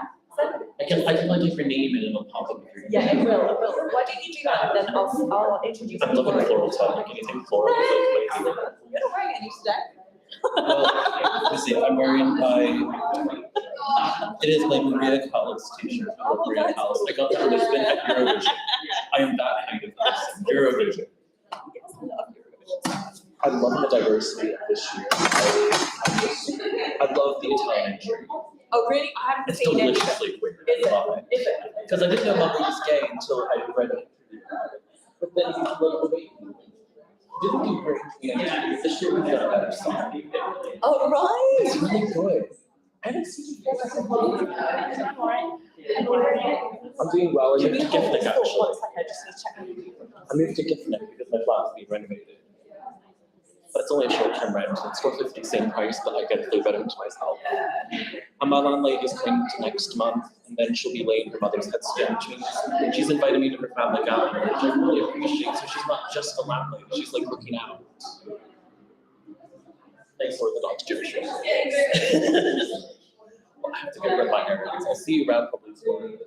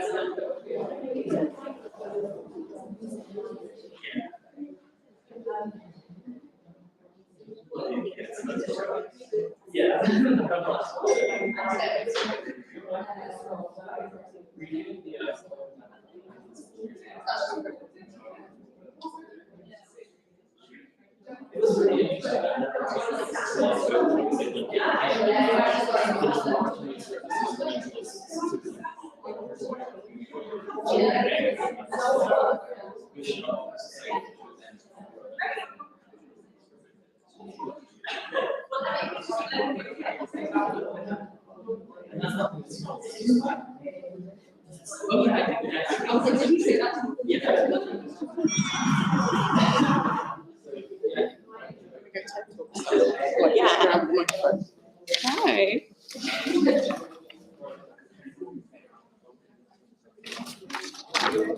People signed up for the 4 o'clock thing? Or not really? Don't know. Maybe we'll just do a shout out at the beginning. Where's the, is there like a thing somewhere that says? Yeah, they're signing up at the back. Okay.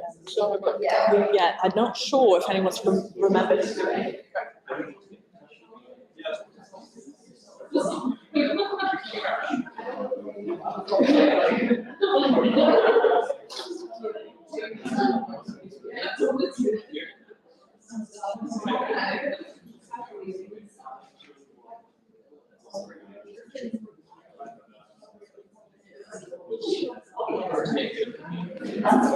Just water. Thank you. Yeah, no one has signed up, but that's okay because I actually didn't currently do some of that. Yeah, I think it's fine. It was just if people really wanted it. Yeah. But maybe they're fine. Maybe they just don't know yet. Well, they'll probably do like a kind of questions about yourself. Yeah, definitely. I think so. Both of these are off right now. Quick way. So I'll do.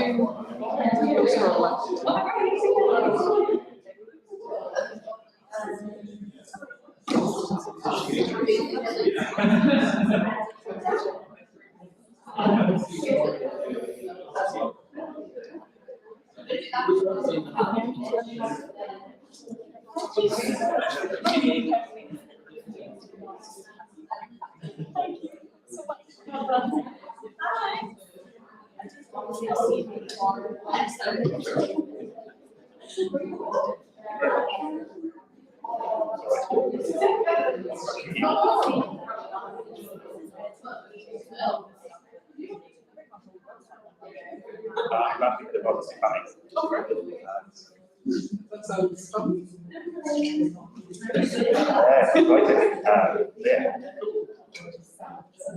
It's a pleasure.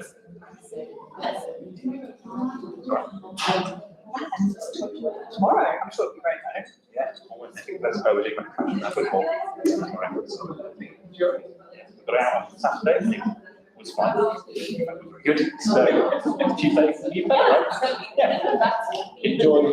This is a good session. We would love more people to know how to do CVs from my experience. I don't know that I have, to be honest. No, but even knowing that.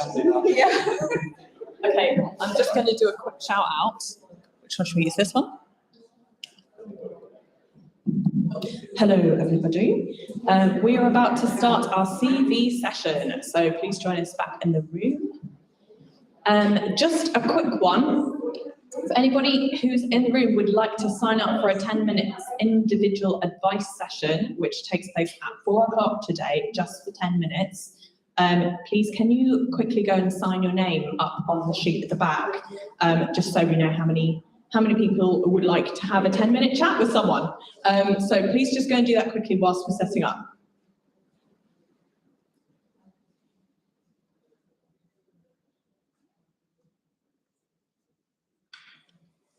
Okay, well, I'm absolutely delighted to introduce Dr. Louise Harris.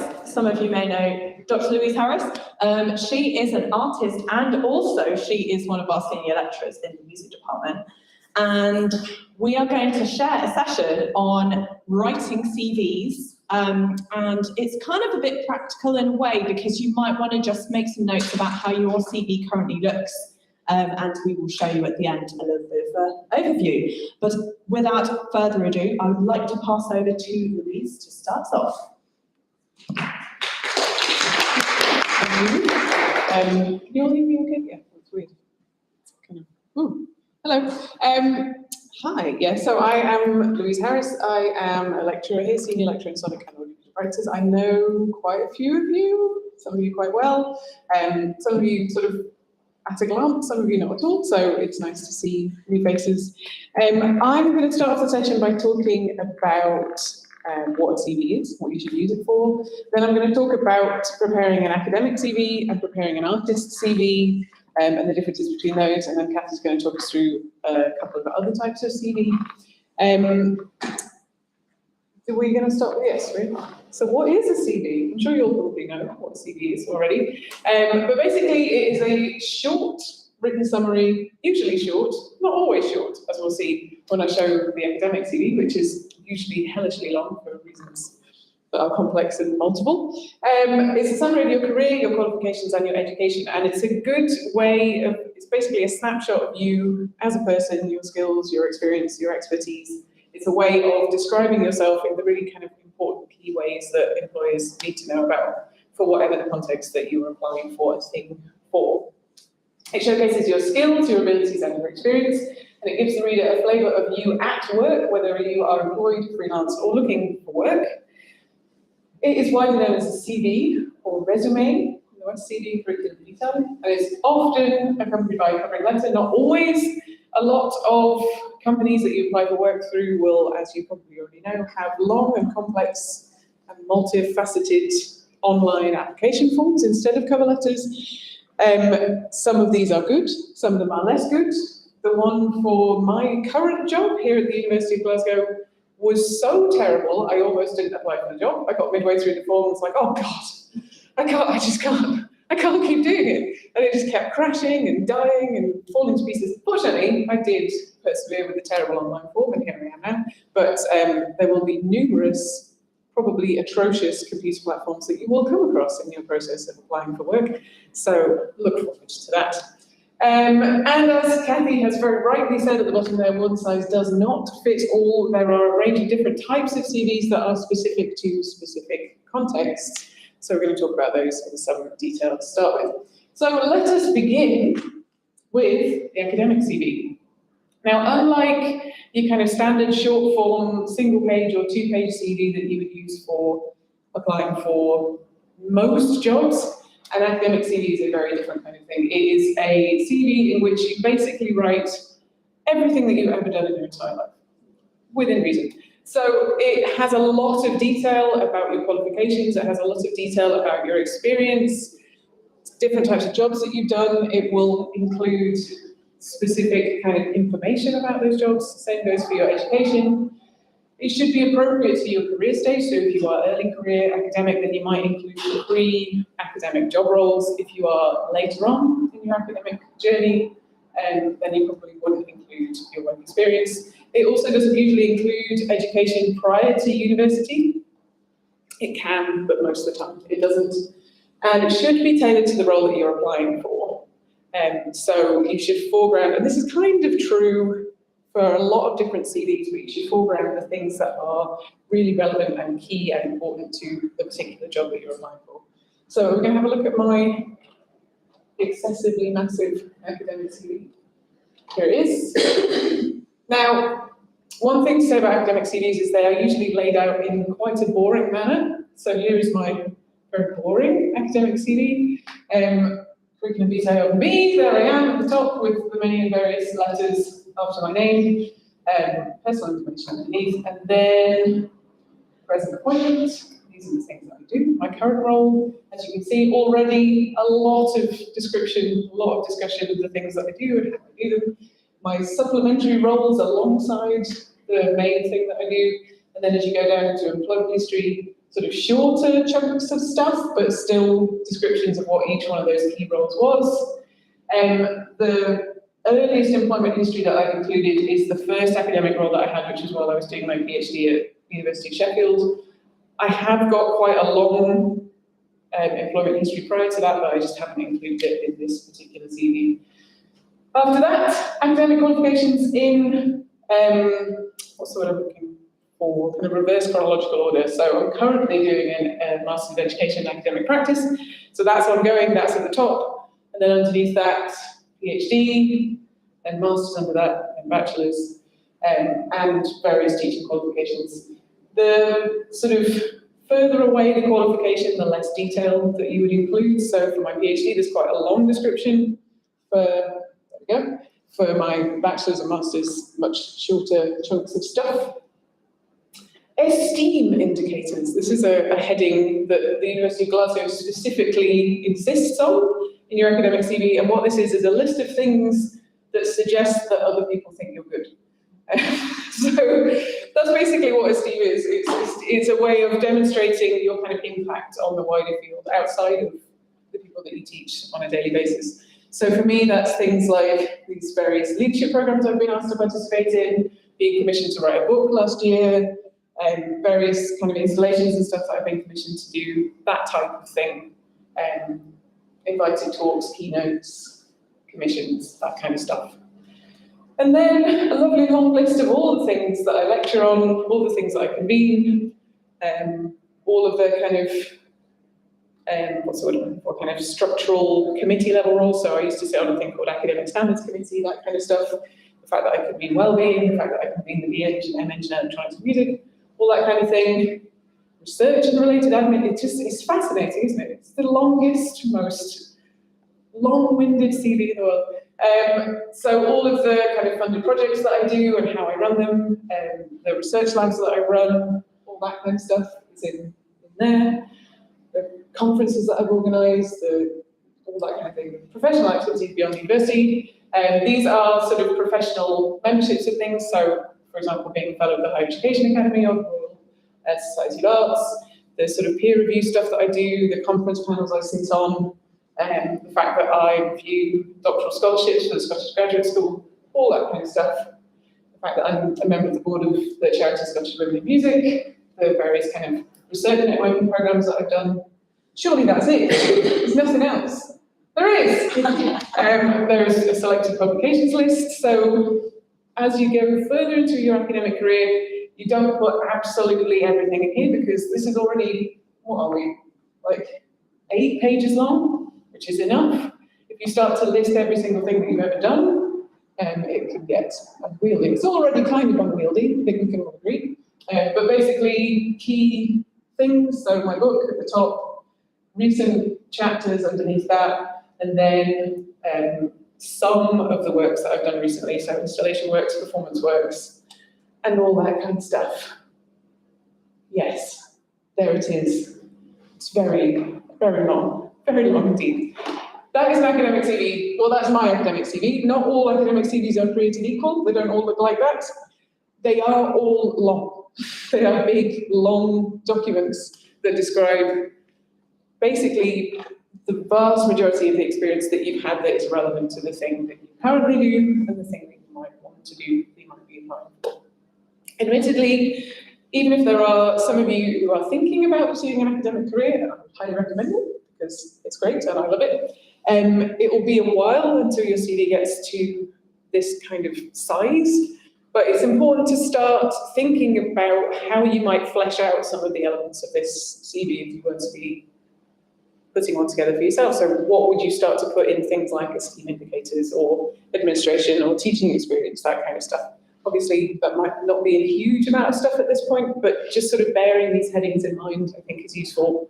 I was certainly, the first time that I had to put one of these together, I had literally no idea where to start. And it's kind of, because it's such a specific thing, it's quite difficult to find advice on. So it's worth just keeping it in mind if it is a thing that you're thinking about exploring in the future.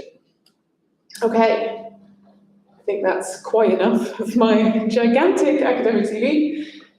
There is another type of CV that I have, which is my artist CV. So the research that I do is practice-based. I make stuff as the primary kind of output. I also write about the stuff that I make and the stuff that other people make, but I do a lot of making of things. So my artist CV is a thing that I will send if I'm responding to a call for works or a commission, or if I am asked to send a artist CV to an organisation that I'm working with. That is what my artist CV is for. So should we take a quick look at that? Oh, I haven't done the top tips, sorry. I'm very bad at this, Kathy. I'm too busy looking this way. I'm not enough looking this way. Unlike the academic CV, your artist CV should be brief, and it should include highlights, but not absolutely everything that you've ever done. It should be your most recent things that you've been working on. Not as formal as an academic CV, not as much detail, not lots of descriptions of this is what I do in this teaching role, just sort of short, punchy bits of information. It is good to tailor it to each opportunity that you're applying for. So there are certain works that I make which are interactive or installation based. So if I was applying for that kind of work, I would tailor it to that. Whereas there are other works that I make that are kind of radio pieces. So if I was applying for that kind of commission, then I would foreground those types of work. And it should look good. Not that it looks amazing, but it looks slightly more, in fact, in fairness, I haven't updated it for a while, and it maybe needs a bit of work. But it should certainly look a little bit more engaging and interesting, less formal than the academic CV. So even though I am Dr. Harris, I haven't put Dr. Harris, just Louise Harris at the top. And my kind of practice, the things that I do professionally. You always begin with a biography in an artist CV. Very often, if you're applying for a festival or a commission or something like that, they will ask for a bio anyway. But if you put one in your CV, you don't have to provide that as a separate thing. I'm particularly bad at keeping that up to date. So it's kind of a 6-monthly thing I need to go in and do and update, make it more current. After the bio, education, but again in brief, not a long description of what you did for your PhD, what you did for your master's, what you did for your bachelor's, just literally, these are the things I did in this order. Same goes for employment underneath. So just job titles, where they were, dates, but not this is what I did, this is how I did it, these are the things I taught, none of that stuff, literally just the job titles. Commissions are a little bit more detailed because you are telling the organisation what it is that you've done already, so that's the stuff that they need to know. So it's still not masses of stuff, but a little bit more kind of specific information about the works and what they were for, who they were commissioned by, what event they related to, that kind of stuff.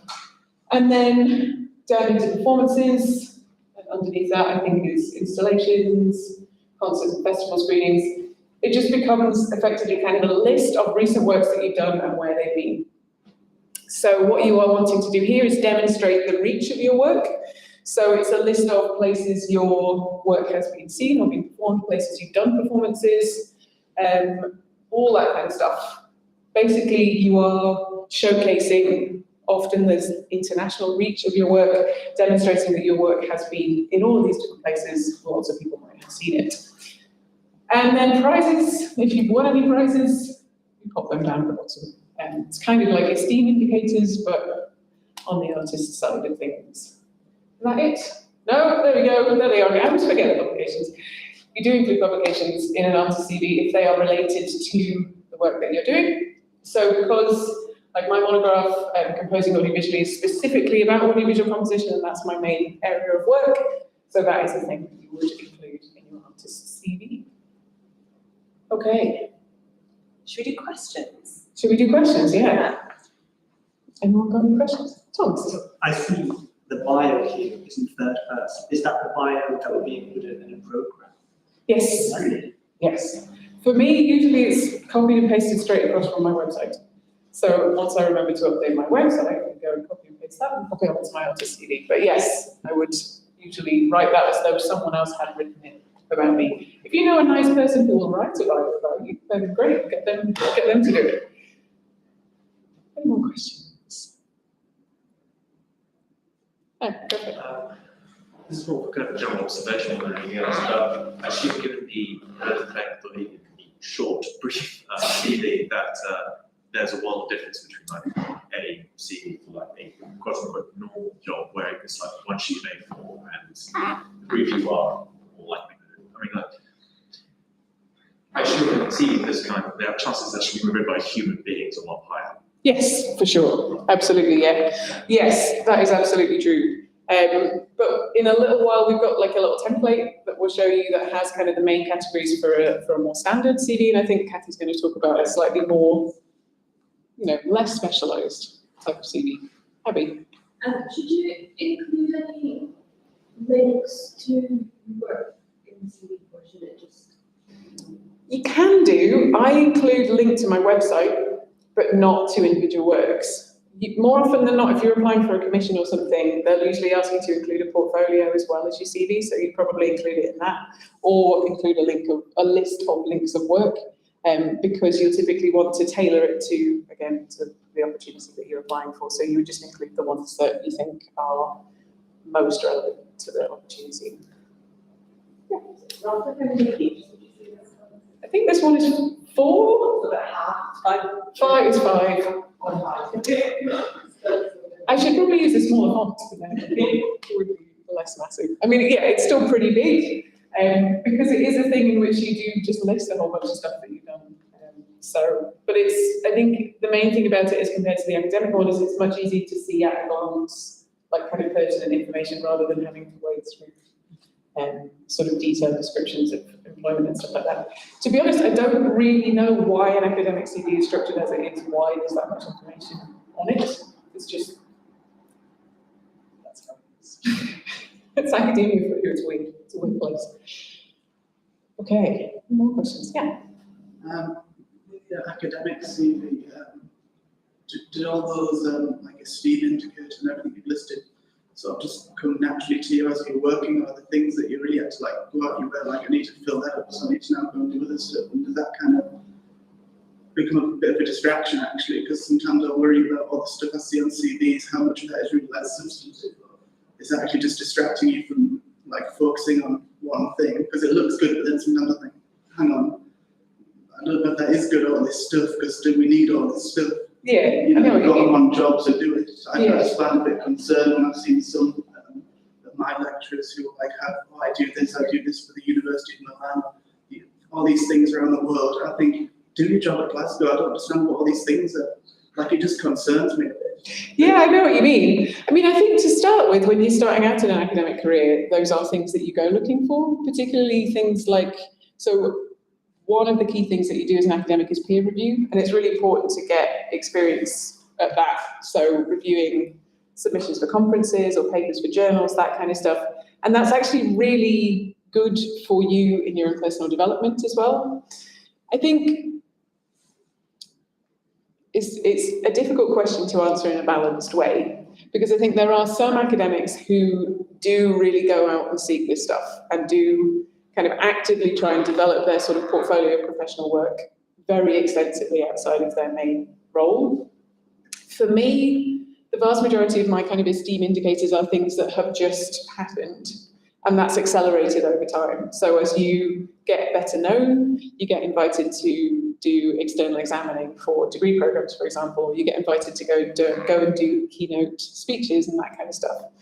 But it's not usually stuff that I've specifically sought out. It's things that have kind of come along and that I've agreed to do.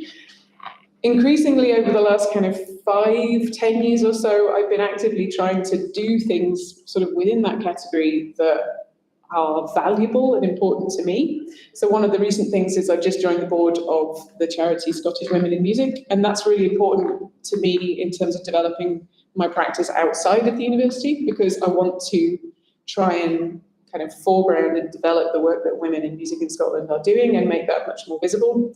So that's a nice thing for me to be able to do, but it's also a thing I can whack up on my CV and say, hey, look at all this stuff that I do.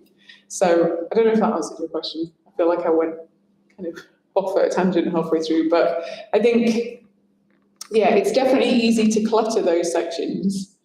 And for me, what's been important recently is thinking kind of strategically about not doing that, but just doing the things that I think are valuable in terms of my own development, but also in terms of what I bring to my role here, if that makes sense. And what do you think that's about a recent thing, the having to have lots of stuff on your CV? Because, well, for example, I'm like, quite a well-known literary diary of code. He talked about it, it just says on his CV, it just says he taught at Cambridge and that's you know what I mean? Like, he's like 80 odd years old and very famous mathematician, so yeah. And maybe like things are different now and how established you are. They definitely are, yeah. And all of this stuff is, for example, if you're applying for promotion, you have to tick certain boxes. There are things that you need to be doing. So yeah, and I think that is certainly changing. I mean, I've been working in academia for 12 years now, or 12 years sort of post-PhD and then during my PhD. And even I've noticed the changes in that time. So yeah, it is definitely changing as time goes on. Okay, any more questions?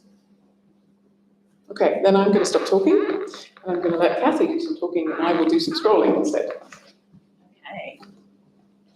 Thanks. Hi, everyone. So I'm going to talk about arts administration CVs and teaching CVs, and that'll be us, because 4 CVs is quite enough.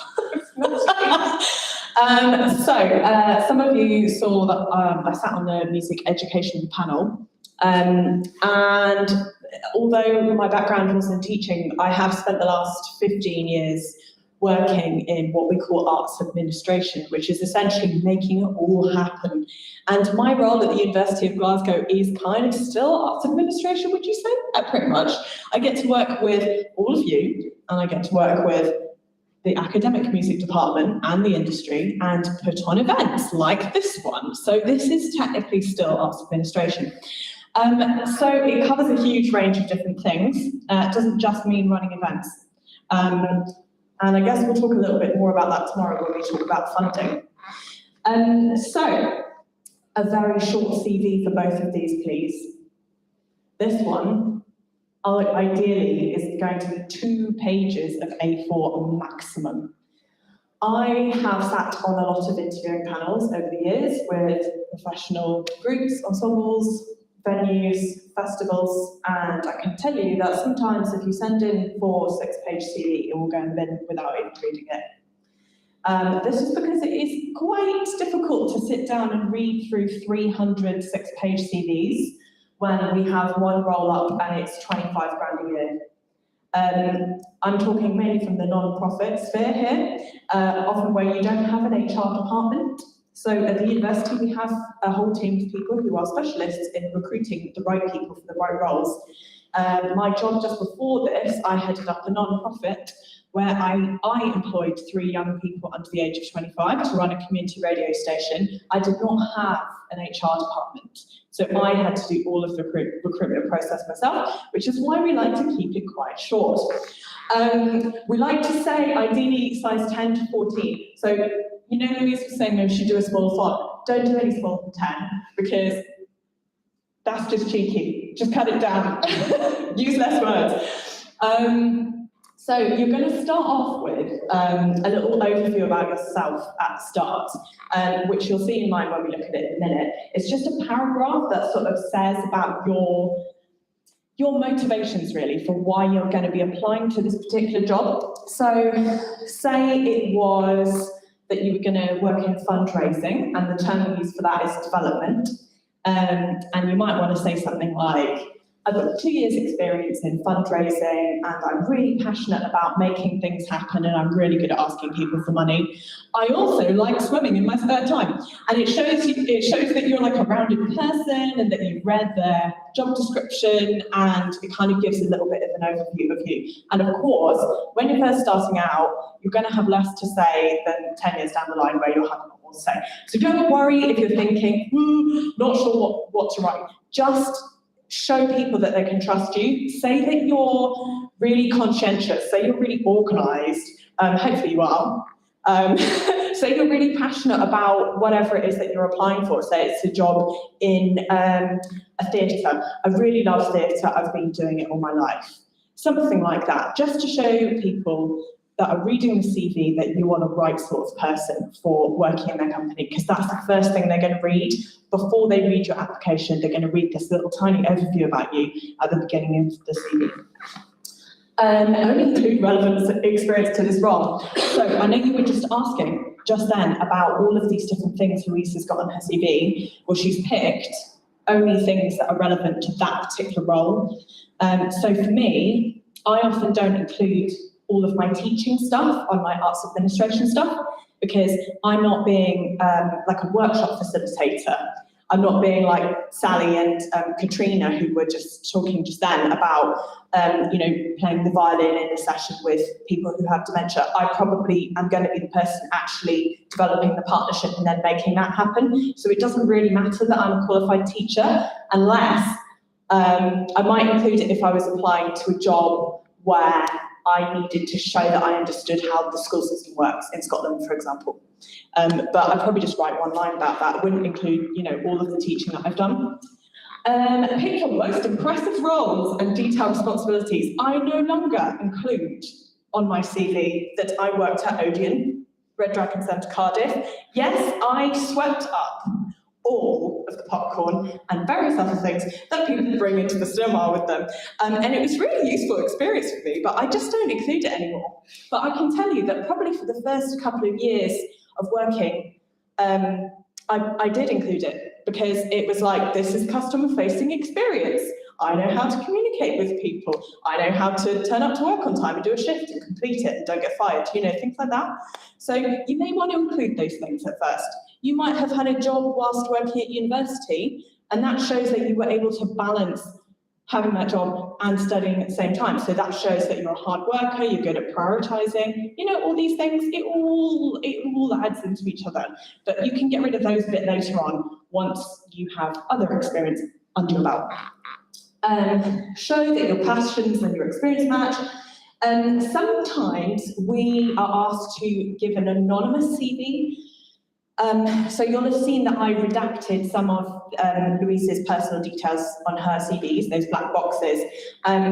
We don't want to always show all of that information. So sometimes HR departments will say, don't include your date of birth, don't include your ethnicity. Sometimes you don't even include your name.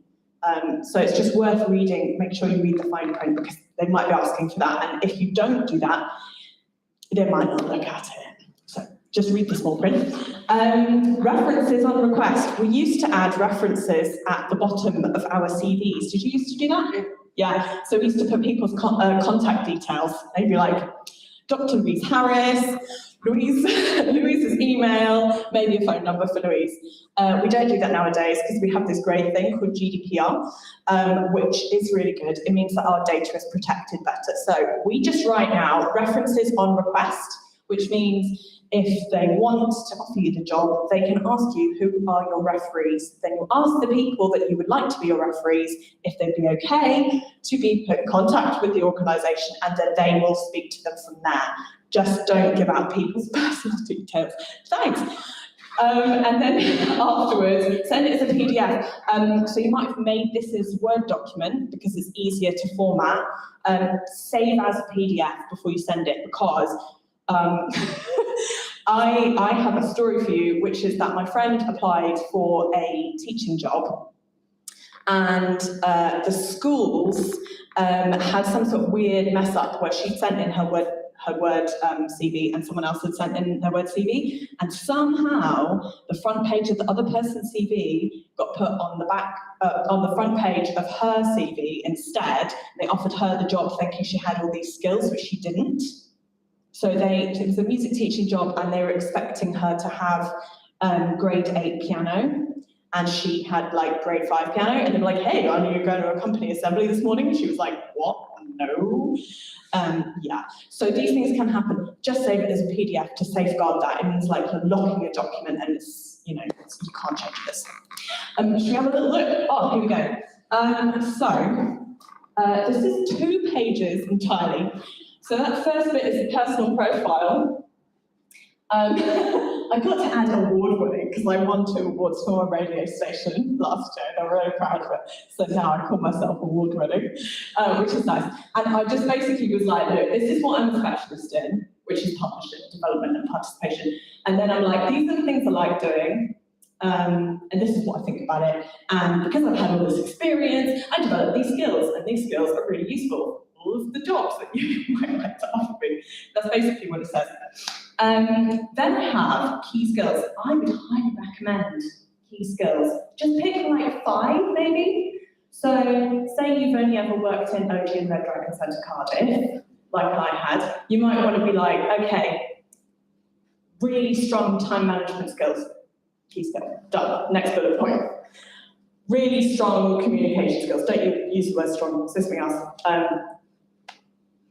Passionate about people, great written communication, something like that. I've put things that have come about over the years for me, like I worked internationally for a while, so I know some people that I can bring like over here for concerts, things like that. It's very useful. So just like 5 key skills, and that really helps them get a good initial picture of you. Then I've got a list of my professional experience. I'm taking the dates out so you can't tell how old I am. And what I've got are the things that I'm probably the most proud of that I've done, and a bit of information about it. So my current position, my previous position, which I've written a little bit more about because I was there a while and I did lots of things there, which I'm proud of, and that had a lot of responsibility, so I've talked a little bit more about that. And then, yeah, I've just done a whole load of those. I call them professional experience because I was paid for all of these jobs, but quite often I've done things for free. So I think if we scroll down a little bit, oh yeah, I've got my freelance work just a little bit with small bullet points, just showing how I've worked for basically. And then my previous employment, basically, they often say in arts administration, only include about the first 5 years from now backwards. So I've been doing it longer than 5 years. And unless there was something that I was like, I really want to include that, I mainly just stick it in this bit called previous experience, previous employment. That basically just lists like a million places that I've worked at.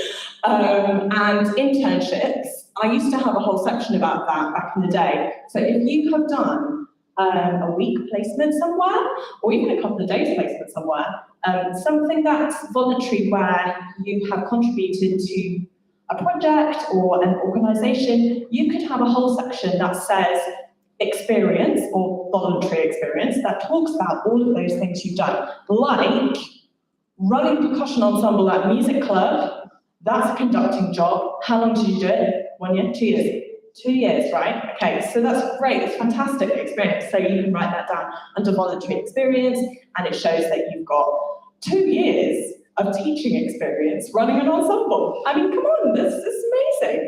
And then I've included my education, which is so far down, isn't it?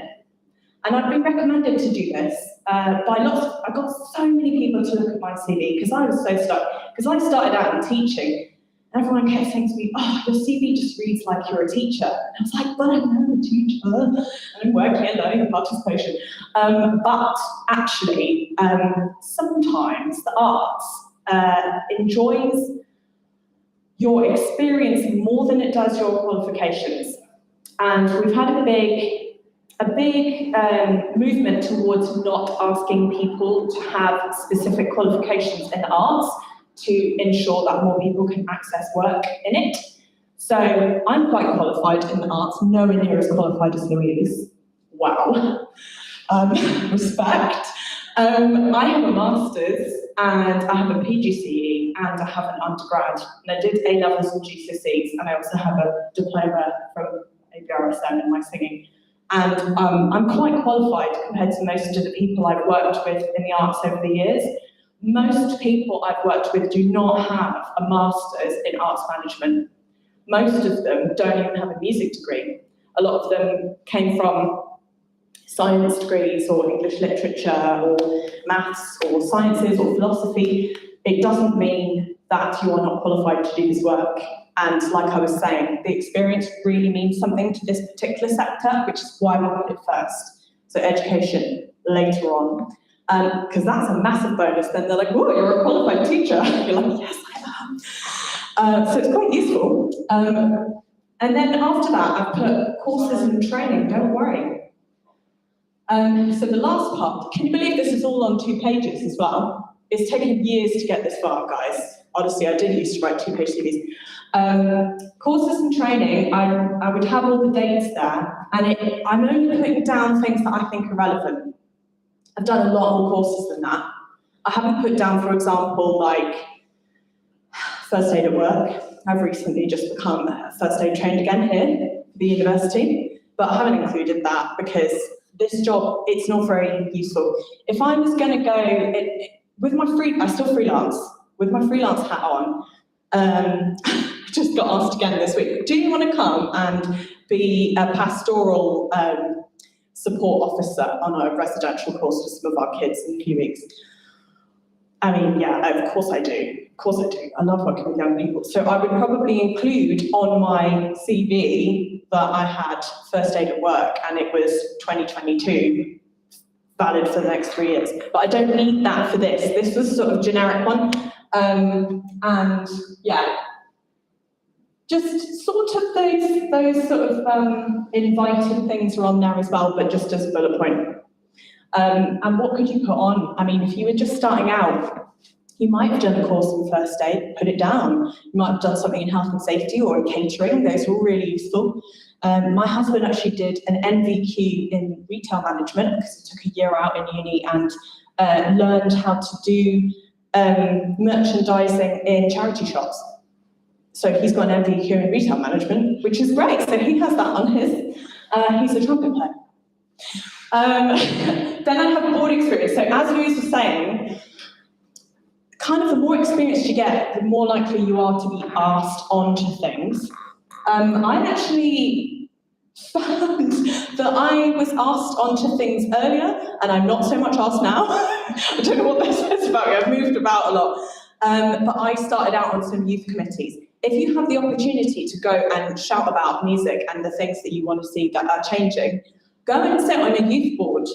There are many of them. I'm sure there must be some in Scotland, but I don't know. Yeah, I've only been here 6 months really in this sort of world, so I don't know. You must know some things that you could go and do, just be on a committee of something. And that's how I ended up being co-opted onto the board of European Music Council, which was massive. It's huge. can't believe I did that. So I'm really proud of it, so I've put that on there. And then at the bottom, I'm like, by the way, I also still perform. Here are some things, but I haven't listed anything. But I think it's important for arts administration to show that you are doing some art form or you have done something that you really loved, especially if you didn't do a music degree and you're applying for a music job. References on request. So that's arts administration. I've interviewed a lot of young people recently who have no qualifications at all. That does not mean that you aren't qualified for a job unless they have specifically said you need 5 GCSEs or you need 1 Highers. Unless it actually says that on what they call the personal, what's it called? Job description, person specification. Yes, on the when you've got your job description, you've got like an outline of what the job is, and then your person specification, those are the points that you really want to cover in your application.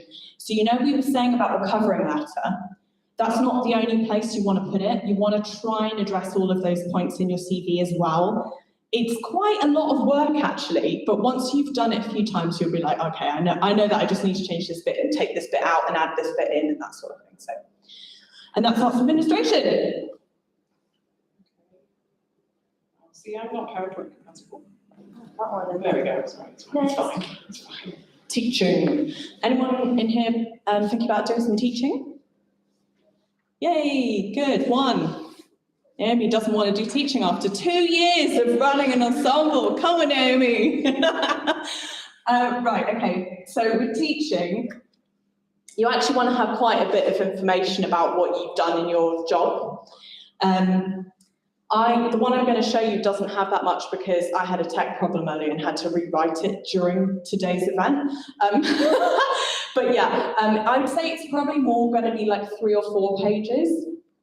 Your teaching CV, because basically you want to show all of the different types of responsibility you had in your teaching role.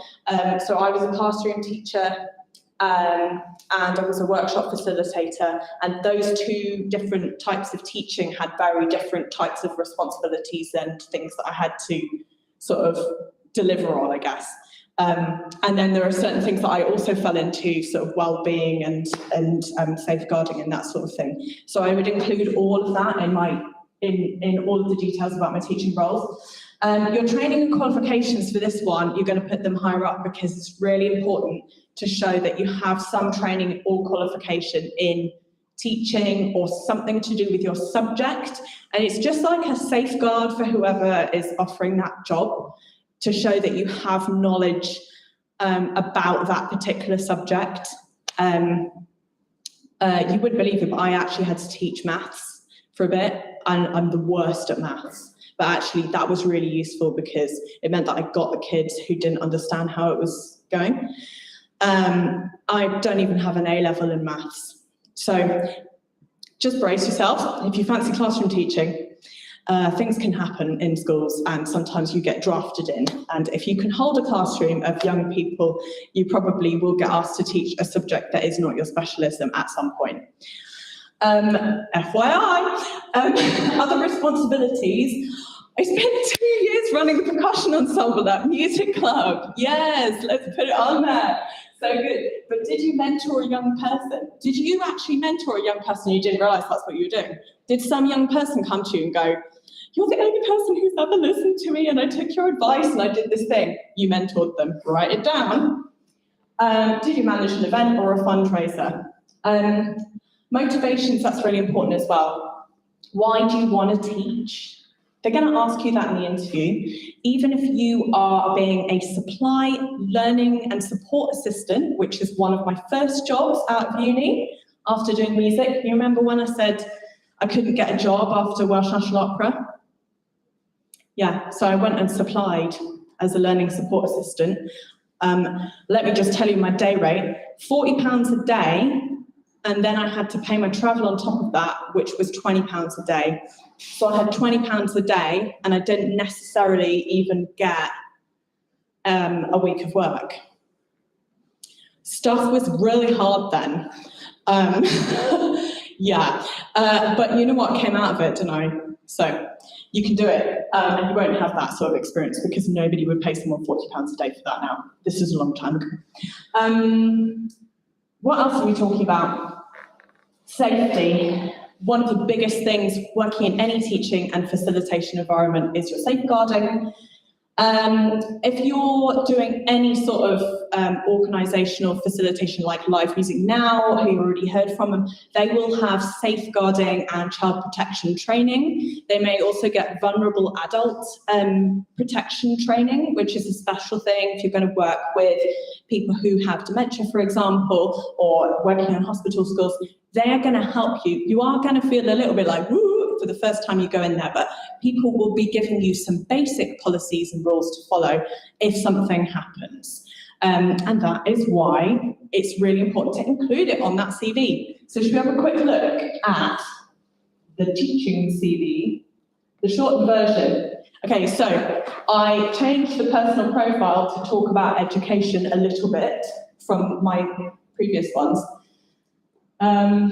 What else did I add in? I didn't really add that much in, to be honest. But I did, in my key skills, I put qualified teacher, and here are all the places I've taught in: primary, secondary, and peripatetic. I led subjects, I've led transition phases, and I've done projects for cluster schools.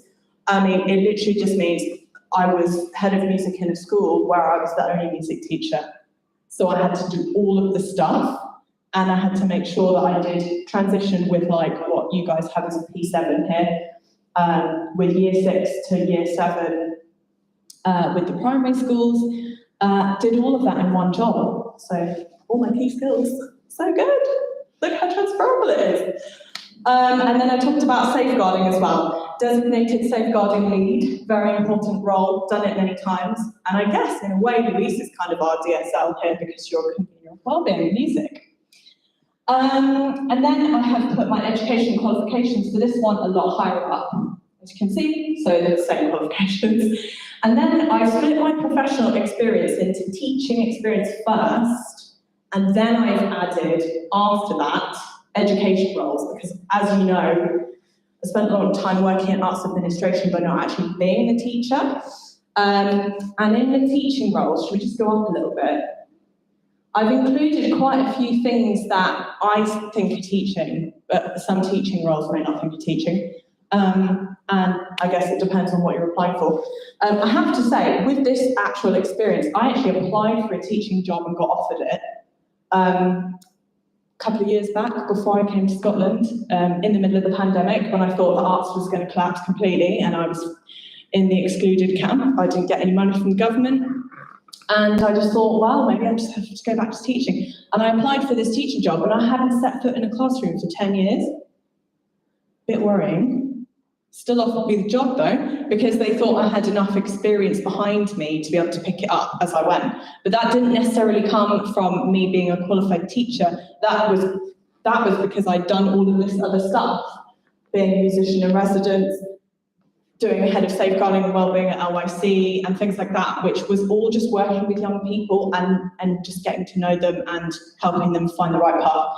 All of those things are relevant. So it doesn't matter that they're not me standing in front of the classroom going, an A-level music, Edexcel syllabus says this. Haven't done that for a long time. So also, just to say, if anybody's heard of Arts Award, it's the absolute best thing ever. They're trying to bring it into Scotland more, Creative Scotland love it. Get trained as an advisor and do it. It's a qualification, it's so good. The gold level is equivalent to 3 A-levels and a higher here. That's just amazing, it's so good. Best thing ever. Right, and then, so you've got the teaching experience, then I've put my non-teaching experience, but that stuff is education related.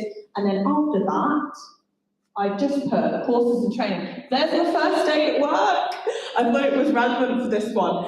And what else have I put in there?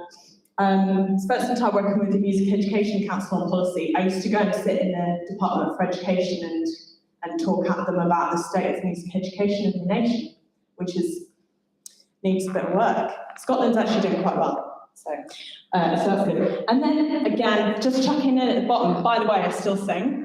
And here are some things I do. And that's it really on the teaching CV. But it didn't always look that full because I'm old And when I started out, I probably had like, I don't know, I'd done like I played violin in a workshop, went with my youth orchestra, and then I did like this little teaching placement thing for like 3 weeks at my old school when I was in my 3rd year, which was my final year at Cardiff, where I just did some clapping games with some young people. And that was enough to get me onto a PGCE, which you call a PGDE in Scotland, by the way. And we do them here, don't we? We do, at UOG. So does anyone have any last questions about arts administration CV or teaching CV? Victor? Yeah, I'm not sure if I know how to put this. So I have had lots of experience teaching, like doing exactly the same thing, but both as a freelancer and multiple different music schools in Brazil. And I'm never quite sure how to put that in my CV. I should put that as separate experiences, or if I should just condense all of them into one big chunk of information. Okay, so Victor, for those of you on live stream, was just saying he's got loads of different experience and so much of it was in Brazil. Should he be condensing it all into one thing or have that as like a separate area? I think you should condense it all into one thing. That's my personal opinion though, don't take that as read, but it's all relevant. If you can explain it in a way that someone might understand how it was working here, you can talk about it at length then in an interview, and you can say, actually, you've misunderstood what I wrote in my application, it was this, or these are the sorts of responsibilities we had, because it will look very different in Brazil than it would look here. And quite frankly, we need some Brazilian music in our music education curriculum. Please stay and bring it to us. Thank you, Victor. Anyone else? Naomi? Sorry, I picked on you this whole session. She's going to be a teacher one day, I just know it. I'm just going to check to see if we've got any questions online. Nope. Okay. Any last words, Louise? Yeah, it's scary to be handed the microphone without preparation. Any last words? I guess the thing about your CV is tap into all the stuff that you think is minor and insignificant. So like you were saying about, oh, I did some workshops for my youth orchestra and that kind of stuff. Like I spent my pre-university years just playing music constantly. Like all weekend was playing music, all week was playing music, and then tap dancing sometimes, and working in VHS Cafe sometimes. And all of that is good stuff if you can find ways to frame it. So working at VHS Cafe, which was horrendous, by the way, it really was, because I hate tea, and it's just the constant smell of tea. Anyway, sorry, I got distracted. That was a range of different roles within one. So basically, I worked in the cafe. Sometimes I had to do the dishwashing. Sometimes I put the food out until they stopped me doing it because I gave people too much cheese with their baked potatoes. Sometimes I had to clear up the stuff around the table. That is like a whole range of different stuff that you're doing within one role. So I can talk about that just right, oh, I used to work in VHS Cafe, or I can talk about all these different facets of the role that I had to do simultaneously within a relatively short space of time. Or like I used to constantly be playing music, but that was time management because I had to manage doing my A-levels around playing in like 6 or 7 different orchestras and dancing and many various other sort of extracurricular things that I did. So like, don't do it excessively, but to some extent, CVs are about spin. They're about foregrounding the things that you do and explaining them in a way that highlights how they can be transferable to things other than the context in which you develop them. Does that make sense? So yeah, don't just lie on your CV, obviously, but do take time to think through the things that you've done and think about ways to explain them in such a way that the skills that underpin them can be brought out. Does that make sense? That's great. I just talked and I didn't know what would come up. And lastly, I would say ask for help. So I have trotted along with my CV to many different people, and they have said to me, I wouldn't write this bit here, take that out. Did you have any experience in this area? Because we're always looking for that. Oh, yes, you do, but you didn't write it on there. So just take it round and ask for help. And do you know what we have right now? Individual advice sessions with Dr. Louise Harris, Andy Saunders, and Dr. Ian Finley-Walsh. Please come and spend 10 minutes with one of them, just talking about what you want to do for your career, or have a look at your CV with them. Don't forget to sign up. There are a few slots left, I believe. Andy's sitting next to them, so please do that. Just spend 10 minutes. Just spend 10 minutes. And we have one final question from Thomas. The question just came in online. Oh, did it? What did it say? Jordan asking, is it necessary to have a teaching qualification for a job at university? That's a great question. Is it necessary to have a teaching qualification for a job at university? If it's an academic post, then no, but you will usually be required to get one when you start teaching. So typically you will do some teaching whilst you're doing a PhD in the form of what we call graduate teaching assistantships. And then when you start a role somewhere, so for example, when I started my lectureship at Kingston after I finished my PhD, I did a PGCE for learning and teaching. I forget there's too many letters, for learning and teaching in higher education. So usually as part of like an early career development program or something like that, your university will allow you to do a teaching qualification in that context. But you will usually have experience in teaching, just not necessarily something, letters of tuning and that sort. Great. Any more questions from online? No, that's it. Okay, this is us done for today, but we are back again tomorrow. And we have also still got some slots, I believe, for the 10 minutes with somebody who is maybe a little bit more seasoned, who might be able to give some insight into whatever you're thinking. So please sign up for one of those. Otherwise, if you can, come back tomorrow, 10:30. A lot of biscuits are available for you, and some instant coffee. And we'll see you tomorrow.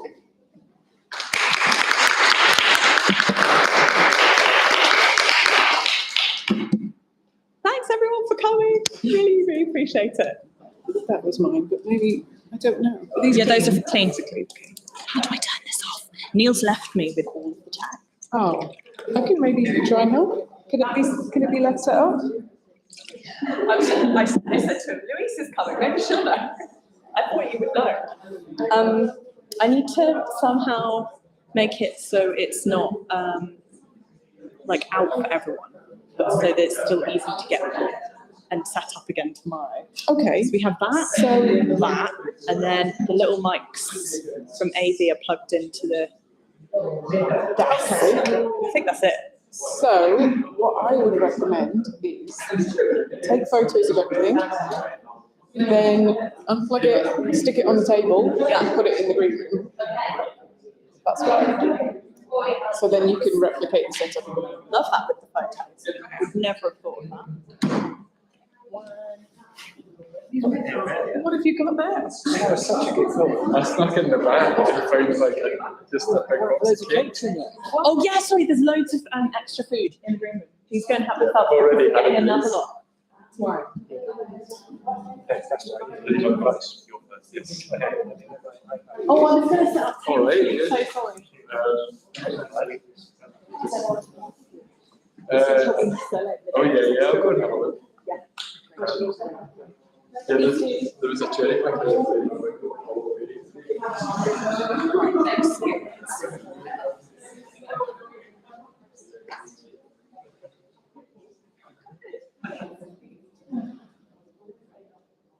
Harry, you have to talk to me about this. All right.